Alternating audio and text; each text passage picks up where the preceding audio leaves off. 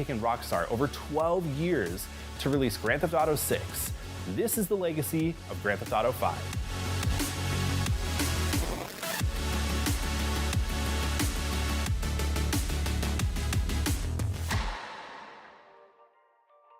Well before GTA 5's first trailer dropped in the fall of 2011, the Grand Theft Auto series had already cemented itself as one of the most popular and revered game series ever. But of all the worrisome materials swirling about out there, Grand Theft Auto 3, one of the most popular, technically sophisticated, and graphic video games ever designed, may have given our generation of adults something new to worry about. While the first few entries of the series may not have been as beloved as later titles, due to its top-down 2D perspective and shallow plotline, it still showed off a hyper-violent, satirical take on modern life and the American dream. It wasn't until GTA was able to take full advantage of the PlayStation 2 and bring that vision to a vibrant, and at the time, a lifelike city that reflected real-world locations. Along with that realism and graphics upgrade came an even bigger leap forward in Rockstar's storytelling capabilities and presentation. Gone were the simple smash and grab missions and one-dimensional characters of the earlier games in favor for more realistic depictions of criminals from all walks of life. The PS2 era protagonists were full of personality and motivation, and had backstories that made their attempts at the American dream even more engaging and believable as the series matured. With each entry, this new style of writing, where multi-dimensional characters interacted with an abrasive and satirical world, helped both GTA and AAA games at large. They got me right fucking here, the end of the road, with a big house and a useless kid, and I'm stuck talking to you because no one else gives a shit. Oh, I'm living a dream, baby. It wasn't long after GTA 3's wildly successful release that we started to see dozens of copycat games. Driver and Saints Row vied to become the next GTA killer, and you know, we all know how that ended up. Grand Theft Auto had managed to achieve something that very few video games had before it.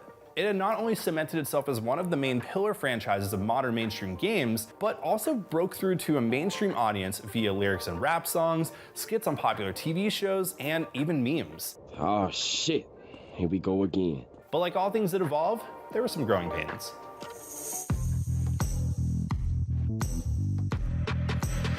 From the start of the series, GTA's depiction of hyperviolence and mature themes had made it the target of criticism from groups all over. If you're a parent, there are some other things that you should know that should send shivers down your spine if you hear these three words: Grand Theft Auto. But the graphic violence has attracted angry critics. Denounced by Congress here in the US, the game has been outlawed in Australia, and several other countries are also considering bans. While most of these groups did nothing more than rattle their sabers in Rockstar's direction, one litigious attorney and anti-video game crusader had other plans. And therefore, we're simply saying to the industry, if you're going to label these things and admit that they're harmful to minors, stop selling them. Jack Thompson had been directly and indirectly involved in several prolific court cases against many AAA games throughout the 90s and into the 2000s. After the release of Grand Theft Auto 3, Thompson participated in numerous cases against Take-Two Interactive and Rockstar, such as Strickland v. Sony, a $246 million lawsuit in which the families of the victims of a triple homicide claimed that the shooter was inspired by Grand Theft Auto 3 and Vice City. Devin Moore shot 3 people in the head because of a video game? What we're saying is that Devin Moore was, in effect, trained to do what he did. Thompson's numerous cases against GTA didn't go anywhere, but he was able to shine a light on how easy it was for kids to get access to a game where committing a mass shooting was gamified, which in turn amplified any negative sentiment against the series by its detractors. None of that seemed to slow down Grand Theft Auto's success during the PlayStation 2 era. As of the time of this video, all 3 mainline games have sold tens of millions of copies. In the years following GTA 3, Grand Theft Auto Vice City, San Andreas, and a plethora of side stories, ports, and expansions were released, all to a larger audience than their predecessors. By the time GTA entered its HD age with Grand Theft Auto 4 in 2008, it was unstoppable, thanks to its more mature themes, a bigger and more lifelike Liberty City, and at the time, next-gen presentation. It's been nearly a decade since IGN gave any game a 10, but there's a reason why that's changed now. GTA 4 is simply one of the best games I've ever seen. The single player has an incredible amount of depth. The city is absolutely stunning to just walk around in, and the multiplayer is one of the best that I've ever seen as well. As an entire package for only $60, whether you buy it on 360 or PS3, you're getting a game that probably is worth spending $300 on. Certainly worth picking up, definitely the best of the series, and, easily a contender for Game of the Year. Not long after the success of Grand Theft Auto 4, millions of people eagerly awaited the next chapter in the series, and after 3 years of rumors and speculation, the first trailer for Grand Theft Auto 5 dropped in 2011. As expected, it was wildly successful. No longer do we have any rumors. We've been talking forever. Oh, GTA 5, it's got to be in production. But it's been officially confirmed. Grand Theft Auto 5 is coming. This is all we know about it. Rockstar officially released this logo. Big news today. The first official details about Grand Theft Auto 5 have been announced. Big, huge day today. The Grand Theft Auto 5 trailer came out. We watched it live. I know, it was fun. For now, an hour since then, we've been breaking down every minutiae detail of this thing. Minutiae detail. It sounds awesome. Yeah, it really does. Yeah, it's one of those things, everything they said sounds awesome. I really hope it all pays off. Following the trailer, the drip feed of content from Rockstar was enough to keep millions of fans intrigued and hyped for what was coming next. The game took a different approach from its gritty gangster roots and followed 3 diverse characters with wildly different personalities and playstyles in a recreation of Los Angeles that is so detailed and accurate that players could feasibly navigate their way through some parts of LA without having been there before. Seriously though, Los Santos Vespucci Beach is a dead ringer for Venice Beach, and another perfect example of how the series uses a real-life location as the basis for its exaggerated and over-the-top satire. Lost your job and the world's moved on, huh? That's too bad. I didn't lose my job. Of course. Got too old, got outsourced. Same thing happened to my dad. Now you gotta fit in with a different generation. The game's plot was well received, thanks to its eccentric cast of characters and a Heat-inspired story about a high-profile robbery, shady government agencies, and like the previous titles before it, fulfilling the American dream. Look, man, it's been a real honor, homie. But I gotta move forward in my life. It seems like all I do is let people tell me what to do and I do it and nothing changes. I tell you what, my boy, you tell me exactly what you want, and I will very carefully explain to you why it cannot be. What? IGN's review gave the game a perfect 10 out of 10 due to its story, large and dense world, and how Grand Theft Auto 5 takes everything great in past titles and makes it even better. Grand Theft Auto 5 is not only a preposterously enjoyable video game, but also an intelligent, wickedly comic and bitingly relevant commentary on contemporary America. It represents a refinement of everything that GTA 4 brought to the table 5 years ago. It's technically more accomplished in every conceivable way, but it's also tremendously ambitious in its own right. No other world in video games comes close to this in size or scope, and there is sharp intelligence behind its sense of humor and gift for mayhem. It tells a compelling, unpredictable, and provocative story without ever letting it get in the way of your own self-directed adventures through San Andreas. It is one of the very best video games ever made. The game's quality paid off. Within the game's first 24 hours on sale, it managed to earn a little over $800 million, crossing the $1 billion mark 3 days later. Publisher Take-Two announced this morning that Grand Theft Auto 5 has made off with more than $1 billion during its first 3 days on sale. A statement reads, "We believe this marks the fastest that any entertainment property, including video games and feature films, has reached this significant milestone." Grand Theft Auto 5 was a certified hit. And as the series had done multiple times before, it became not only one of the biggest video game releases of all time, but also went on to become one of the most successful pieces of commercial art ever. I'm Stephen Ogg, and this is IGN News. After a wildly successful launch, it has been revealed that Grand Theft Auto 5 officially holds 7 Guinness World Records. Since its release on September 17th, GTA 5 has enjoyed huge sales figures and managed to generate more revenue than movies such as The Avengers and Avatar. According to Guinness World Records, GTA 5 is the best-selling action-adventure video game in 24 hours and the best-selling video game period in 24 hours with 11.2 million copies sold on day one. Wow. It's the fastest video game to earn $1 billion and the fastest entertainment property to earn $1 billion. It's also the highest grossing video game in 24 hours and holds the record for highest revenue generated by an entertainment product in 24 hours with $816 million. GTA 5 holds the world record for the most viewed trailer for an action-adventure video game. But single player is only half the story when it comes to the success of Grand Theft Auto 5.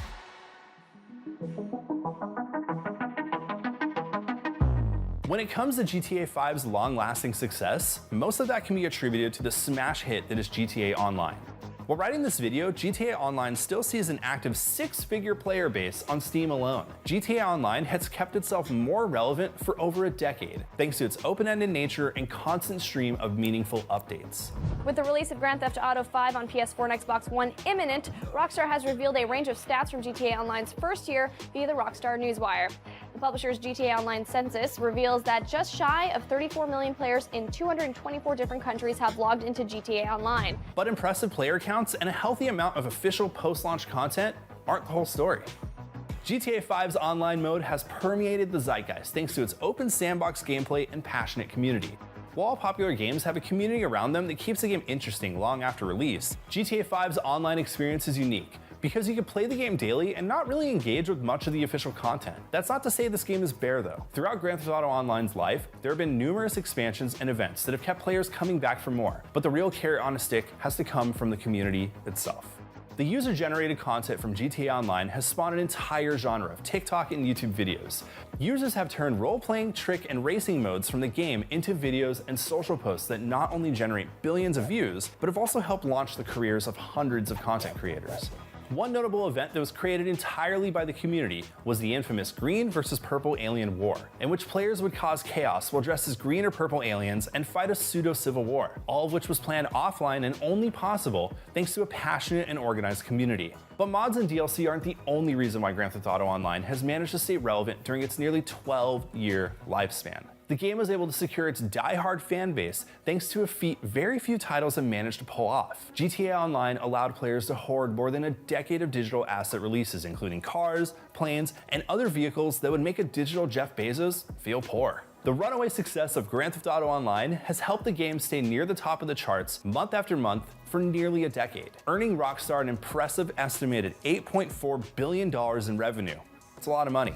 The overwhelming financial success of GTA 5 and GTA Online is most likely why the release gap between GTA 5 and 6 is nearly 12 years. While it may seem like Rockstar figured out the winning formula to print money, it has to be recognized that lightning just doesn't strike twice. With the poor reception of Red Dead Online 2 and a growing competitive online multiplayer space thanks to games like Fortnite and Call of Duty Warzone, there may be some hesitation on Rockstar's part to dive into a brand new version of GTA Online. Regardless of how you feel about that, GTA Online is a true testament to what happens when a developer not only supports a title long after release, but allows its users to build and create content for what might very well be a metaverse in its own right.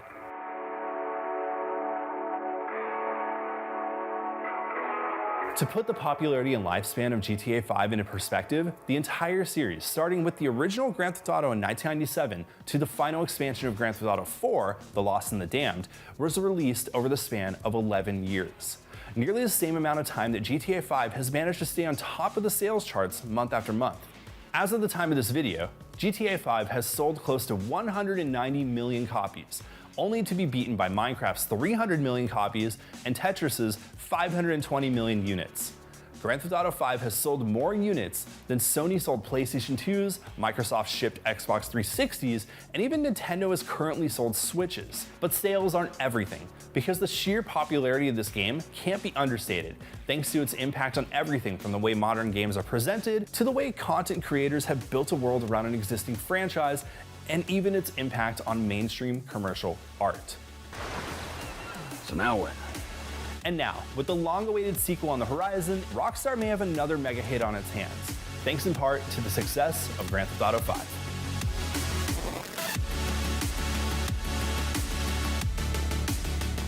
In 2021, Round 8 in NeoWiz announced Lies of P, a moody Souls-like that answered the question that no one had thought to ask. What if Bloodborne was actually a Victorian reimagining of Carlo Collodi's Pinocchio? When it launched in 2023, it surprised skeptics and over-delivered in both how great its dark fantasy setting was and how incredibly fun its aggressive combat was.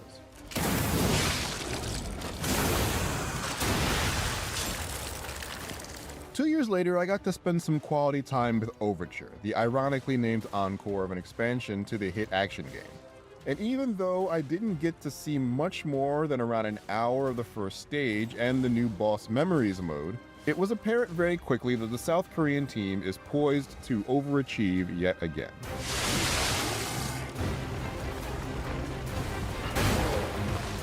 Overture is a prequel to the events of Lies of P, right before the puppet frenzy starts and robotic thralls massacre everyone in the city of Krat. But as it turns out, many of the ideas for settings, weapons, etc. were actually meant for the base game, but got cut out to keep the original release from being too bloated. Round 8 game studio director Ji-won Choi told IGN in an interview that he and his team weren't content with letting these ideas go undeveloped and unrealized. Through a translator, he described Lies of P as finally complete with the addition of Overture.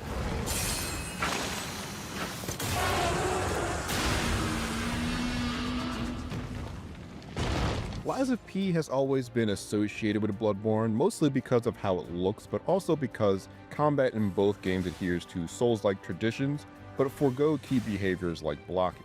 Even releasing a big DLC well after launch to put a bow on the original project has become a From Software signature at this point. The Choi's team embraces the comparison. Quote, "It's an honor to be compared to From Software," end quote. He added that it motivates the team to make something that can clear the high bar of expectation, and they can only hope that they did that with Lies of P and will continue to do so in Overture. The first steps you take back in the boots of the titular character P is into the snow-packed region around the Krat Zoo. A building your disembodied guide Gemini seems very confused to see standing and not a pile of embers. Yes, it is. That's Krat Zoo. How in the blazes? And I mean that literally. The zoo burned down a long time ago. Story details are light, and the developers are staying tight-lipped about anything we haven't seen so far. After some preamble from your Lantern Cricket, it was very difficult not to spend a couple of seconds swinging around one of the brand new weapons in Overture. A gunblade that looks exactly like the kind Squall Leonhardt would have commissioned for himself. This is one of the few new weapon types I chopped my way through this frozen menagerie with, on top of new weapons from existing types, and a pair of new, very cool Legion arms that did very different yet very effective kinds of ass-kicking. The Pale Knight, as the gunblade's called, was my main weapon against the ergo-poisoned monsters both on the outskirts of the zoo and within its walls. It has the weight and attack pattern similar to a greatsword, but its heavy attack pulls the trigger, and the double-barreled firearm attached sends lead screaming at foes. The recoil of these shots push P around, so it can be useful when mixed in with light attack strings to remain evasive. A trick I learned far too late in my demo was that you could actually fire the weapon again to rocket yourself back towards the bad guys for a big follow-up attack. So basically, it's the coolest weapon ever made. Another new weapon type I dabbled with is the bow, the first completely ranged weapon in the series. It felt perfect for poking smaller enemies from afar, but felt pretty incapable of making a reasonable mark on larger foes. I think with time, there's probably a way to exploit its perfect draw mechanic to menace all sorts of baddies from downrange, but I couldn't manage it in the hour I had. Another new weapon type I wish I spent more time with were a pair of long claws that shredded enemies with the kind of fury that is usually reserved for the best there is at what he does.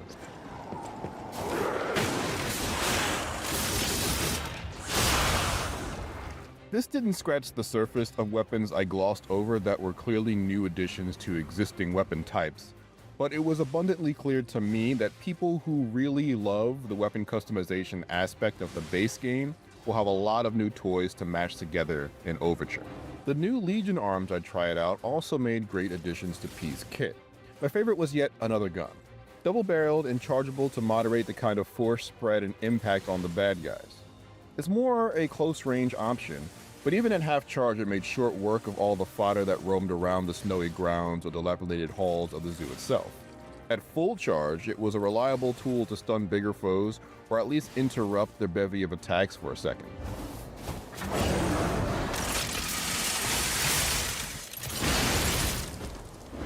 I came to the second arm late in the demo, but it was certainly a strong offensive option in its own right.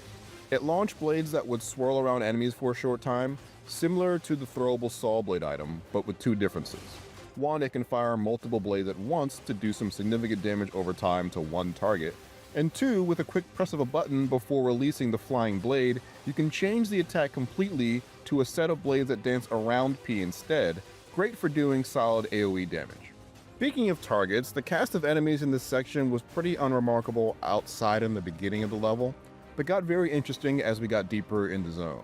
Some bitey wolves and grabby zombies were run-of-the-mill, but standouts like some very angry kangaroos and an ergo-plagued elephant with a Resident Evil-style surprise really wowed me. I spent so much time against the latter that I only just made it to the end of the level to see the boss, an enormous crocodile twisted by ergo.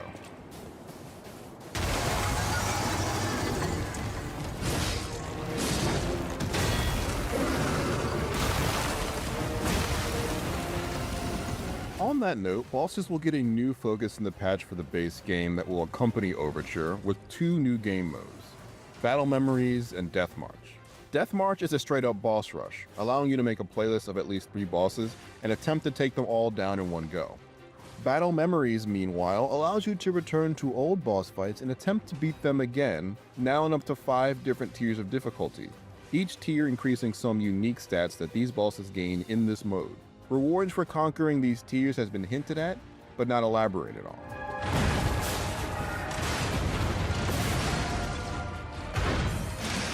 I went back to one of the old bosses, the Black Rabbit Brotherhood, to see how different it was on tier 3 than my memory of them in the base game. The way they beat me and my rusty fingers to death didn't point out any real differences, but as with the rest of Lies of P, I'm sure teasing out the mystery comes with lots of experimentation.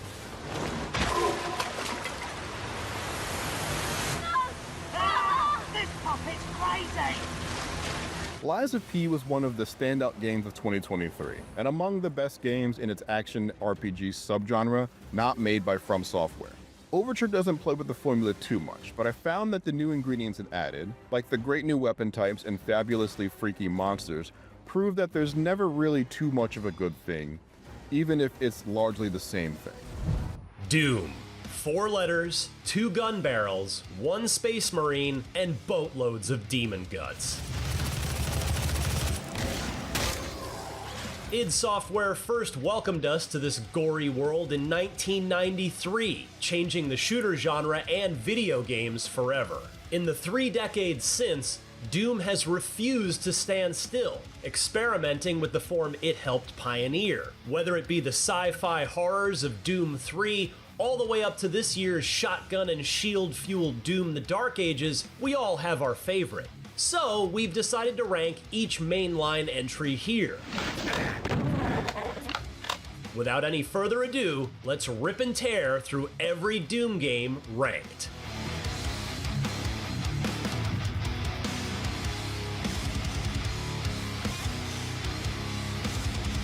(2004's Doom 3 is the result of an ultimatum that technical director John Carmack issued to the rest of id, and it kind of feels that way. Carmack was dead set on making a next-generation remake of Doom to showcase the impressive new lighting and shadow capabilities of the id Tech 4 engine. His Doom co-creator, John Romero, was long gone at this point, and the remaining id OGs were staunchly opposed to what they saw as a retread, a tech demo in search of a purpose. Carmack very publicly overruled them, and thus we have Doom 3. Perhaps the biggest sidestep the series has ever taken, Doom 3 is a slower, more story-driven affair than the first 2 games. There are voiced NPCs. Huh? No, please. You must let me get this communication out. Lore-filled terminals, jump scares, and monster closets that instill a sense of anxious survival horror, and a sharp contrast to the run-and-gun arcade frenzy of the classic Doom.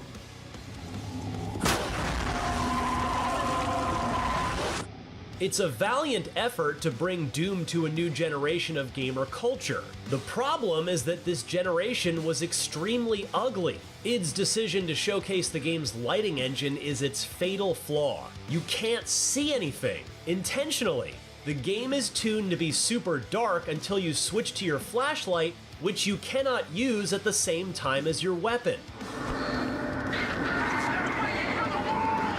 This was largely met with derision from fans, but the combat is actually tuned around it. Juggling between seeing your enemy and shooting it creates a huge amount of drama and tension. It's actually kind of cool, just not that fun. A popular duct tape mod addressed this, as did Doom 3's BFG Edition remaster though. Okay, so here we go. This is a flashlight moment. So if I had to actually switch to my flashlight here, you can see how that would be different because I would basically be in the dark while I'm trying to avoid fireballs. The new demon designs are sapped of color and charm, turning iconic abominations into run-of-the-mill umbrella BOWs, and it's impossible to envision them as anything but their counterparts in the 2005 movie.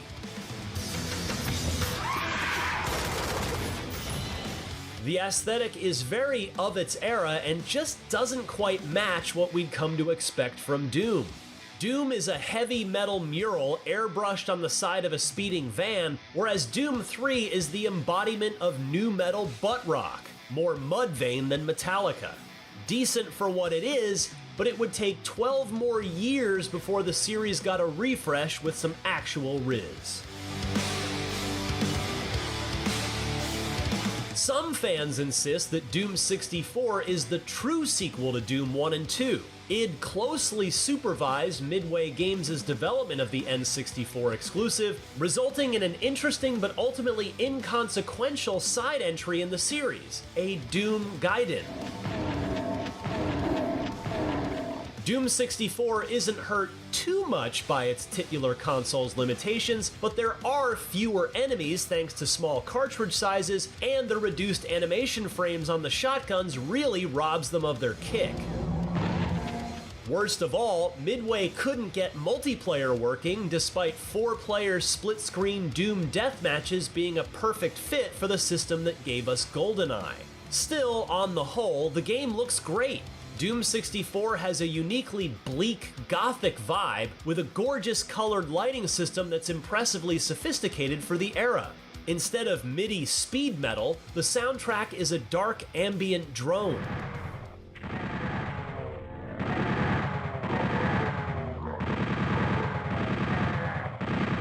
There's no HUD, no grimacing Doom Guy face, only subtle numbers and letters rendered in bleary N64 textures. The gameplay is largely the same, though a new scripted event system creates neat opportunities for map design.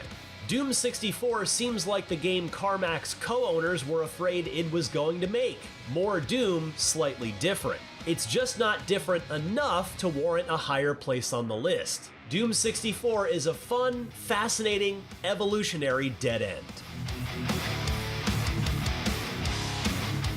32 new levels designed in-house by id, a bunch of new enemies, and just one new weapon was more than enough to make Doom 2 the highest-selling software program of 1994.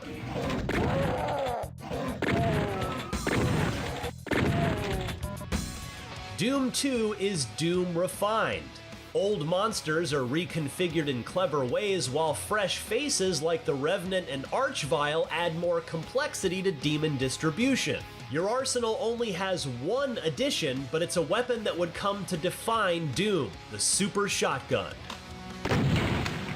So, with all this great new stuff, shouldn't Doom 2 be a straight upgrade to the original? It almost is, but Doom 2's map design just doesn't hit the same.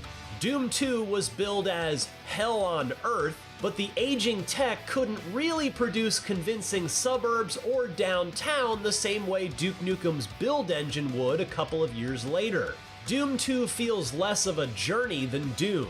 As shareware, the first game was divided into 3, later 4, clear episodes, with interstitial map screens between levels tracing your path of destruction across the moons of Mars until thy flesh is consumed by hell itself.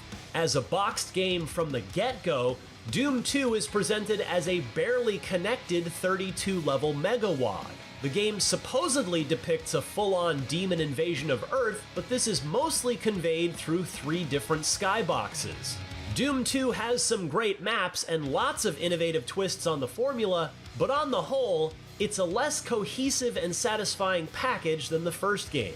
At the time, map quality didn't matter quite as much. Fans had already been sharing their own custom levels en masse, passed around as WAD files via floppy disks and 28 kilobaud modems. Doom 2 is almost more notable as a platform than as a standalone title. It gave modders and wadders a chance to shine and even go legit. A group called Team TNT created 2 megawads that impressed id so much that they bought the rights and slapped them together for retail as Final Doom.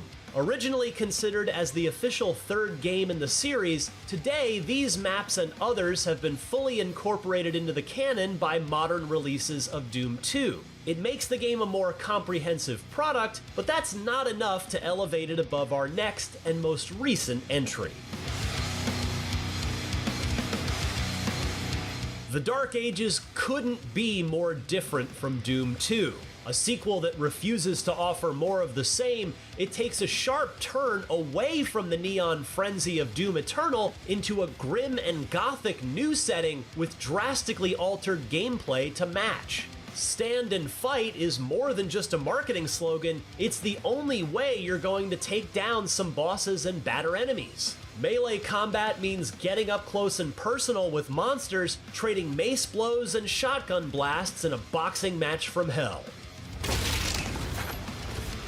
Projectiles move more slowly, choking the battlefield with patterns that evoke bullet hell shmups and Serious Sam. Glory kills are a shadow of their former, well, glory, taking a back seat to the new rhythms of the Dark Ages' combat.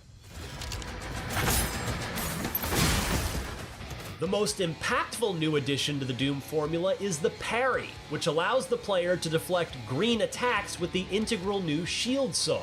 It's the backbone around which the game is designed, and while it may not click with everybody, once you're locked in, there's nothing quite like charging buckler first across the battlefield to smash some skulls.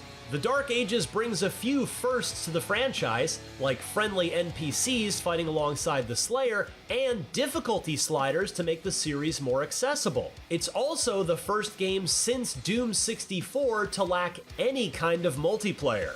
The Slayer trilogy's online components may have been a noble but largely perfunctory effort. id decided to ditch it entirely and focus on making the most compelling campaign they could, exchanging multiplayer and snap map for dragon riding and giant mechs. You have to give modern id credit, they just will not make the same game twice.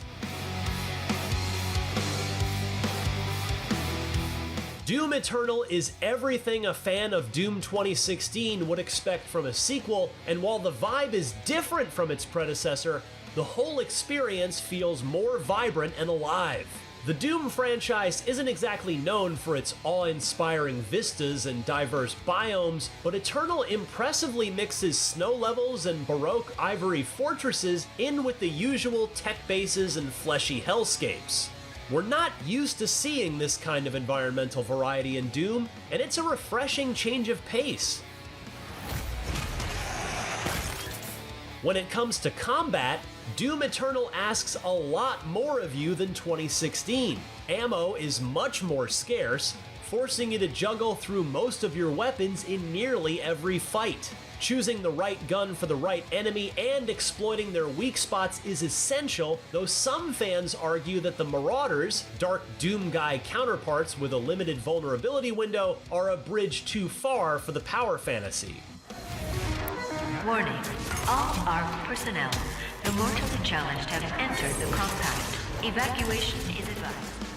Doom Eternal's biggest flaw, perhaps, is that it's doing too much. Doom Slayer has new guns and enemies to deal with, a meat hook to yank yourself across the battlefield, and a shoulder cannon with grenades and bombs and fire belches that are crucial for survival, on top of an avalanche of additional collectibles, resources, and upgrade trees. Even the Slayer himself has gotten a little too big for his armored green britches, having somehow come into possession of a massive outer space fortress between games, a vast hub to explore that has plenty of great Easter eggs and secrets, but also a lot of locked doors and samey looking hallways to get lost in. Speaking of getting lost, Doom Eternal suffers under a sheer mountain of lore.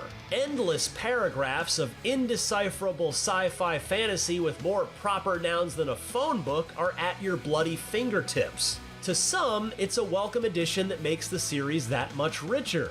For others, it's an albatross around the neck of Doom's action-first ethos. Start shooting as soon as the screen melts. It's an excellent sequel, superior to its predecessor in many ways, but as a total package, it falls just slightly short of what came before.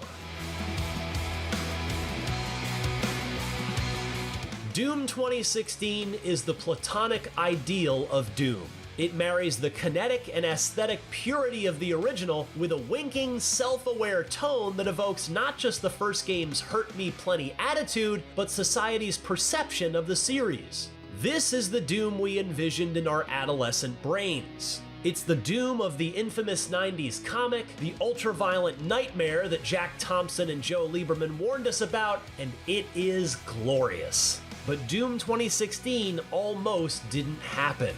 Marty Stratton and Hugo Martin salvaged Doom 4 from the shores of development hell by stripping it into a back-to-basics, gleefully indulgent romp that fully rekindles the lost soul of the series. It's no coincidence that the retro boomer shooters comeback began right around Doom 2016.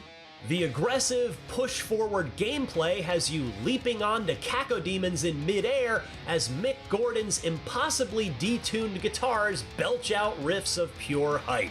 It's here we first see the glory kills, expanded on in future sequels, but never quite as elegant as their debut. Keep it simple is the operative phrase of Doom 2016, and sometimes to its detriment. Unlike later games, there's little incentive to cycle through your weapons. It's easy to let the rockets or the SSG carry you to the spider mastermind. Still, the bare-bones approach is appreciated, particularly when it comes to the plot. It was John Carmack who famously compared video game stories to those of X-rated movies. Quote, "It's expected to be there, but not important." Doom 2016's less is more approach is extremely refreshing after the dense metal hurlant nightmares of its sequels. The storytelling is never really bad in Eternal or the Dark Ages, but also never quite as funny as the Doomslayer seething with impatient rage as exposition drones on. It took some huge guts to name the 2016 reboot simply Doom, but that very confidence is what propels this game to greatness. There's only one shooter in the world that could possibly top Doom 2016. But first, no evaluation of Doom would be complete without a tip of the hat to the legions of modders and map designers who have truly made the game their own. Carmack designed the Doom engine to be easily altered, with assets conveniently packaged into files called WADs for Where's All the Data. This enabled everything from custom levels to total conversions. You can play Zelda in Doom, visit Jerry Seinfeld's apartment, blast through breakfast cereal in Chex Quest. The possibilities were limitless, especially once the engine went open source. Games like Brutal Doom and Sulaco can look shockingly modern on ancient id tech, while MyHouse.wad uses the engine's infamous quirks to weave a non-Euclidean liminal nightmare. Doom is an awesome open source success story, and the community and careers it's inspired over the decades is a huge part of the series' legacy. The original Doom has more than earned its spot on the Mount Rushmore of first-person shooters. Anyone can pick up the game today, whether through a fan-made source port or an official re-release, and immediately understand the assignment. Run, gun, rip, and tear. Find keys and snag power-ups to keep Doom Guy alive as he stares bullets through your soul from the UI. There's no mouse look in the original Doom. Aiming on the Y-axis literally doesn't matter, and you can hit that imp on a ledge above you as long as it's centered on your gun.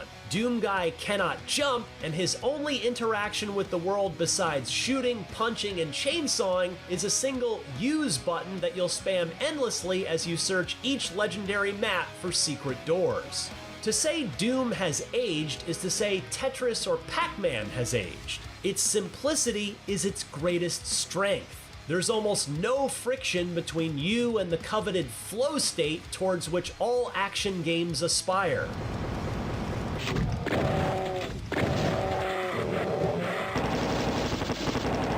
Doom's appeal makes it immortal.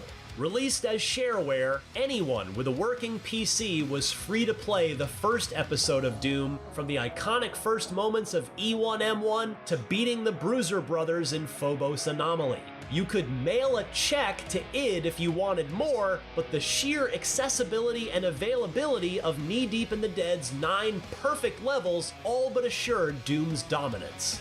Doom became shorthand for gaming itself. The moral panic over video game violence resulted in pundits and politicians alike warning parents of the gory, demonic slaughter simulator warping their children's minds, blaming the shooter for real-world tragedies. It's a sad footnote in an otherwise unparalleled success story and a formative moment in gaming history that helped shape a still-developing industry. At the start of every new project, the current developers at id play through the original Doom to refamiliarize themselves with its brilliance and look for interesting new ways to expand the formula. Every single entry on this list is in some way a response to the first game, either trying to recapture its glory or recreate what makes it fun. Some games succeed, others have faltered, but they're all chasing after perfection that was already achieved in 1993. Doom is still the best Doom.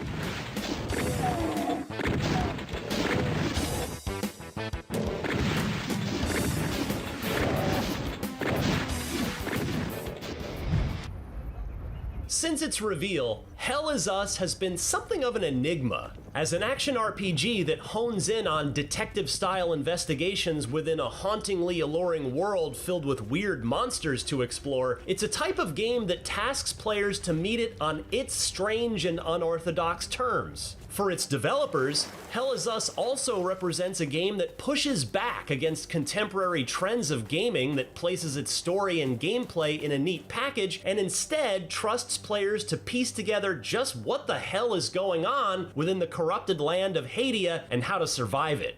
I don't know how you managed to get here, and I don't care. After playing several hours of the opening of Hell Is Us, along with some mid-game dungeon crawling, I came away with a clearer idea of developer Rogue Factor's new weird influence take on an action-adventure game that pushes players to mind the finer details of the world and maintain poise during some of the intense engagements. So far, Hell Is Us is a game that makes charting out into a familiar yet deeply alien world feel captivating.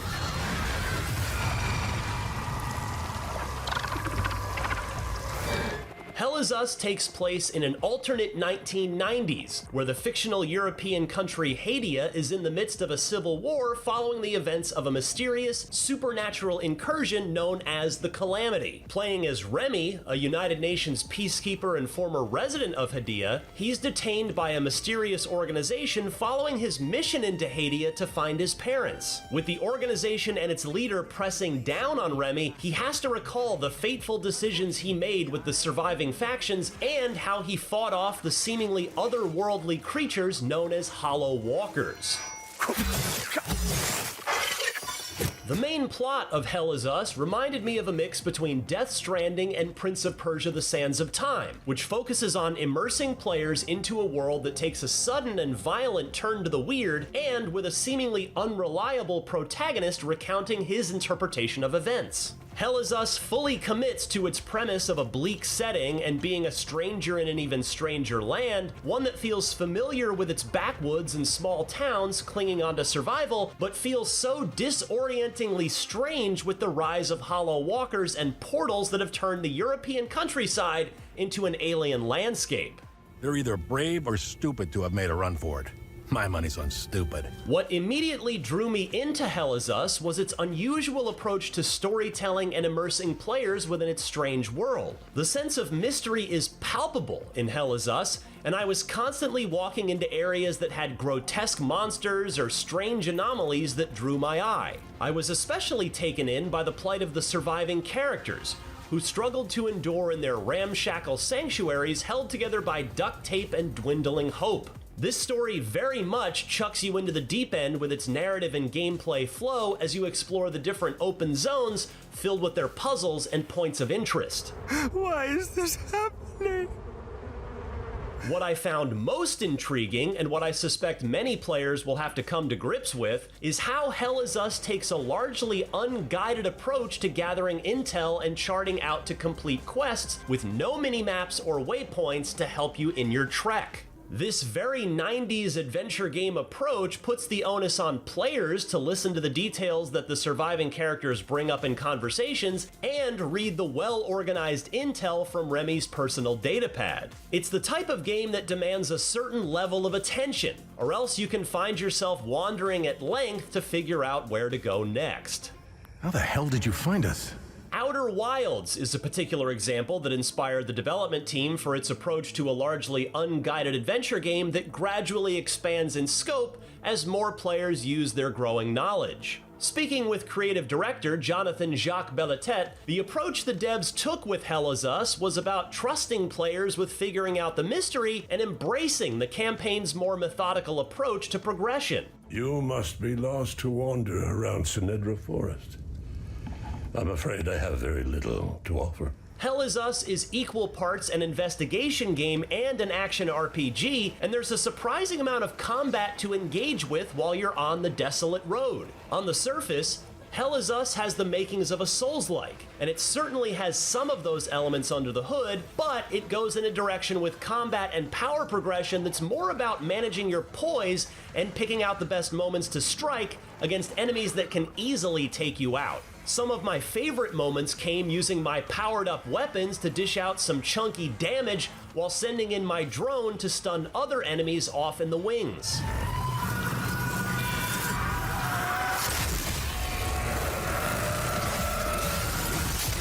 The Hollow Walkers in Hell Is Us are some of the most visually distinct and unnerving video game enemies I've seen in a long time. They're highly aggressive and can come in large numbers. Still, things get more unnerving once you face off against the powered-up walkers that can summon support enemies that were very much giving the angels from Neon Genesis Evangelion vibes. Once those enemies appear, you'll have to switch up to take them down fast before you can finish off the main walker.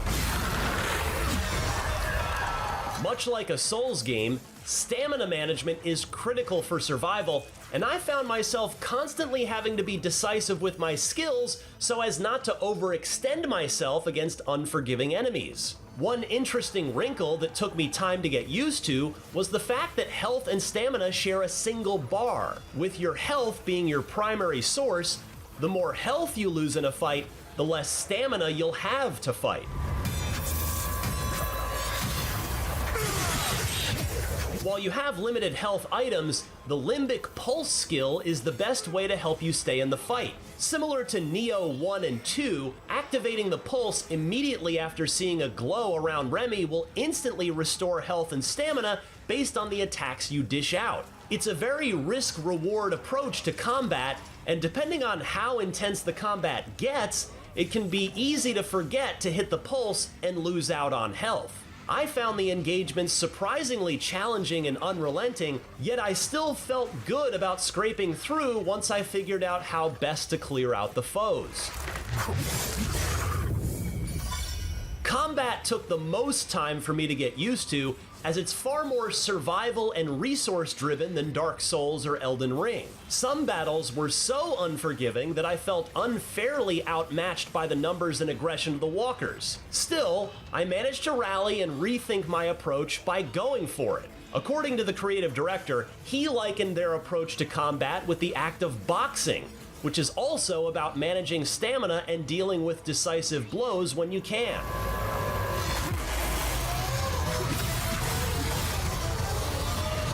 I was thoroughly impressed with the visuals and atmosphere of Hell Is Us, and it presents such a compelling yet still bizarre mix of fantasy and science fiction. Along with the other games mentioned, another piece of media that served as a key influence was Alex Garland's 2018 film Annihilation, which dealt with exploring an environment that underwent radical and violent change. It presents such an intriguing setting, but at times, the hardened and traditional adventure game approach Hell Is Us takes to taking in the details and surviving this world felt a bit too stoic for its own good. Still, I was very invested in the bizarre, new, weird setting that Rogue Factor has crafted, and it so far has the makings of being one of 2025's more original and creative takes on the action RPG experience. Given that this year saw the rise of Blue Prince's reinvention of a roguelite puzzle adventure, it'd be fitting for Hell Is Us to succeed with its own reinvention with its new type of role-playing experience. For more on the latest upcoming games, check out our recent previews of Lies of P Overture and Shadow Labyrinth. And for more of what's in store ahead of Summer Game Fest 2025, IGN Live, and of course for everything else in the world of video games, stick with IGN. Here are 32 awesome games coming out later this year that you can play instead.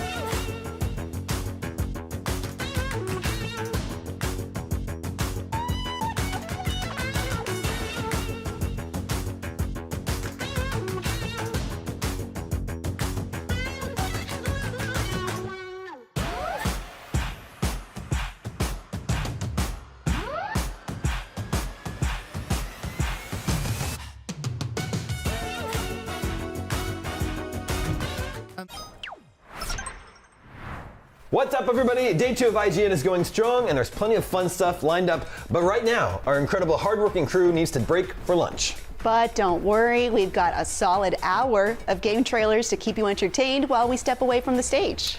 You'll definitely want to stick around, though, because coming up when we're back, we'll be talking to some folks from Remedy about FBC Firebreak, the new multiplayer game set in the Control and Alan Wake universe. Plus, I'll be hosting a special Game of the Year Watch episode of Game Scoop. But now, let's check out some new game trailers. First up, a bunch of games you can play with your friends, family, classmates, professional acquaintances, lovers, and even complete strangers. In other words, multiplayer games. Ready or not, here's Ready or Not. 911, what's your emergency? They're shooting people. Please help. I remember my first call. Blood. All over the floor. Eyes on the hallway. Lights still flashing. Tossing flash.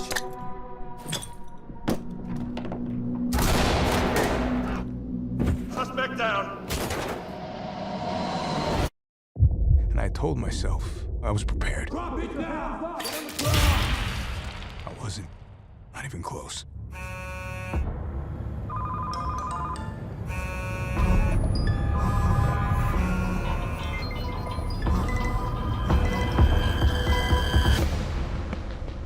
Then there was the armed robbery.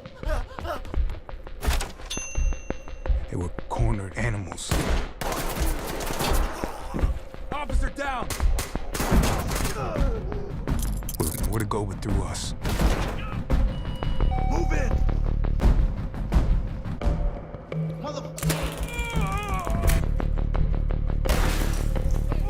Drop the weapon and put your hands up.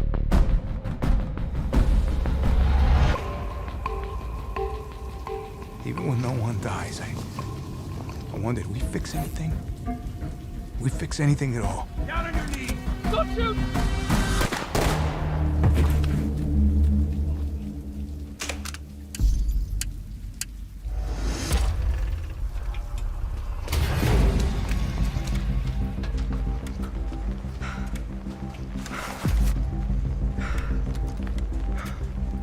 Nothing here, sir. Let's go. Secure the area. Oh my God. You want the badge? The glory? Brother, pray you never get what you want. Every death rewires you. Close your eyes, and the sirens scream. There's no sleep. Just reruns of hell. That's the weight of the badge. It'll carve itself into your soul sooner than you think.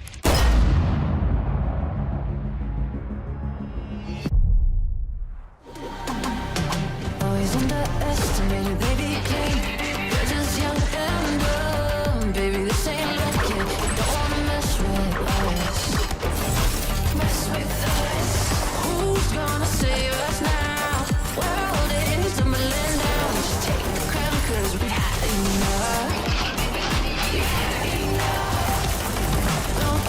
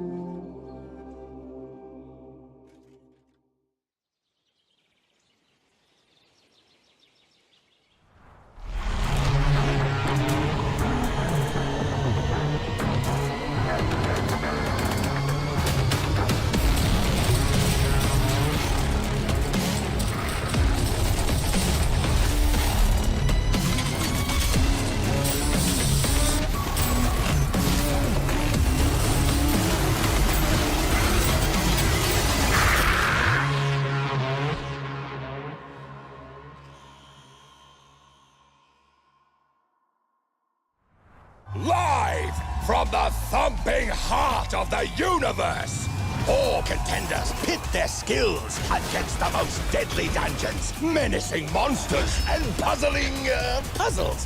Gather your pals, gear up, and hit the road to stardom in King of Meat!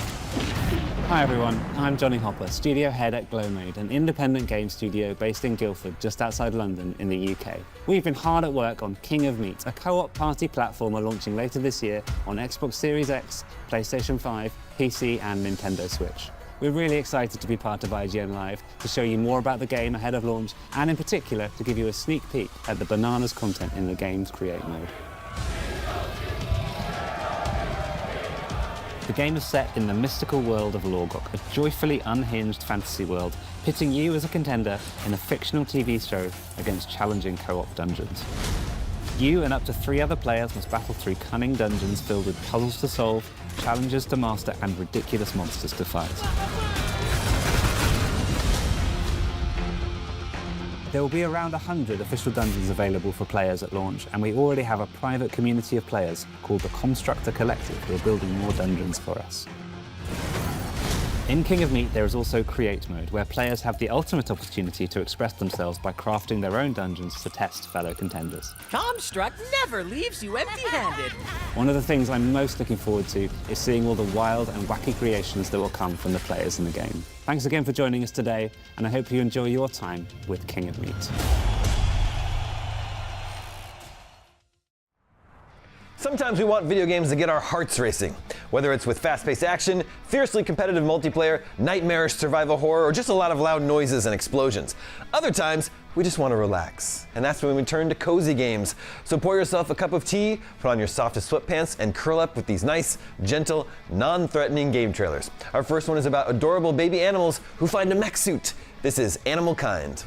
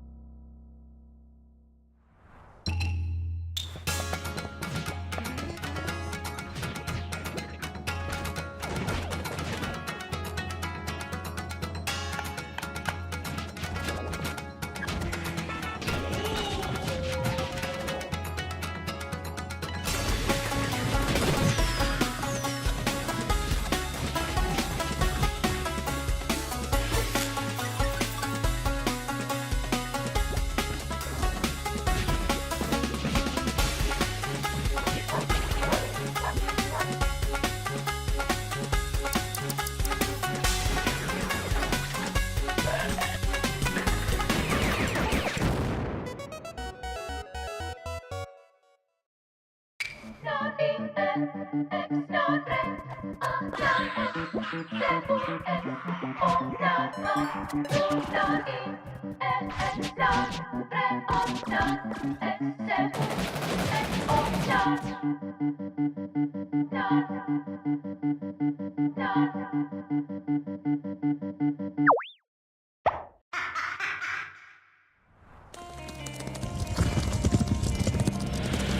told you I'm done. I'm not spending another night here.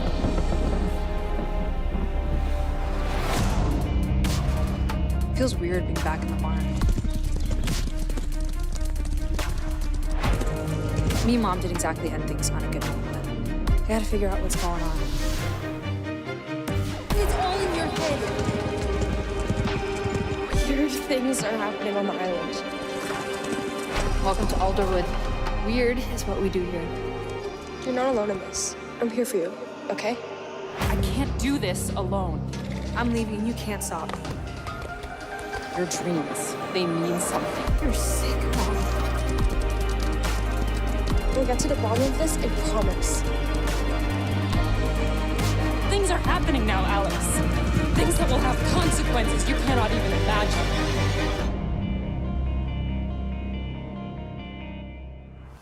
You're watching IGN Live.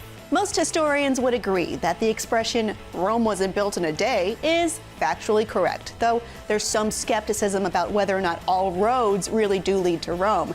However, if you'd like to build Rome in a day and make sure all roads lead straight to it, this next game may be of interest. And hey, even if you're not into strategy games, don't go Roman off. We've still got plenty more trailers still to come. Here's an exclusive look at Anno 117 Pax Romana.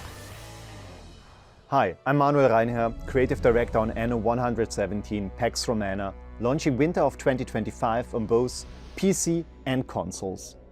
Today, we are excited to reveal a feature that fans have been asking for a long time: land combat. It's the year 117, peak Rome. United by conquest, the empire found its way to peace. In Anno 117 Pax Romana, you build your dream empire. As governor, it's up to you to expand your dominion through trade, diplomacy, or the might of your legions. So, if you choose to expand with the help of your mighty legions, it's a good idea to protect your cities from other rival governors, build training grounds, military workshops, and protect your cities with walls and towers. Raising an army is costly. Will your people work on the fields or fight on them? Send too many to the battlefields and you may face a workforce shortage. Use your naval forces to transport your units across the empire and strike strategically from afar. Your ships can bombard coastal defenses and tear down enemy fortifications, reducing cities to rubble, then clearing the way for your advancing legions. But when you are on the battlefield, strategy is everything. Today we are demonstrating a flank, a classic move to break enemy morale. But the battlefield is yours to command, and how you attack is up to you.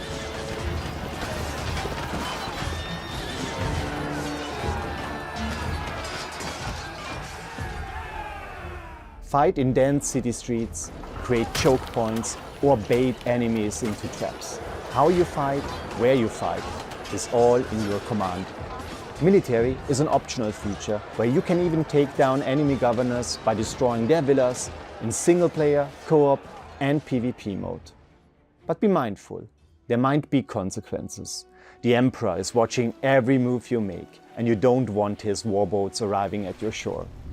Or, if you are craving a big battle, maybe you do, the cost of peace is yours to decide. Thanks for watching.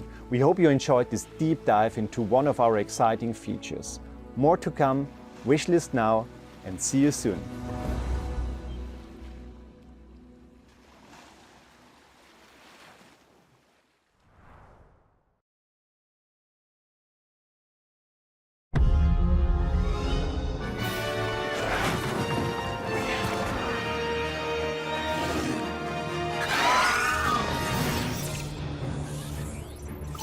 Welcome to the Dinosaur Integration Network, or DIN for short.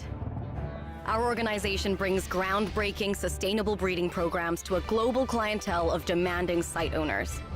We are taking paleocuration into exciting new territory. Where previous pioneers exclusively synthesized female dinosaurs, we are also creating males. These animals aren't assets to us, but the beginning of a new evolution. And do keep an eye on the young dinosaurs. They can inherit more than just appearances. Every site must be a perfect balance of security and spectacle. Protecting our guests is crucial, but so is inspiring the next generation.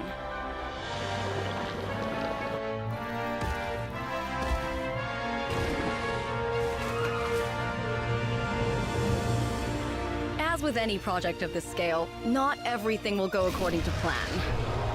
As the park manager, you'll also need to assess emerging situations and get them under control. It won't be easy, but that's why we're hiring the best. DIN is here to make a difference. Now, I'm sure you have plenty of questions, but please... Caution, gate opening. This is your first and final warning. DIN must not continue.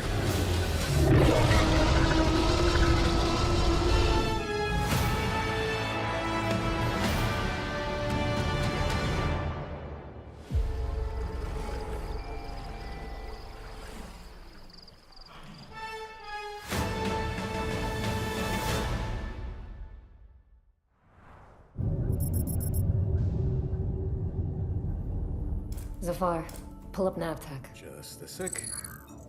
Got it. Taki. We gonna find out about your Kopang right quick, okay? Just want to do him justice. Stuck his neck out for us. Least we can do is get him out alive. We've got big enough guns to make justice, all right? Oh, Michael. To a man with a hammer, just about everything looks like a nail. Aim for show. Time to say oh yeah with our hammer. Missile range in 1 minute. Brace yourselves. We're going for a spin.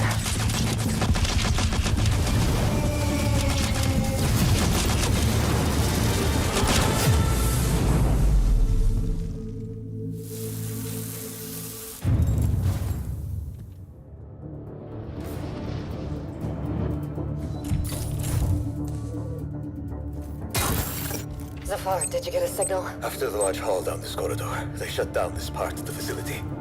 Long time before our arrival. Fine. Let's deal with those guys first.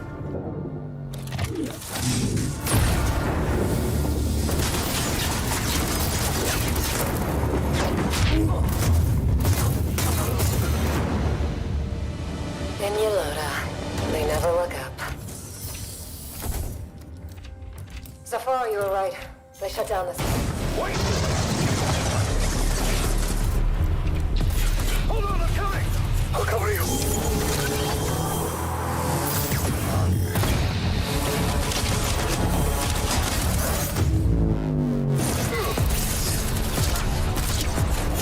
The bird up high shall be thine eyes.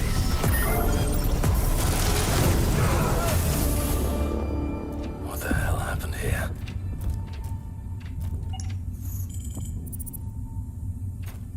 Hey, buddy.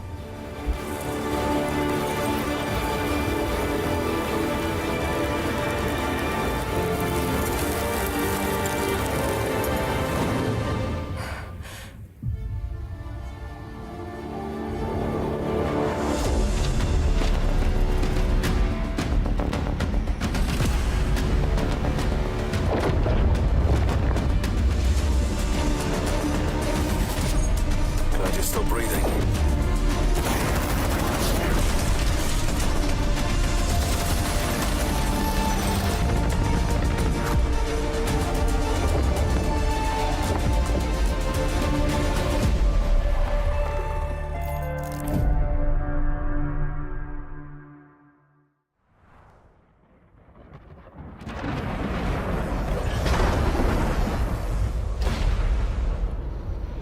What is a wealthy man. I stole the power of the gods to defeat my enemies. I wielded unimaginable power. Hammerfast was mine.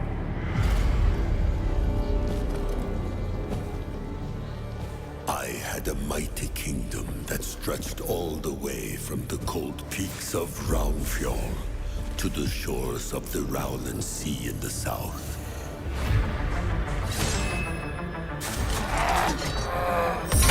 Now, as my kingdom burns to the ground, none of that matters. It's all gone. No one is coming to save you, Thane. Your reign is over. So I ask again, what is a wealthy man?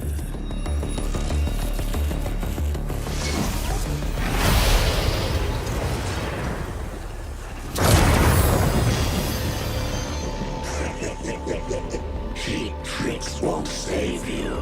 A wealthy man is a man with friends.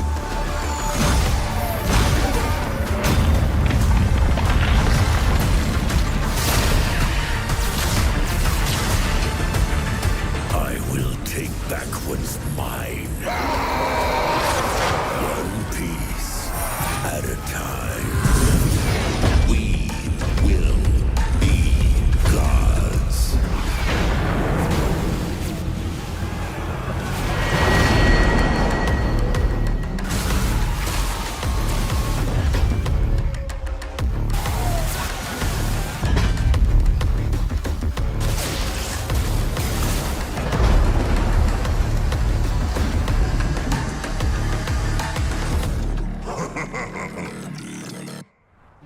Hi there, my name is Anders Haydenberg and I'm the creative director at River & Games. We're a small team, just 17 people, and we're working on the studio's first game, Eric's Home: The Stolen Dream. Eric's Home is a story-driven stealth game where you play as Hannah, who finds herself in a lot of trouble when her little brother goes missing and the police come knocking on her door. We just want to talk to him. Hannah manages to escape the police and sets out to find her brother, and hopefully some answers, but she gradually comes to realize that there are some really big players in the city that are also looking for her. I'd never hurt a child. But she's not alone. She gets help from her old friends Alva and Sebastian. Just wait for me if you can't find me. This means that in the game you get to play as 3 separate characters that you can switch freely between at any time, each with their own unique skills. But you really do need to use the 3 of them as a team together to overcome your obstacles. With Eric's Home, we wanted to create a game that starts out really simple with just one playable character, and then have the complexity gradually introduced along the way through new abilities, mechanics, and new playable characters. We wanted to make a game that was easy to get into, but also a game where we constantly had something new to offer all the way to the end. You want passage, huh? And that's it? I'm not keeping these for you anymore, you're taking with you this time. Many people who've played the game are saying that it almost feels like you're playing a movie, but in a good way. Well, I have some good news. You can find out what you feel about it for yourself, because today there is a demo of Eric's Home available on Steam. So be sure to check that out, and don't forget to wishlist. Thank you.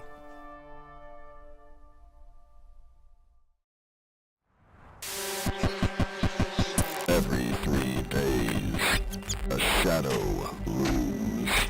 Portents foretell of impending doom. At night, in darkness, the dangers grow bold. Stirred into frenzy by powers of old.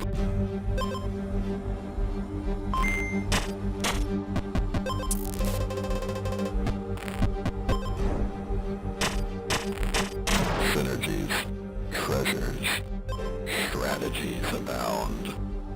and villains, sure to confound. You must not grow weary, as time will not wait, for he is coming to determine your fate!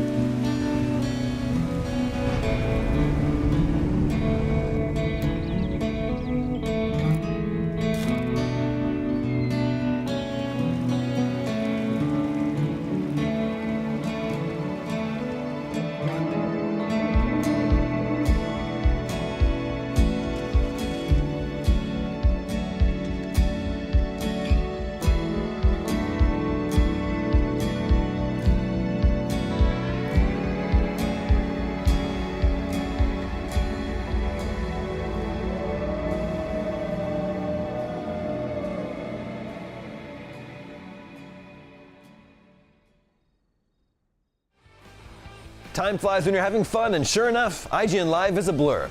If time also flies when you're completely terrified, well, great news, because up next we're checking out some very creepy horror games.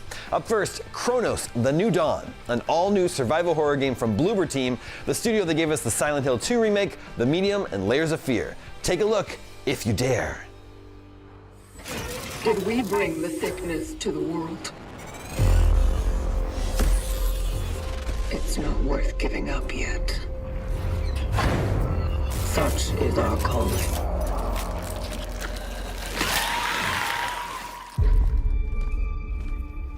Commencing search.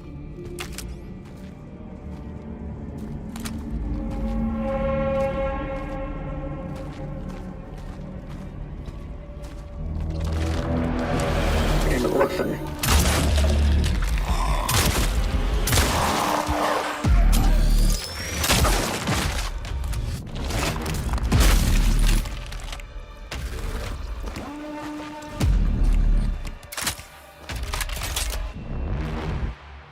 Caution advised. Something is here.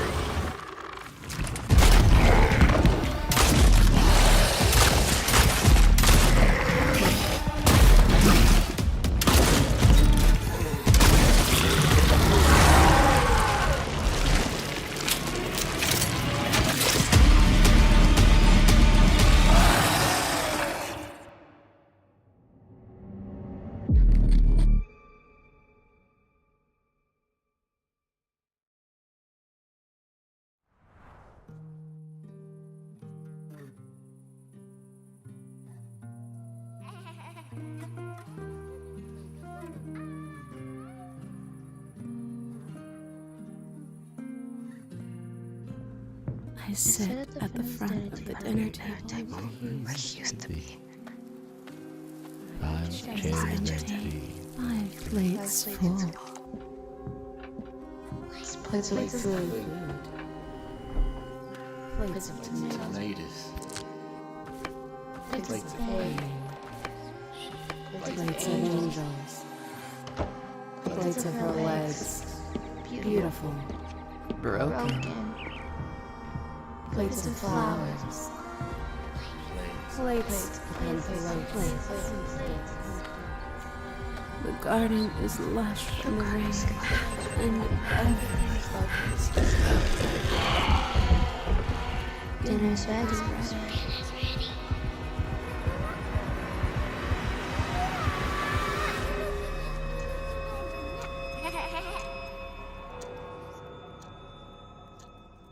There's a hunger that feeds and blooms, and I will feed, and I will bloom.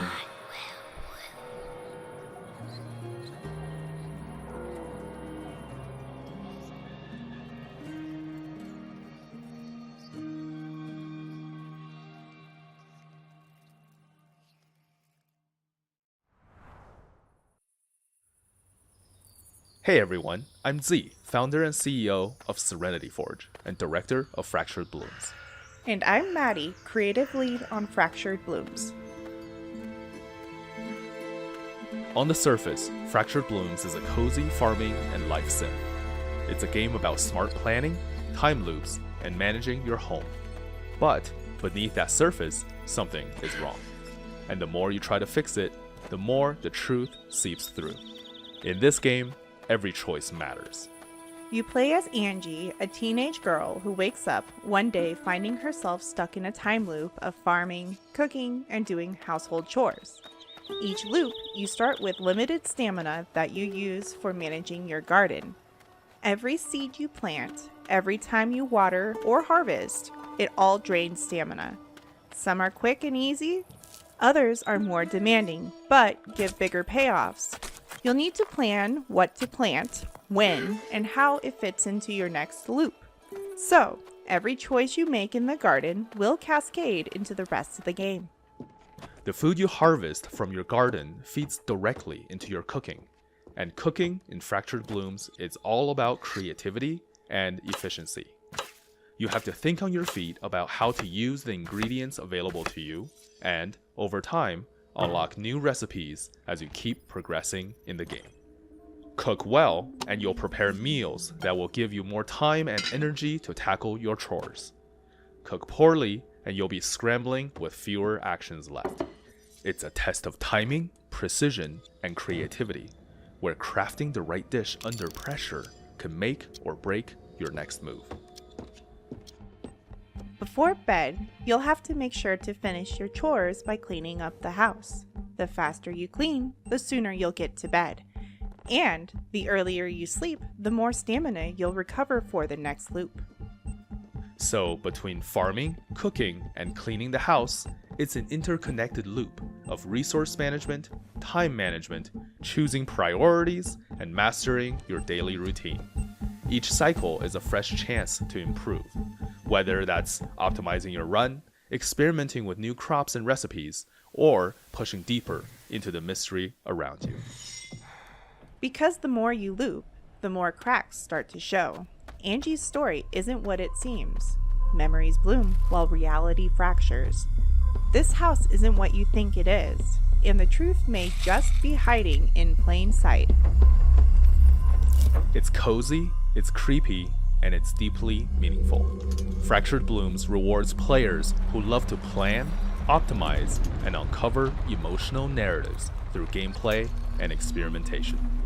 So if you're into farming sims, psychological horror, time loops, and games that slowly reveal their true colors, Fractured Blooms is for you. You can wishlist Fractured Blooms on Steam right now. Visit us at serenityforge.com for more information.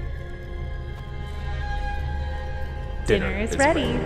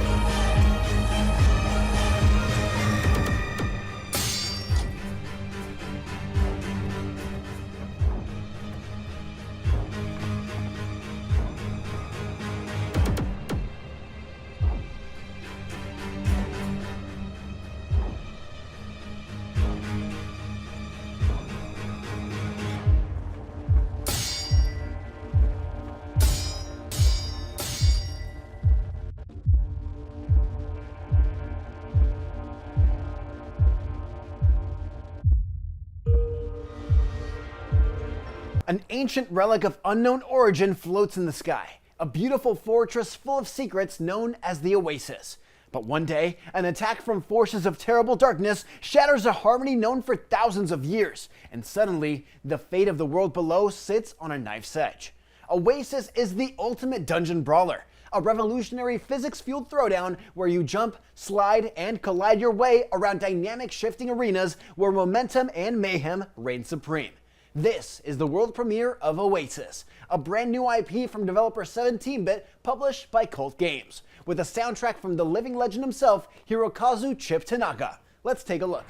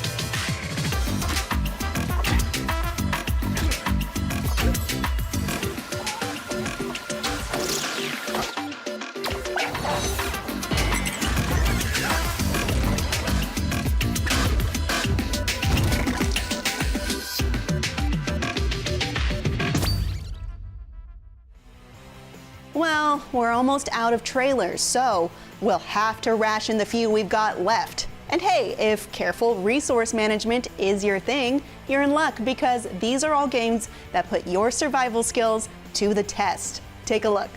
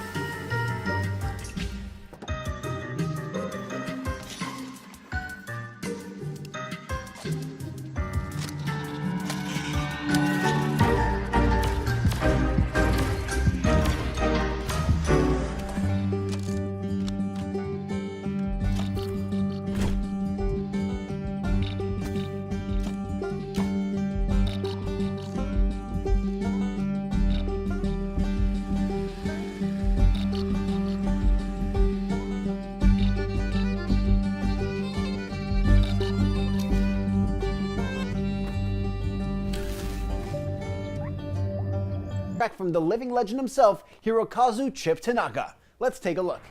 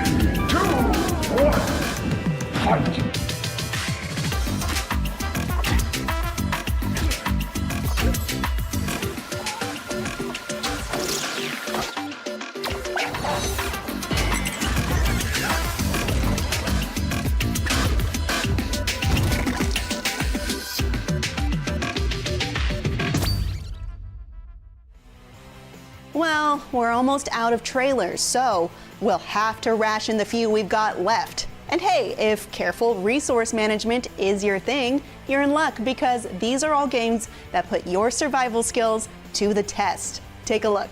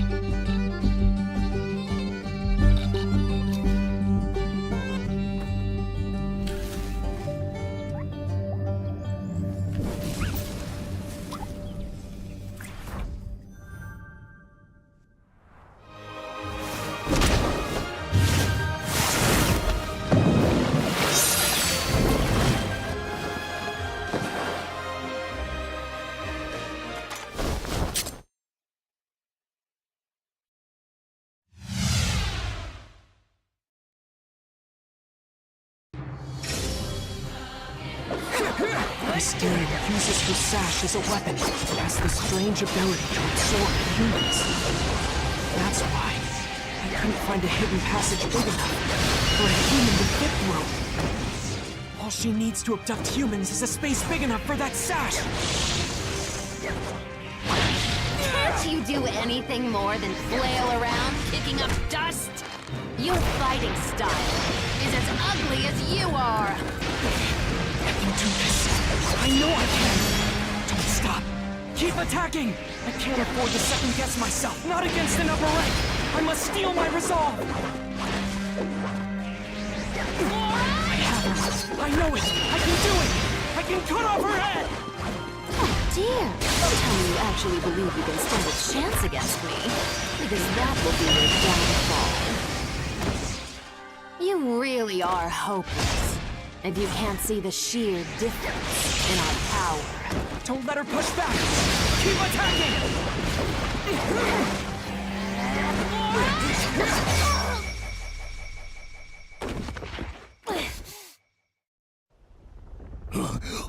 Something's coming this way! Up there! Wind? What's powerful enough to create a hole that reaches this depth? His presence! A Hashi!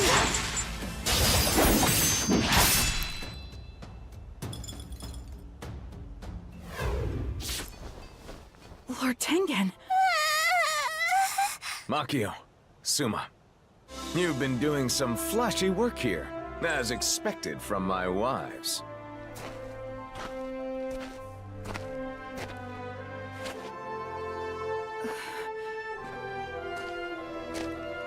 Okay, everyone's been accounted for. I rescued Hinatsuru earlier. I told her to leave the entertainment district. Whoa, awesome! Just what you'd expect from the god of festivals! All right. From here on out, things are gonna get real flashy!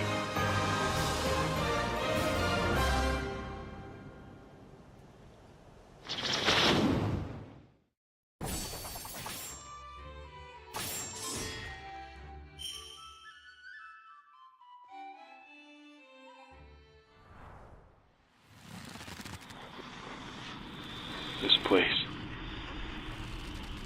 it remembers you. And it's not finished with you yet.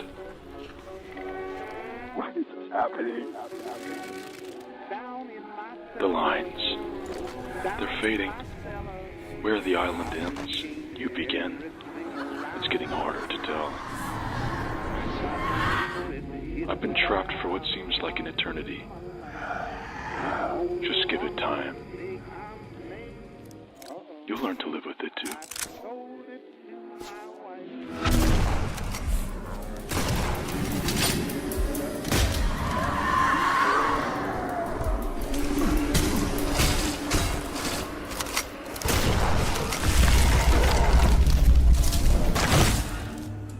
This doesn't change what you left behind. The pain, the voices, every choice you've made. Strange how fragile truth becomes here. Stranger still how much you trusted. Here you are, dragging yourself deeper. I'll be waiting for you, down in the mines. We'll confront the source of all this suffering. And maybe, buried beneath it all, lies an answer.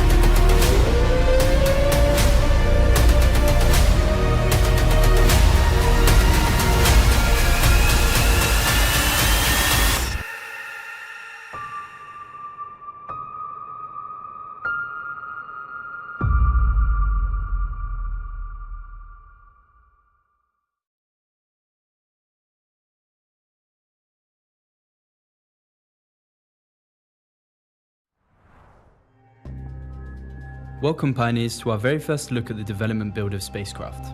We're really excited to show you where the game's at right now and give you a feel for some of the systems we're building behind the scenes. Keep in mind everything you're about to see is work in progress and doesn't yet fully reflect what we envision for the game at launch. In this dev blog, we're focusing on the tutorial, which gives you your first taste of how the game plays and introduces some of the core systems. Your journey starts on Babylon 7, a space station owned by the company. Stations like this are central to the game. They're where you'll refine resources, trade goods, upgrade your ships, and more. In the tutorial, Babylon 7 is a solo instance, but in the full game, stations will be important multiplayer hubs for interaction and cooperation. We've designed piloting to be intuitive, built around two key concepts, flight path and flight speed. Your ship moves based on the direction you're facing, and you can smoothly throttle up or down to manage your speed. At its core, Spacecraft is an expansive, open-ended sim where you can explore, build, trade, and fight across a living galaxy. You'll pilot your own ship, mine resources, craft parts, and design your own vessels. From setting up automated production chains to engaging in tactical space combat, how you play is up to you. You can play solo or team up with others to shape the economy, grow powerful corporations, and leave your mark on a newly forming galaxy. And yes, traveling from space down to a planet's surface is completely seamless. Exploring planets means heading to landmarks and scanning for resources. As you find new materials, they're logged automatically on the planetary map.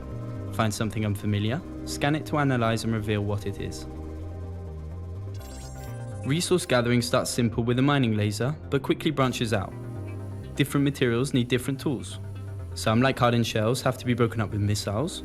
Liquids and gases require specialized harvesters. Volatile resources can explode if they get too hot, so you might need cooling systems to handle them safely. For certain materials, you'll need to land and go on foot, adding variety and risk to how you gather resources. Eventually, you'll automate this process. That's when things start scaling up. You'll build bases on different planets, install extractors, and set up drones and cargo ships to handle mining, refining, and transportation.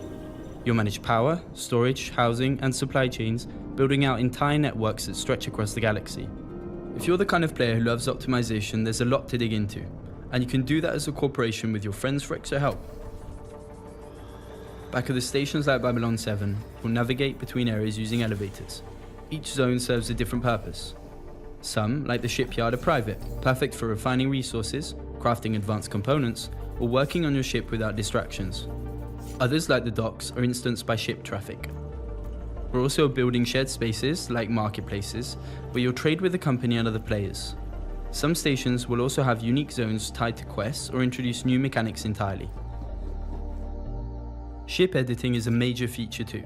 You can customize and upgrade your ship by swapping out modules or go even deeper with the assembly system, letting you physically reshape your vessel. Add new engines, wings, or blocks and tweak performance to suit your playstyle.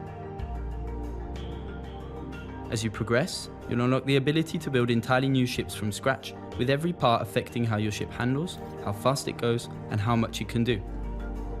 That's just a glimpse of what we've got in store for Spacecraft. We'll be back with more updates soon, diving deeper into the game and how all these systems come together at scale.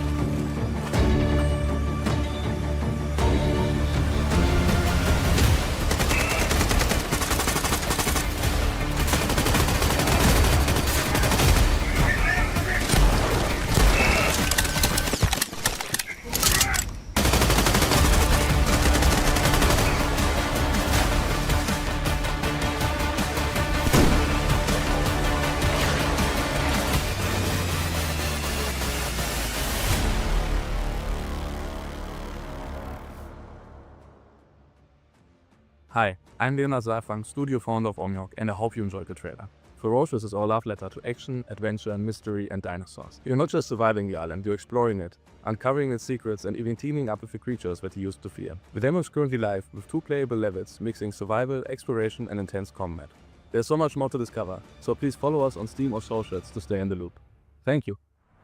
That about does it for this lunch break trailer block, but don't worry, we still have plenty lined up for the rest of IGN Live Day 2. Coming up very soon, if you're a fan of Alan Wake and Control, you'll definitely want to stick around for a look at Remedy's new game, FBC Firebreak, the new multiplayer game set in the same universe. We'll also be catching up with the creators of HBO's The Last of Us, and hopefully you can stick around for Game Scoop later today, where we'll be checking in on 2025's Game of the Year contenders. IGN Live continues after this. You're watching IGN Live, brought to you by 5 Hour Energy. We launched Devs React to Speedruns 5 years ago. We've done so many episodes with so many developers, but this is the first ever voice actors react to speedruns, and I'm here with the cast of Claire Obscure Expedition 33. What's up, guys? Here we are. All right, we're gonna need a little bit of audience participation here. This is Mitchell, he's a speedrunner. You guys buy Oh Snap online. Bravo! He's shy. So what we're gonna do is we're gonna count down from 5, and we're gonna go 5, 4, 3, 2, 1, go, and that's when the speed run is going to start. Everybody ready? Yeah! 5, 4, 3, 2, 1, Bonani! Okay, so what we're doing here is we are starting from the Forgotten Battlefield, which is almost the end of Act 1. But that's fine, because nothing sad happens at the end of Act 1. Oh, no. Right, guys? Right. Nothing sad at all. So, yeah, this is your guys' 3rd interview with us. Yeah. And how have you guys been enjoying IGN Live thus far? I'm having a terrible time. Yeah. Ben! I hate it here. No, it's been amazing. The audience have been so welcoming to us, and to kind of seeing the love for this game that people have and experiencing it really firsthand for the first time since it's been out, it's so cool. Yeah, I forgot, because of all the things, I didn't even intro you guys, so let's do that now. We got Ben Starr, the voice of Verso. Kirsty Ryder, the voice of Lune. Max Songs, I can't do it, I'm sorry. I love you. One more time? Cazorla. Cazorla. Bonjour. He is the voice of Esquier. Rich Keeble, voice of Minoko. Shalanik, CL. And everyone knows Jennifer English as Mael. So, we're doing the speed run. How many hours have you put into Claire so far? Too many. Probably about 300. I probably play 3 hours a day. Yeah. Wow.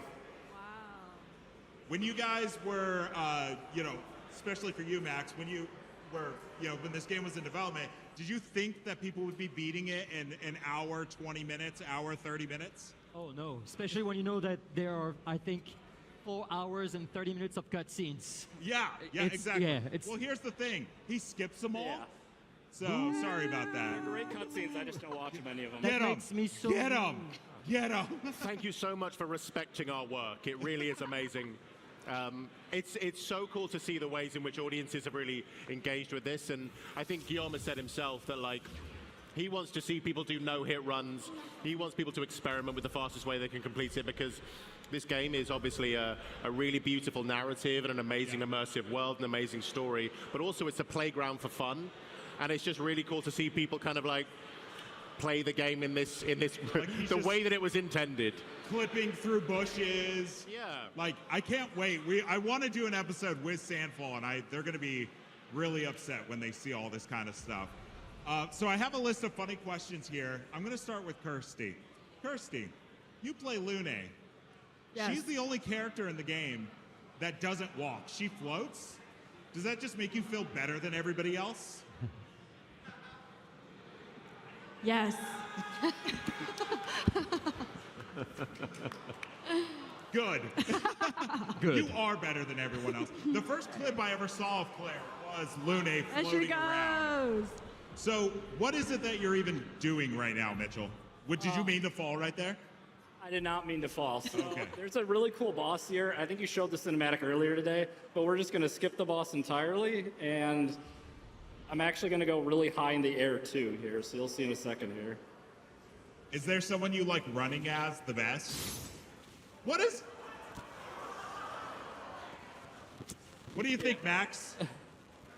Is this what you wanted the game to look like, or he's just depressed? Absorbed, completely absorbed. Sorry. That's He's all right. so sad. You'll get to see it again because I missed where I wanted to land. Oh, we get to see it again. I wanted you to see it twice, so it's fine. Stage fright. It happens. No. You can do this. How did you realize you can do this? There's a lot of people who look into a lot of different things in this game, so I didn't realize I could do this, but someone else found it, and yeah, it's just a lot of messing around with different stuff to figure it out. It's so beautiful seeing Mael just plunge to her. Did you do it? Yeah. We did it. Okay. So good. Speaking of Mael, Jennifer, I have a question for you. Yes. If people here don't know, which is like, okay, this is also the voice of Shadowheart from Baldur's Gate 3. Any Baldur's Gate 3 fans? So my question for you is quite simple. What's it like just being in the best games ever made?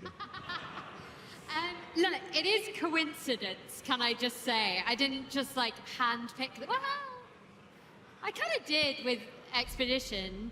I like got the audition through and I was like, yes, this seems like it's fucking amazing. So I did choose that, I suppose, but they chose us. I think everyone here blind auditioned. So the developers, so Guillaume and Jen, just heard us. They had no idea who we were. Yeah, so thank you, Guillaume and Jen. But no, it does feel very good. That's it. I'm glad. Thanks. I love Baldur's Gate, and I'm sure everybody here does too. So, I mean, what are you gonna do? Hey, look, it's you, Max. Bonjour, mes amis.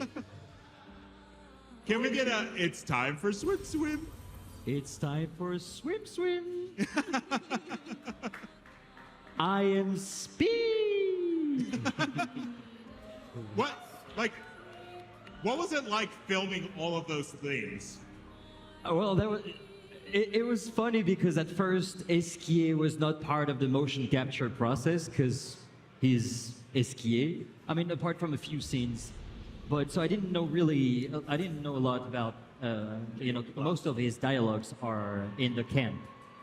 But now once you get to know him and everything he feels and the past with also Verso, it's so touching. Yeah.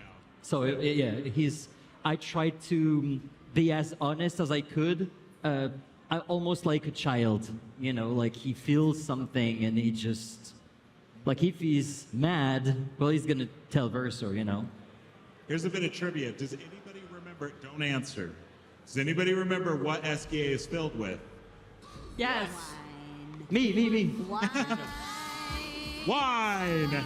Verso's wine. Yeah, well, I remember when we were recording it, and Jen Svedberg said that they wanted to do Esquier plushies that are also wine coolers. Yes.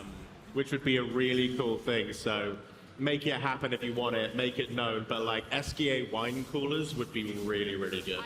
I want one of those. Just like a wine pouch that you can squeeze and wine can come out. Oh my god. Shala, how are you doing? I'm doing good. You've been in a lot of games as well. I have. How has being in Claire been different than Cyberpunk or Baldur's Gate? Oh my gosh. Yeah, it's just the writing, the depth of the character. It was delivered to us like a film script, which you may have heard, and that allowed us to really immerse into the world. and was just so much more helpful when creating the character.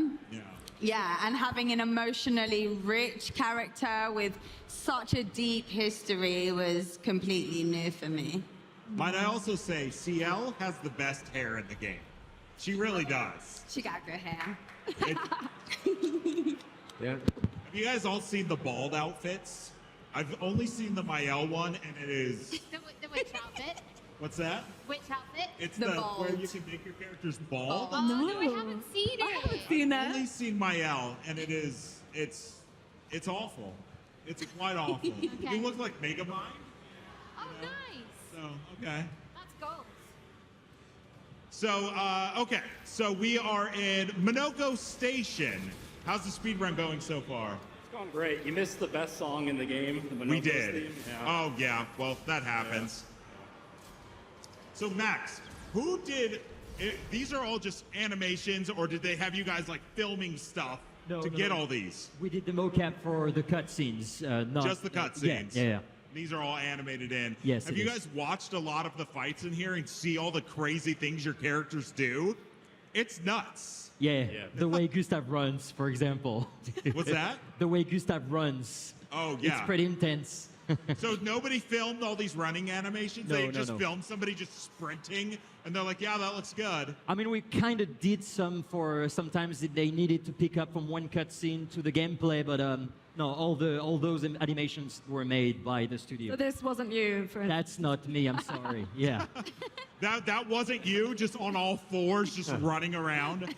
I mean, I would have loved to do that, but If they yeah, I'm would not have going to asked, take you would credit have done for it. it. Ben. Yes.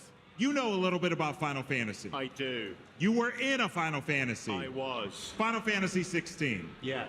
Now, this game is nothing like that, but this game is very, a callback to Final Fantasy 8, 9, Yeah. stuff like that. Are you a fan of those as well? Yeah, Final Fantasy 8 is my favorite game of all time. So Okay. I preach the good gospel of Final Fantasy 8, so thank you to everyone who comes up to me and says they feel seen when I talk about that game.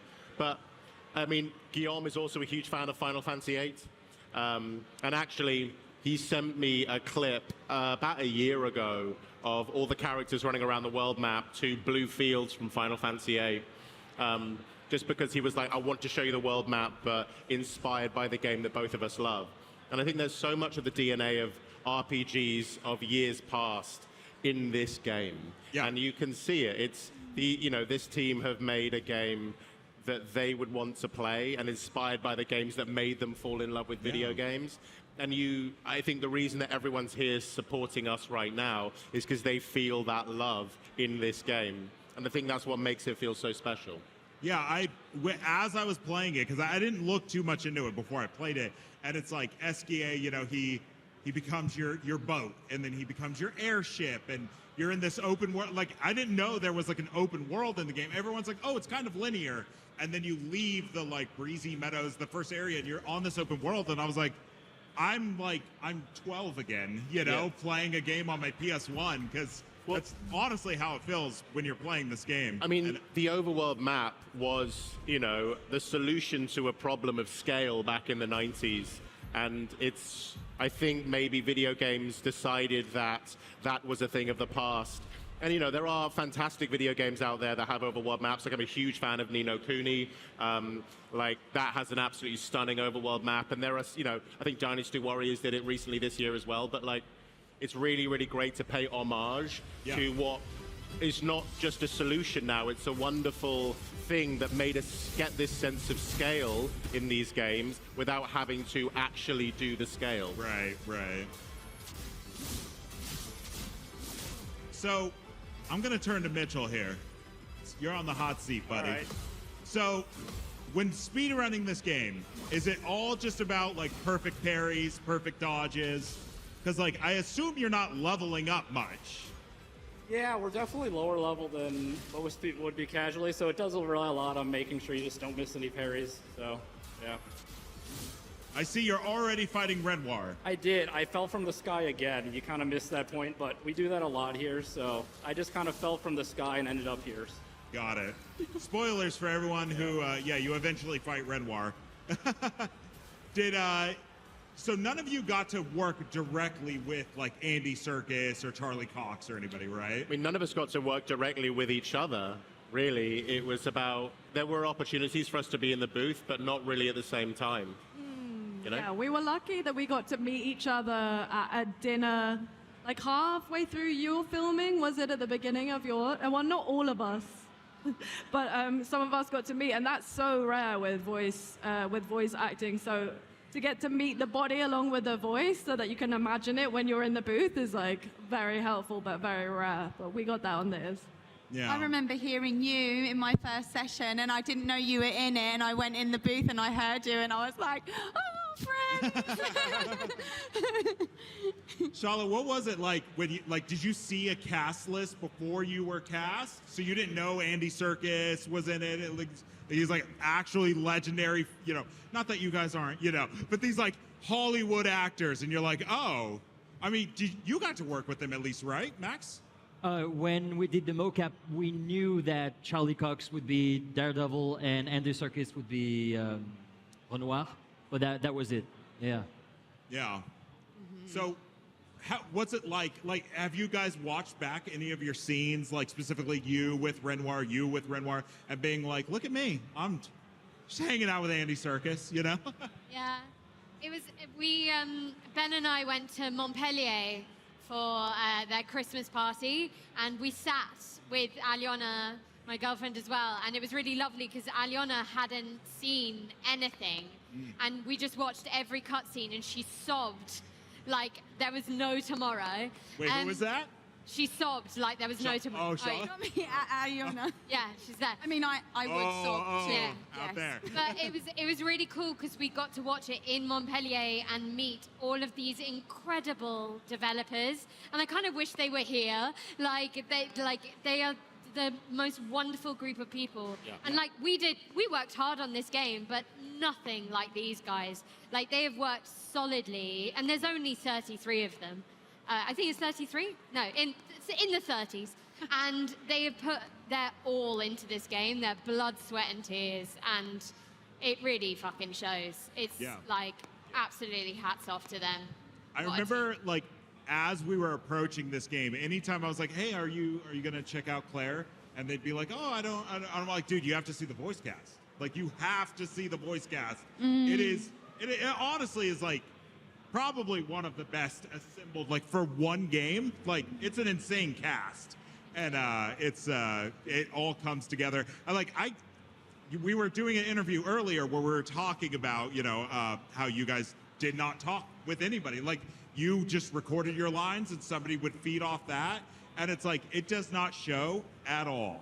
Yeah. You guys just seem like you're talking to each other all the time. Well, it's instinctual. You just would go into the booth and you would just have to do something immediately. And I think sometimes there's this feeling that there's sometimes a feeling that you need to do something over and over and over again, but actually some of the best stuff in here is a first take. First take. Yeah. You know, there are scenes towards the end, I mean, like, there is so much time pressure on this that actually you go in, you've got to do your best, and I think a lot of the rawness comes from that.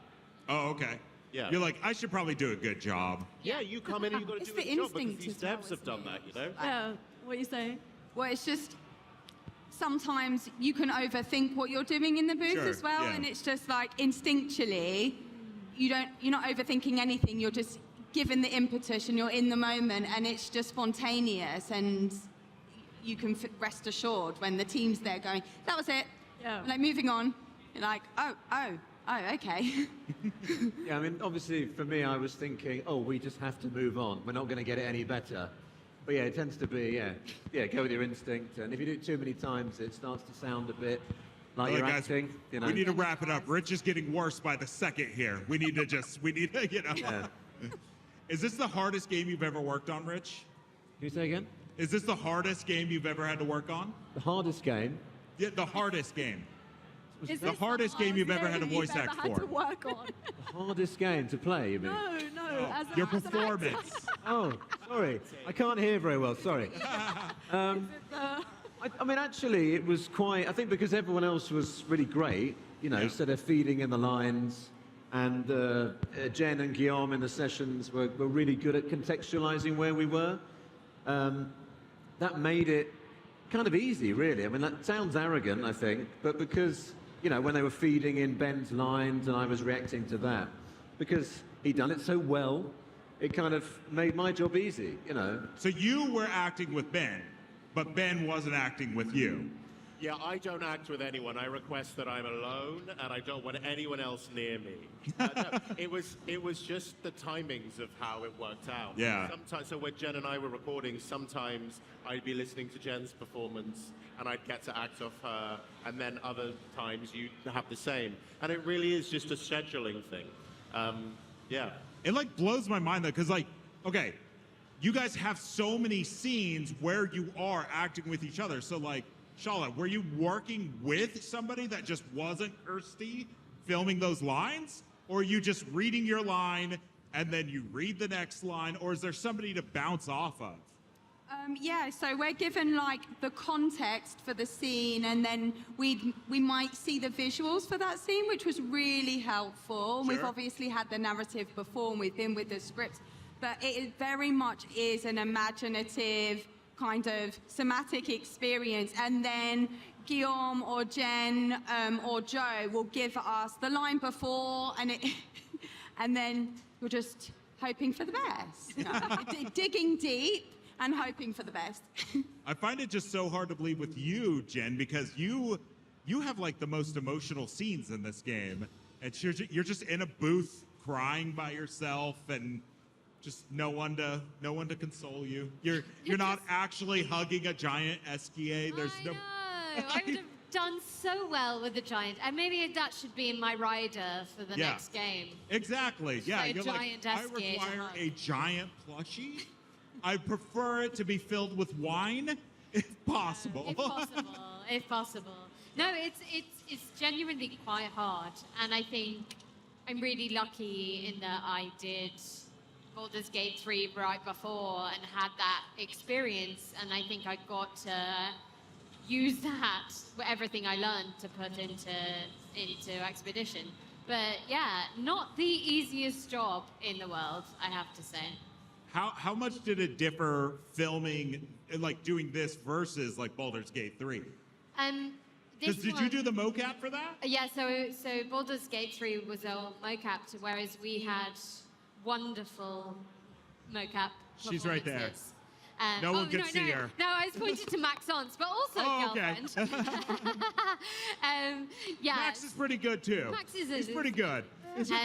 Yeah, so it was all fully cooked, really. Like, we had the cinematics, we had the music, we had the beautiful animations, and we had the beautiful performances from Max Ons and Nacelle and Charlotte. So yeah, very different, but we had to lip sync as well to your voices, which is a really technical thing to do. Right. And yeah, it was hard, wasn't it? I remember seeing an Andy Serkis interview. You know, he's legendary for doing mocap and all that stuff. And he said that this was one of the hardest things he's had to do because, you know, he's used to being the guy in the suit. He's not used to having to just follow what Max does. So it ended up being quite difficult. We'll start with you, Ben. What do you prefer? Do you prefer being in the full mocap, acting with somebody, or do you like the kind of like chill kind of freedom of being in the booth? All of it. I don't have a preference at all. Like, it's what's the challenge directly in front of you. So when you're doing mocap, or performance capture, you have that amazing freedom to be in a room. You really have that sense of proximity and movement, which is incredibly freeing. But then you have the puzzle of not seeing anything there. And then when we had this, we had the visuals, we had the music, but the puzzle is now deconstructing reality, reverse engineering it, and making it feel like we were there. They are both puzzles that need to be solved in different ways, and they're both equally fun with different challenges. Shala, have you ever done full mocap acting? Yeah, in Baldur's Gate 3, I did that as well. Yeah, and like Ben says, they are just completely different processes and equally as fun. Yeah? Yeah. What about you, Kirsty? No, I haven't done mocap. I want to do mocap. Anyone mocap job? I'm in. You want all the stuff on your face, all the beads, and Yes, give it to me. I want that black suit. I want the little hood. Yeah. I want your little stand. No, I would love to do mocap. That's definitely a dream. Hopefully, one day. This is what I have to ask. This is going to be for Max. Rich aside, so the characters were fully developed. The game was basically, almost ready to go before they brought you guys in to do the English, right? But your characters all look like you. So is this what? I don't get it. I know where you're coming here. I know what you're going to ask. Because it's like, Kirsty, she kind of looks like Luna. You kind of look like Verso if you had longer hair. You absolutely look like Mael. What? Was that just a happy accident? I think so. Really? Yeah. I think so. No? And Rich, you look just like Minoko. You can't hear. I didn't hear. For those that don't know, we did the main stage interview earlier, and they were all dressed as mimes. But if you haven't played the game, you'll know that Minoko doesn't get a baguette outfit. So he's wearing his swimsuit. Yeah. You get this from doing It's been a big hit. Yeah. Authenticity. Mitchell, what have you done? Again. I'm just not where you're supposed Every to time go. I look over, you're breaking my game. Yeah, I do that a lot. I just kind of ran around the whole map. This one has like a bunch of elevators that are really slow, so I just didn't really feel like riding them. We're wrapping in 5 minutes, but how much longer would you need to finish the game? It would probably take like another 25 minutes. Okay. Yeah, we won't wait for that. You're missing party members, though. Is that intentional? Yeah, I wasn't gonna say anything because I didn't want to make someone feel bad. But who are we missing? Yeah, here I'm missing Ciel here. So I know. I didn't hear that. I have not heard that. Yeah, you're missing. I just didn't pick you up. Do you not like him anymore? I can't hear him. Oh, he doesn't have Ciel. Rude. Saving it. Rude. I understand. That's pretty rude. Ciel's one of the best characters, dude. Come on. Yeah, I'm a fan of her. Is there a reason you don't have her? Did she die? No, she's alive. It's just I just left her in the village. It takes too much time to pick her up. So she just doesn't go on the expedition with you guys. Patience, my friend. In Mitchell's world, you just go to Gestrel Village and you just stay. You're like, bye guys, good luck with the paintress.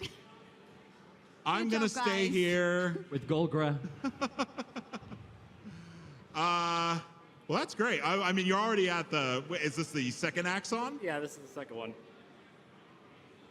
Siren. Do you like, Jennifer, that it's mostly you on screen?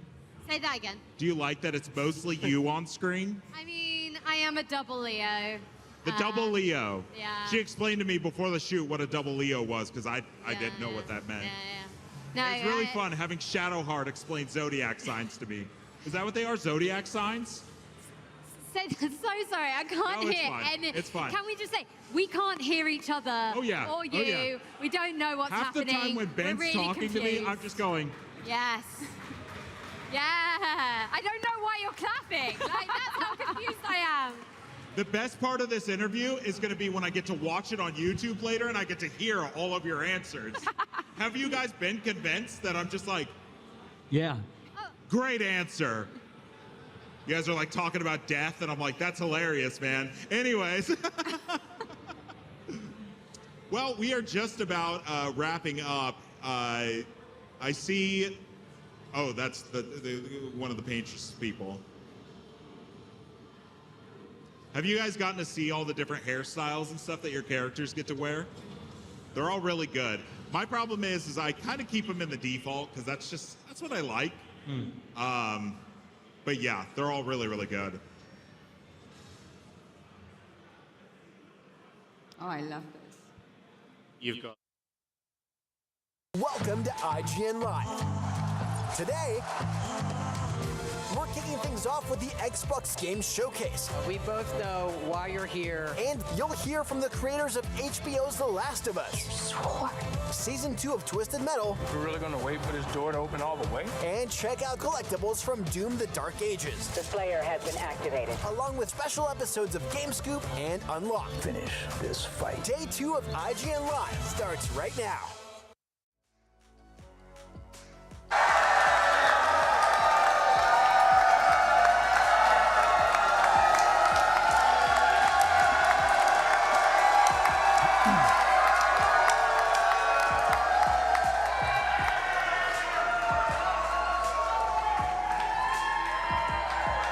Hello and welcome to Day 2 of IGN Live 2025. I'm Ryan McCaffrey, and I'm coming to you from the Magic Box at the Reef in downtown Los Angeles. And it's been a phenomenal show so far, but today things are only going to get better because it is Xbox Showcase Day. Are you guys ready? That sounds like a yes. All right, today I'm joined by Miranda Sanchez, Sydney Goodman, and Michael Hyam to help me break down and recap all things Xbox. Welcome to my friends. How are you guys? I'm chilling, man. I feel good. I'm hyped for this. Yeah. Well, I wanted to start with kind of a, like, almost an existential question, which everybody's like, wait, what? What are we doing here? But, like, from where we sat here a year ago, things are pretty different for Xbox 1 year later. Like, in that they're shipping just about everything on everything at this point. So I'm kind of curious to hear from you guys, like, what kind of is an Xbox showcase anymore, right, Miranda? Yeah, Any I mean, thoughts on this? Yeah, it's just like a showcase of things, of course, that we're going to look forward to. But I think that is honestly a question they have to answer this year, right? Of like, what does the Xbox brand mean when they're shipping everything everywhere? Like, obviously, the controller is iconic. They're really big on PC, and they really, I think, pioneered the way in saying, hey, we're going to make sure our Xbox games are also on PC for our PC players to get an optimal time if that's what you want. But by going to other brands, it's kind of just opening this door of like, well, what do you do with your loyal fans at this point? Like, what are you going to offer them that is special? Or is there anything? Is it just an exclusivity period at this point? So I think that is just a big question they're going to have to answer very soon. How many of you guys out in the audience have bought an Xbox game on your PS5 recently? Yeah, I'm seeing hands out there. Like, That's a decent amount. They're topping the sales charts the last couple months. Sydney, your thoughts on this kind of just bigger question about like what an Xbox showcase is in 2025? Yeah, and it's interesting because I grew up, I'm a bit of an Xbox purist, so there is part of me that misses the exclusivity of that and the fun of like, oh, this is for us. Yeah. Like, this is for the Xbox community. At the same time, though, I think it's kind of exciting. Like, my friends who have PlayStations that have traditionally always been PlayStation players, they also get to be excited for today. So I don't want to call it bittersweet because ultimately it's a positive thing. But yeah, I don't know. Everybody gets to be excited about today's announcements. Theoretically, right? Yeah. Because Xbox hasn't said, okay, blanket statement, Right. everything's coming to everything all at once, right? So I don't know, maybe it adds an element of surprise and suspense.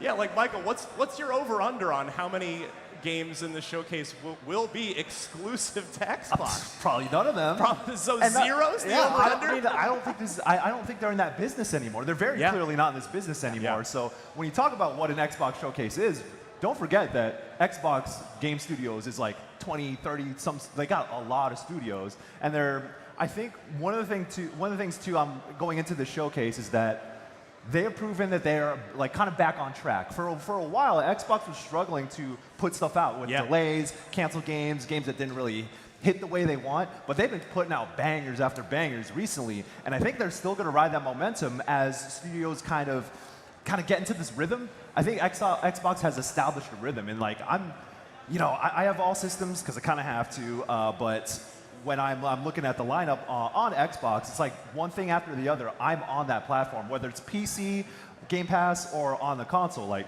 hey, like Claire Obscure, that's Game of the Year material, and you can get that on Game Pass. Yeah. Now, granted, that's not an Xbox studio, but like, not everything is going to be under the game studio umbrella too. So they have other third parties who are probably going to showcase on this thing and make big waves. The first time we saw Clair Obscur was at an Xbox showcase. So I think like the track record for their showcases and the games that they kind of curate to say that they are supporting, their track record is really good. So I have high expectations for this showcase, and maybe I'll see my next favorite game. I don't know. Yeah, so to your point about Xbox finally shipping great stuff, I kind of want to hear, I'm curious the audience reaction of which of these is their favorite. Like, you look since about October, November of last year, they've shipped Flight Simulator 24, they've shipped Stalker 2 as an exclusive, they've shipped any fellow Indiana Jones fans out there? That's my game of the year from last year. Yep. Then into Avowed early this year. Michael, I know you're a fan. That's a banger. We've had Doom: The Dark Ages super That's recently. A banger. That's a banger. Yeah, like they're getting it done these days. Like they're finally like the egg took a long time to hatch. But we're finally starting to see some little baby chicks running around, which is nice to see. So I'm just sort of curious, like, what's each of your excitement level for this? Kind of Sydney, to your point, knowing that it's not all just going to be Xbox exclusive, that everything's going to be coming to pretty much all platforms. So Sid, how are you feeling going into this one? You know, I'm really excited because I woke up with a really good feeling that we're going to see something about Wolfenstein 3. Oh. I don't think it will be much, but I will be so satisfied because part of me is almost, I mean, the last time we heard about Wolfenstein 3 was, I think it was 2018. Pete Hines confirmed more or less, like, yes, we're going to finish this story up. Everybody wants to see that done. We want to see that trilogy happen. But I mean, 2018 was a while ago. Like, I would love to see some sort of confirmation that it's like, hey, we are working on this now that we've shipped Indiana Jones. I don't need to know that it's coming in 2025 or 2026. I don't need to know that it's coming in 2027 even. I just want to know that somebody is working on this. Yeah. So Miranda, Sid kind of touched on this earlier, but one thing that's maybe changed is this year, should more PlayStation gamers be excited about the Xbox showcase, right? I mean, yeah, I hope so. I'm really hoping that we'll see, I guess, a little bit less of a focus on that. I'm sure they'll be like, also on PlayStation somewhere, like just like a little tile screen or something.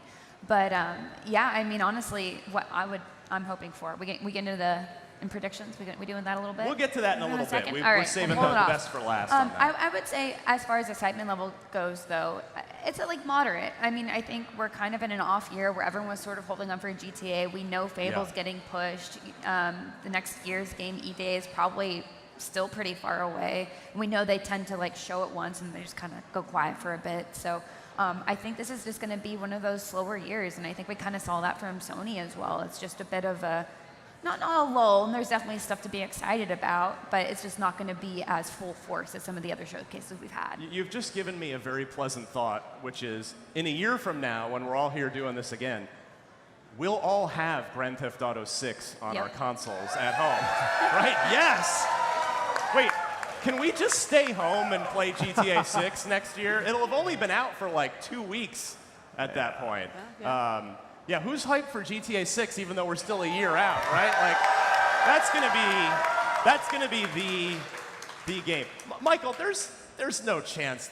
Is there even like a 1% chance that there's a GTA anything in the showcase today? No.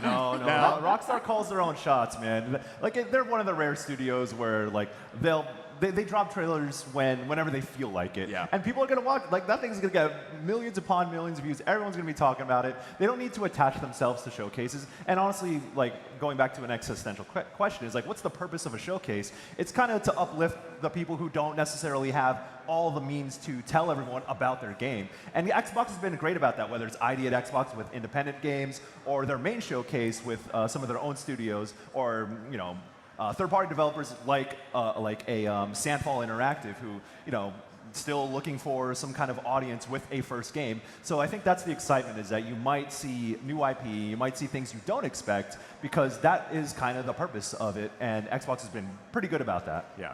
Miranda, again, kind of bigger question, why should Xbox continue to do these showcases when it's kind of a third-party showcase at this point. I mean, they bought all those studios. They have to showcase their stuff somewhere. Exactly. Yeah. I mean, I think it's going to come down to that, right? And of course, like highlighting an opportunity for the developers. And I think Michael really hit on it well, that they do want to showcase indie developers. And I feel like ID at Xbox was such a great way for them to champion that and make it really explicit that these are smaller teams that they really care about and that they believe in. The other thing too, of course, is that I just want to know what's coming to Game Pass. Game Pass is huge. Like, I want to how many know. Game Pass subscribers in the crowd? Yeah, like that's a pretty good. So that is that clearly the message is working from Microsoft, because yeah, that's Michael. I would argue that's maybe the #1 thing about the Xbox Showcase is it's kind of a 90-minute ad for why you should keep your Game Pass sub for another year, right? Yeah, kind of like to that point. You know, if you see a hype trailer for something new or whatever, or something you're looking forward to, and then like on the bottom of the thing says coming to Game Pass day 1, like tell me you don't get hyped about that if you're subscribed to it, because I think that's it's about approachability, it's about accessibility to games too, giving people access to those things that, you know, dropping $70 and almost $80 in the future probably is a hard thing to ask. Like, listen, I don't got $80 to drop on a game right now, but I do have a sub to Game Pass, and I think that's I play a lot of games that way. Like, granted, I had access to things like South of Midnight and Clear Obscure beforehand for work purposes, but if I'm like a lot of my friends who have one platform and they're on Xbox, they're like, yo, did you play Clear Obscure? I'm like, yeah, that game's fire. It's like, oh, it's on Game Pass. Like, boom, they play it and that's their next favorite game. I keep talking about Clear Obscure, my bad. I can't stop thinking about it. It's so good. They know this is what we do. Yeah. I mean, like, how many of y'all with Game Pass spent the day back in April playing Oblivion Remastered when that just dropped, right? Like, that's going to keep you subbed for a while. So, for me, there's Microsoft's still a platform maker at the end of the day, even if they're kind of breaking convention, breaking tradition by publishing all their stuff on a bunch of other platforms. Is there anything? Are we going to see anything announced for Switch 2 at this? You guys think? I mean, there'll probably be like multi-platform games where you'll see like Switch or like after the fact, like, oh yeah, it's going to be on Switch 2. That happens often. That's still really exciting though, because like it's just obviously new and there's not a ton of games on it, but that's an exciting idea to think that some of these games actually will be coming to it. Maybe one day we'll get Halo on Switch. I don't know. So last year, I said on this stage a year ago, I thought last year's Xbox Showcase was the best one they'd ever done. We'll get to predictions here after the break in a second, but real quick from each of you, how do they top it this year? Miranda, can they top it? No. No? Like last year it's high bar. If they bring GTA, maybe. If there's some cool exclusive, you know, you get a warthog. That would be so silly, but I would drive it. I'm now picturing tearing around Leonida in a warthog, and you can go I don't hate it. Yeah. There's a whole off-road area. It just makes sense. That's true. That's true. Sid, how does Microsoft top last year's awesome showcase? I mean, you know my answer on a personal level. Yeah. It would be Wolfenstein 3, but I agree with Miranda. I'm really excited for the showcase, but last year's a hard one to top. I think we end up kind of seeing more check-ins and future things to be excited about, but maybe things are a little too far off to top something like last year. Michael, can it be done? Can they raise the bar from where they set it very high last year? For me personally, if they come out with a lot more weeb stuff, for me, I think that would top it for me. But in terms of like mass appeal, but the bar is high. I don't think they have to clear it.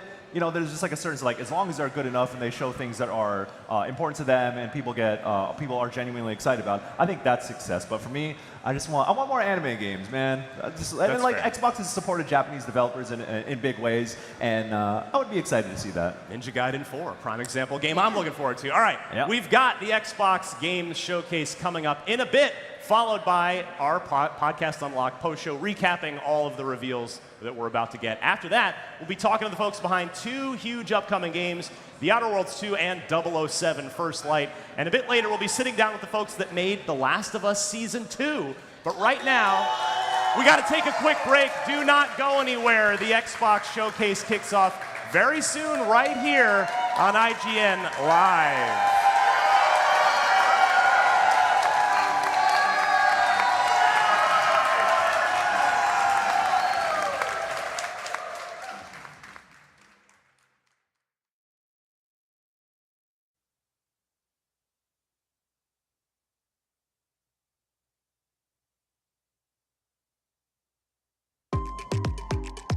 IGN Live is presented by Lenovo Legion.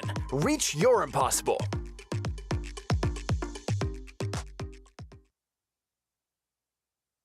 Thriller from Build a Rocket Boy, the studio founded by Mind's Eye is a new single-player action-adventure thriller from Build a Rocket Boy, the studio founded by visionary game director Leslie Benzies, known for his work on the Grand Theft Auto series.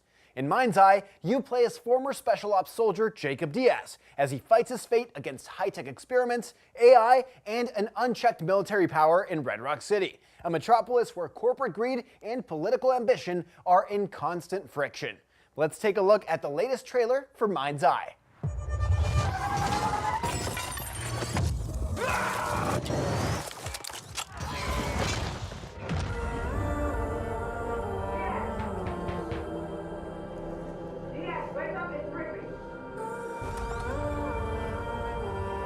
What are you doing here? Come with me.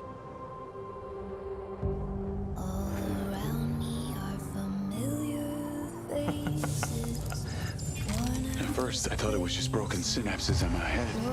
Keep your lens speed on.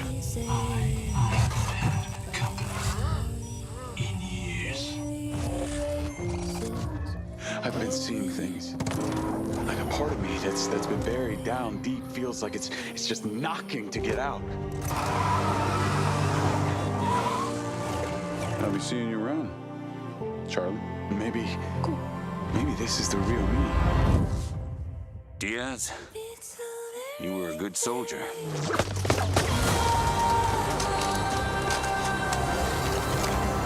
I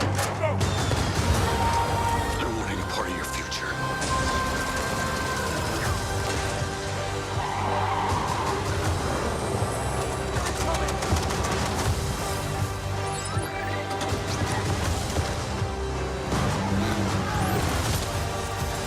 You don't deserve what they gave you. It's activating.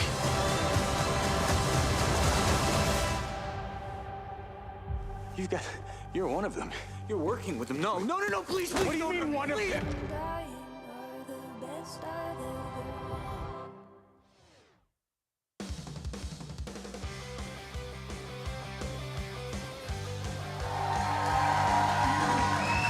And we're back. You're watching IGN Live, and if you're here for the Xbox Game Showcase, don't worry, you're just in time. Before we get back to Xbox, just a reminder to stick around after the showcase for a full deep dive post-show, as well as interviews with folks making some of the games that are going to be getting shown off. Plus, a ton more coming out of IGN Live later today, like a deep dive with the developers at Skybound Games. Wait till you see what they've got. Damon X Machina 2, Deadpool VR, Twisted Metal Season 2, and so much more. All right, let's get to an unlocked tradition that we've been doing at IGN for quite some time. We're doing it as last minute as it gets this year, which is our annual Xbox Showcase predictions. We each go around, we each jot down a few things ahead of time, what we think we might see, what we're hoping to see, what we predict is going to be in this showcase. I'm going to be a bad host and just go first, because one of the ones I had written down kind of maybe got confirmed on accident yesterday. So I'll just say I ran into somebody yesterday that makes me pretty confident in this one. So I think it's time for Double Fine to announce its next game. Okay. Psychonauts 2 was 2021, so it's been almost 4 years. I can't believe it already. was that long ago. Like it felt like maybe 2 years ago. I know, it's gone by quickly, but yeah. And the person I ran into, I'm like, why would you be here unless you were announcing something? So, Miranda, we're pretty sure that Double Fine is not doing A, Psychonauts 3, or B, as I've tried to get Tim Schafer to admit, like, are you guys doing Banjo 3E? And he says no.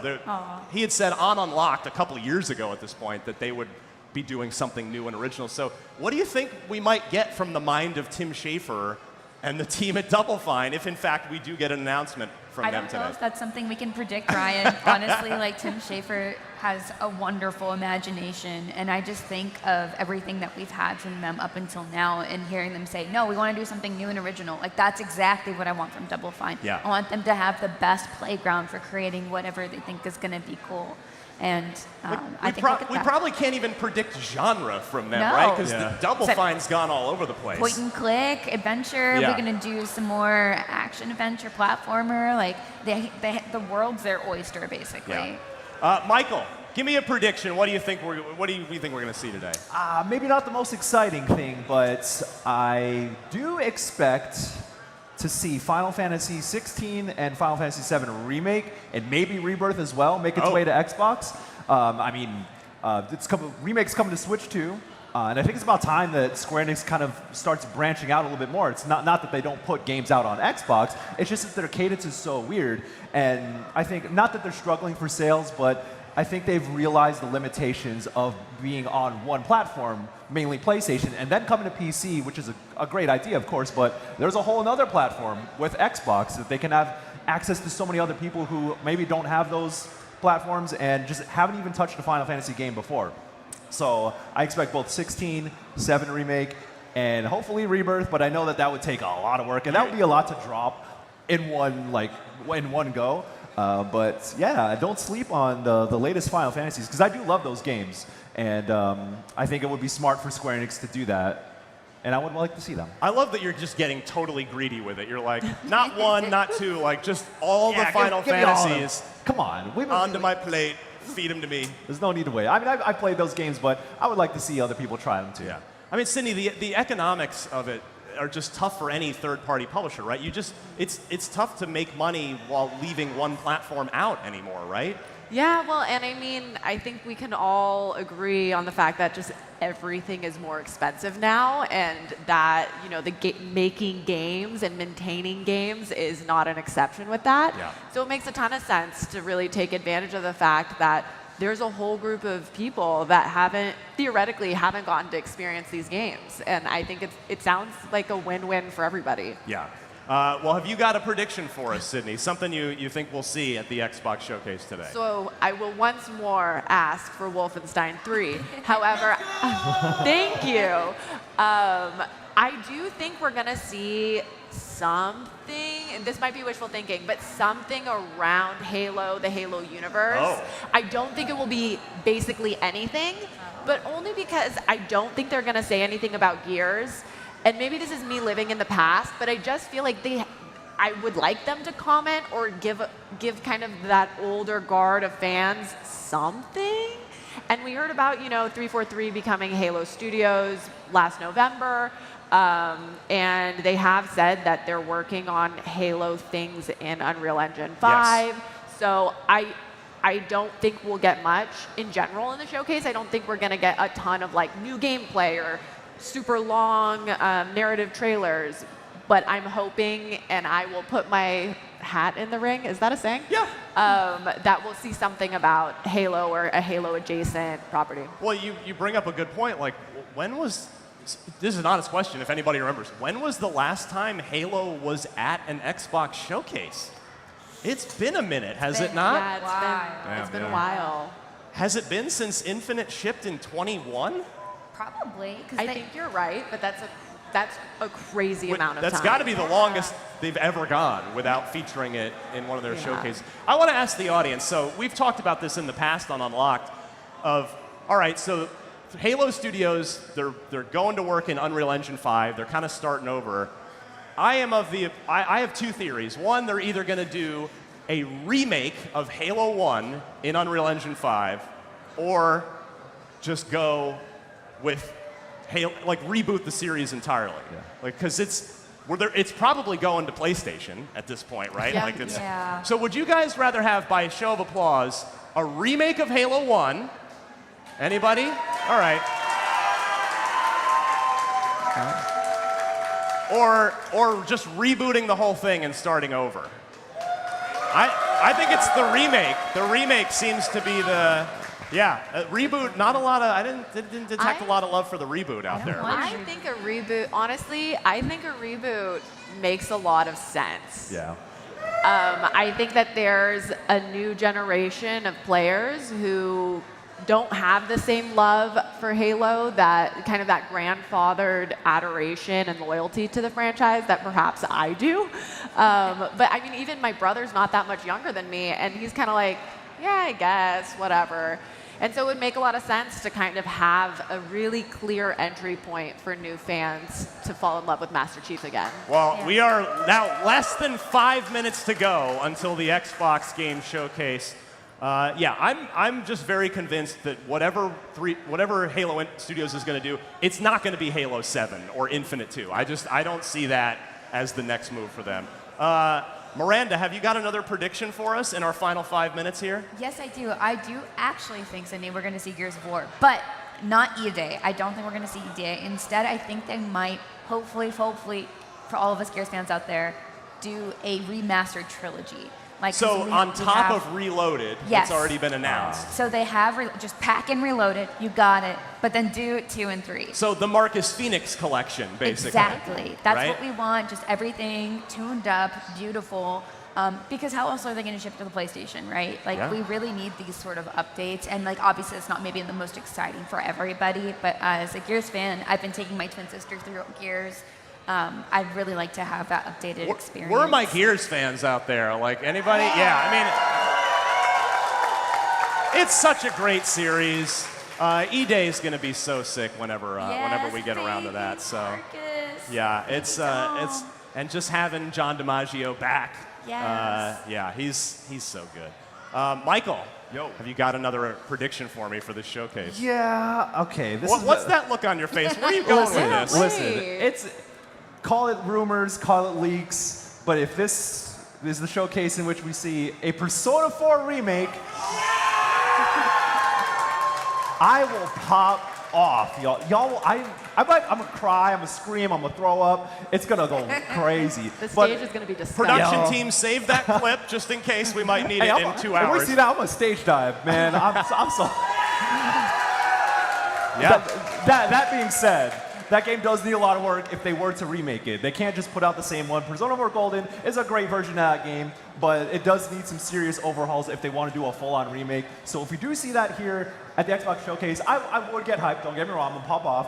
But then I would do a little research in the background, like, how are y'all remaking this game? That's very important to me, but nonetheless, people be talking about it, it's rumored, leaked, now's the time. I have a question for you. Yeah. Do you think they would do the content that Golden has, or would they leave it out? Because I know that was the thing with Persona 3 Reload. It's like, oh, this is just the focused base game. Like, it's not extra stuff or upgrades or anything. Yeah, that's a good question. I think, I'm not sure if I think they would, actually. Yeah. It's because it's not too much. It's not like with Persona 3 that's like, oh, we have the female character and it's a kind of a different route. Whereas for Golden was, hey, we put some extra content on top. So there's no reason why they wouldn't do that. But then again, Atlus's release plans are always kind of weird or whatever. But regardless, I think that if they were to remake it, there would be so much in there that it kind of wouldn't matter one way or the other.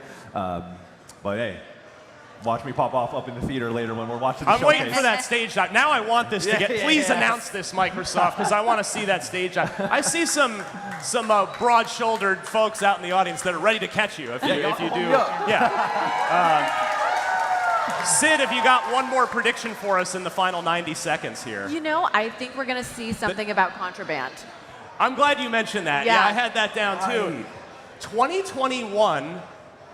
A vague cinematic trailer, nothing since. Yeah, right? That was a long time ago. From the developers of Just Cause, so super talented people, Avalanche. Yeah, I had in my notes, like, if that's not at this showcase 4 years later, I'm going to assume it's canceled. Like, right? It's just, because we haven't literal silence. Yeah, and I'll just go ahead and we got 1 minute to go. I'll give you my last one, kind of on that same note. Everwild? Rare? Yeah. Oh, yeah. That was announced. I had to look this up. It's a pre-pandemic announcement. 2019 was when that was first announced. Then they showed it one more time after that. I'm kind of in the same boat with Contraband as I am with Everwild. Like, is this still happening? Yeah. If it is, it seems like this is the year. It's time to show it. So we'll see. I mean, there's a lot. They still haven't given us updates on everything they've announced over these last few years. So it's going to be interesting to see what we get coming up in less than 20 seconds. So on that note, it looks like the 2025 Xbox Game Showcase is about to start. We'll see you back right here, right after the post show. So stick around. Count it down. 5, 4, 3, 2, 1. Let's go, Xbox.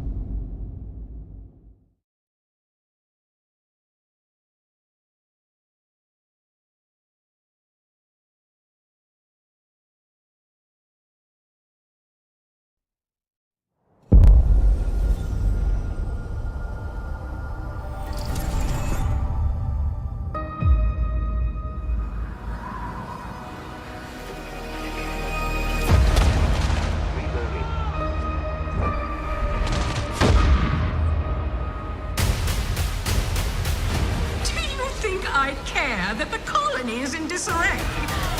We didn't come to Arcadia to get bogged down in pointless warfare. We came to spread freedom and liberate resources for profit. But this pesky Earth Directorate agent is mucking things up. They're not alone in doing so. And they think they can just choose how things play out. They could stop us from stealing the Protectorate's brainwashing technology, which we need to improve our market share.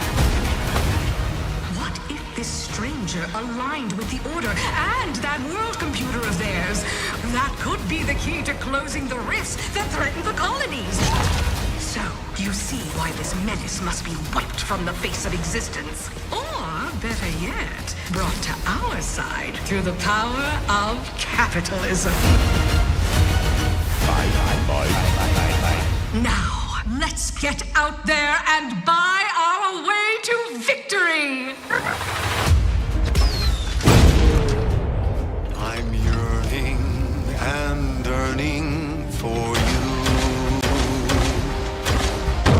My heart and red in you. Every last bit of my way. Last bit that I'm paid, every last bit that I save is intended for you.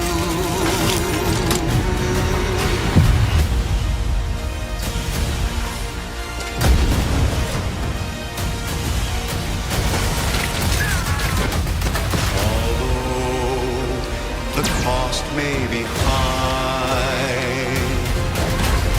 one day I know you'll be mine. Someday perhaps I'll own two. For now I'll take one that's brand new. 'Cause I'm yearning and burning for you.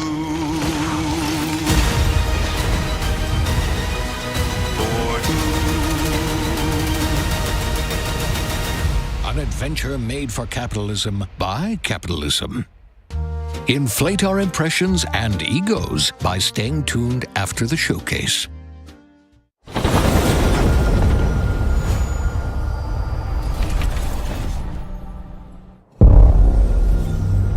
World premiere. Babe, what's wrong? I'm sorry. I've just been so depressed lately. You know, it would fix everything. Humanzaprom.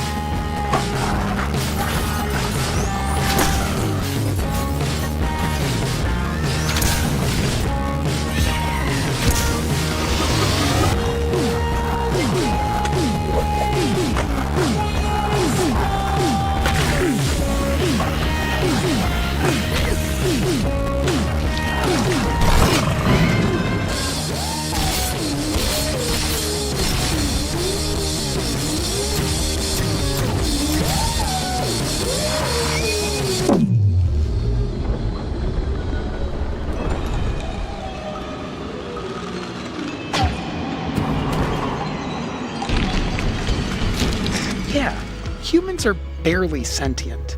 Scientists have done studies, and their brains are like half the size of ours.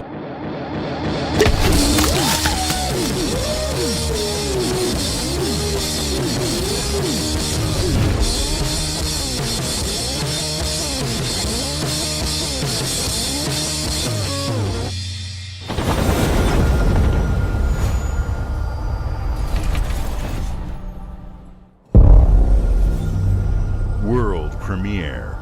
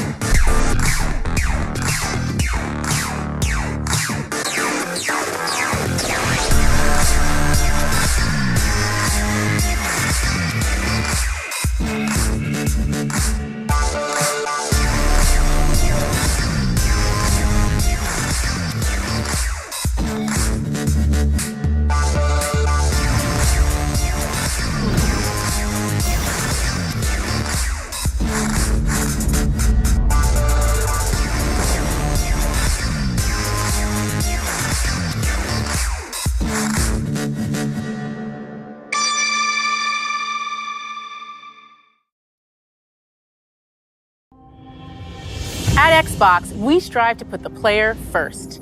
And that's what you've seen from us over the years. We've led the industry with backward compatibility. We championed crossplay and cross-progression. We delivered Game Pass, first on console, then on PC, and with cloud gaming. So what's next? How can we give you even more freedom, more choice, more ways to play? Our next step is to unify your gaming no matter where you buy or play. So we're building an Xbox experience designed for players, not locked to a single store or tied to one device. The Xbox Ally is an Xbox you can hold in your hands, bringing together the power of Xbox and the freedom of Windows. On this Xbox, you can play games across your entire library, including all the Windows PC game stores, from Xbox and Battle.net to Steam, GOG, and Ubisoft Connect. And the highly anticipated Hollow Knight Silksong will be available at launch and in Game Pass when the Ally releases later this year. In fact, every new game you see in today's show will be playable on the Xbox Ally. We have always wanted you to have the unique experience of Xbox on any screen. That's why we're investing in Xbox Play Anywhere. Whether you're playing on console, PC, smart TV, or any Windows handheld like the new Xbox Ally, the Xbox experience roams with you.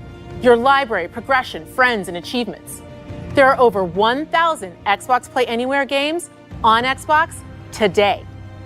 And every new game you see in today's show, from our partners and our studios, is Xbox Play Anywhere. And because it's Xbox, you can always have access to Game Pass with a diverse lineup of games from the biggest franchises to critically acclaimed indie hits. This is the freedom we believe players should have. Any game, anywhere. And we are giving it our all every day to make this vision real. But it all comes back to the games. From Dead to Rights on the original Xbox to Armored Core 6, our relationship with Bandai Namco Entertainment has stood the test of time. We both believe in bringing amazing experiences to players around the world, and their next game does exactly that. From Rebel Wolf Studio, this is a story-rich action RPG steeped in dark fantasy that I can't wait for you to explore. Thank you, and enjoy the rest of the show.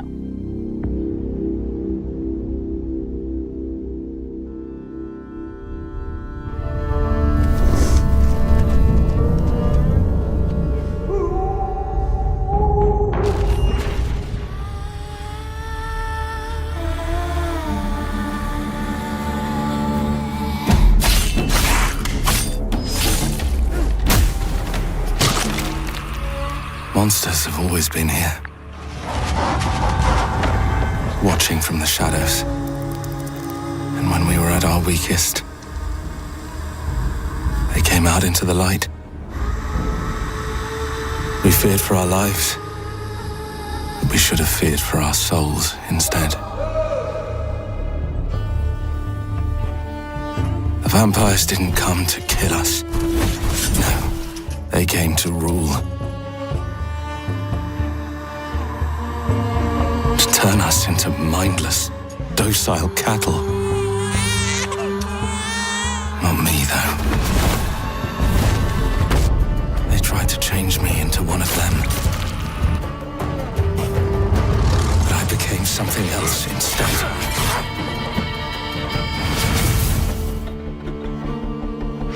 Their worst nightmare.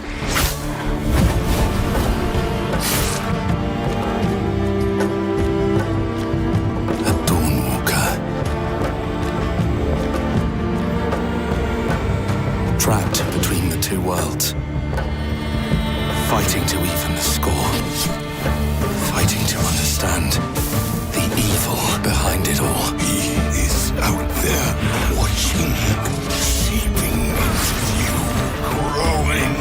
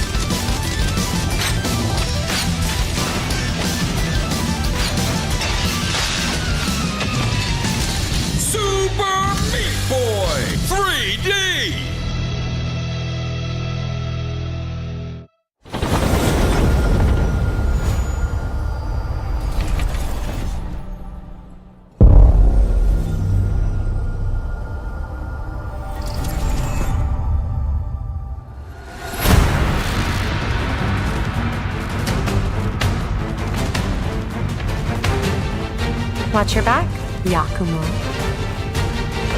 You're a wanted criminal now. I'll kill the Dark Dragon myself. It's my mission. My duty as a Raven Ninja.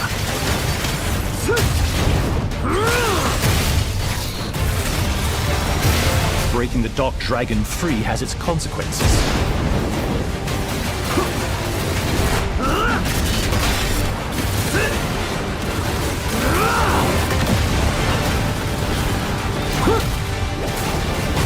This is it.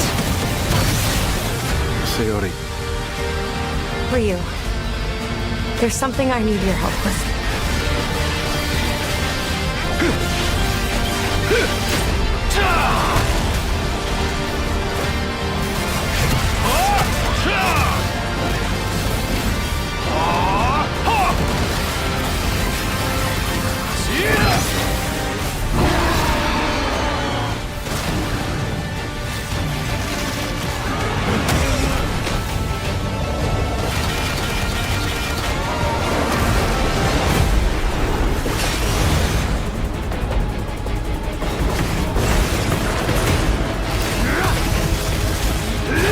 The Dark Dragon is mine.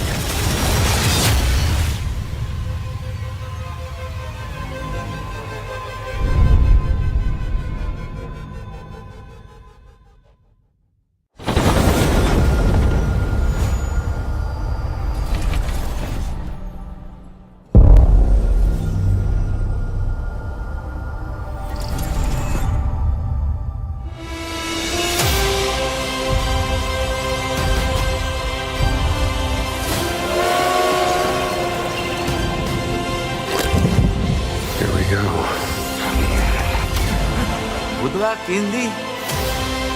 What are you doing, Jones? Are you crazy?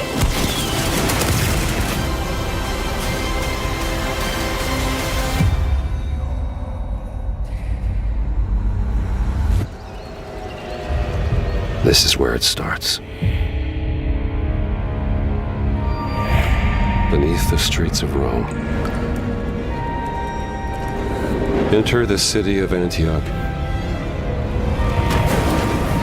Find a secret relic. Bring it back to the Holy See. Defend the secret. They worshipped the giants.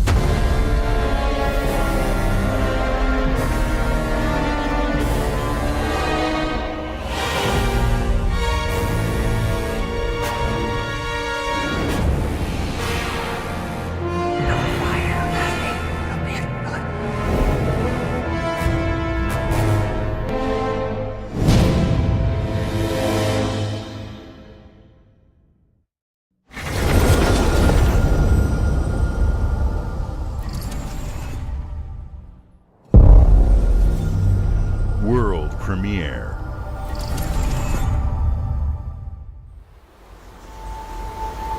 はるか昔、この国に輪廻の獣が現れた。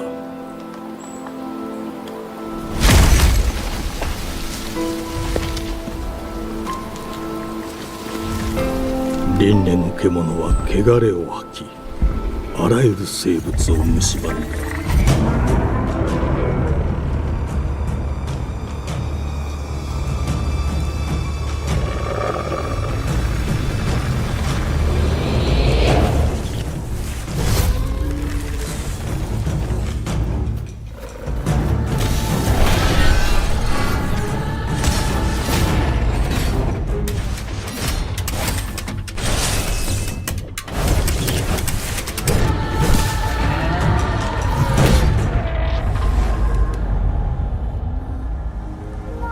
西暦4026年、人類は滅亡を待つのみ。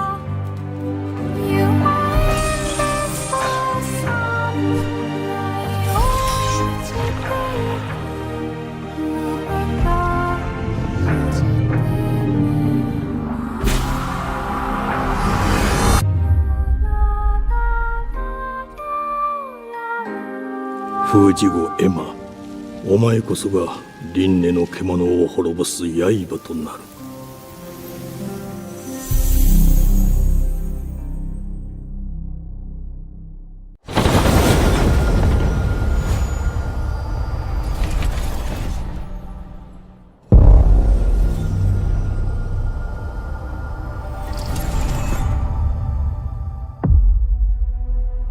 glittering streets of Avalon sure do shine. Because they swoop their filth down to us. Get your paper in! Who's for a paper?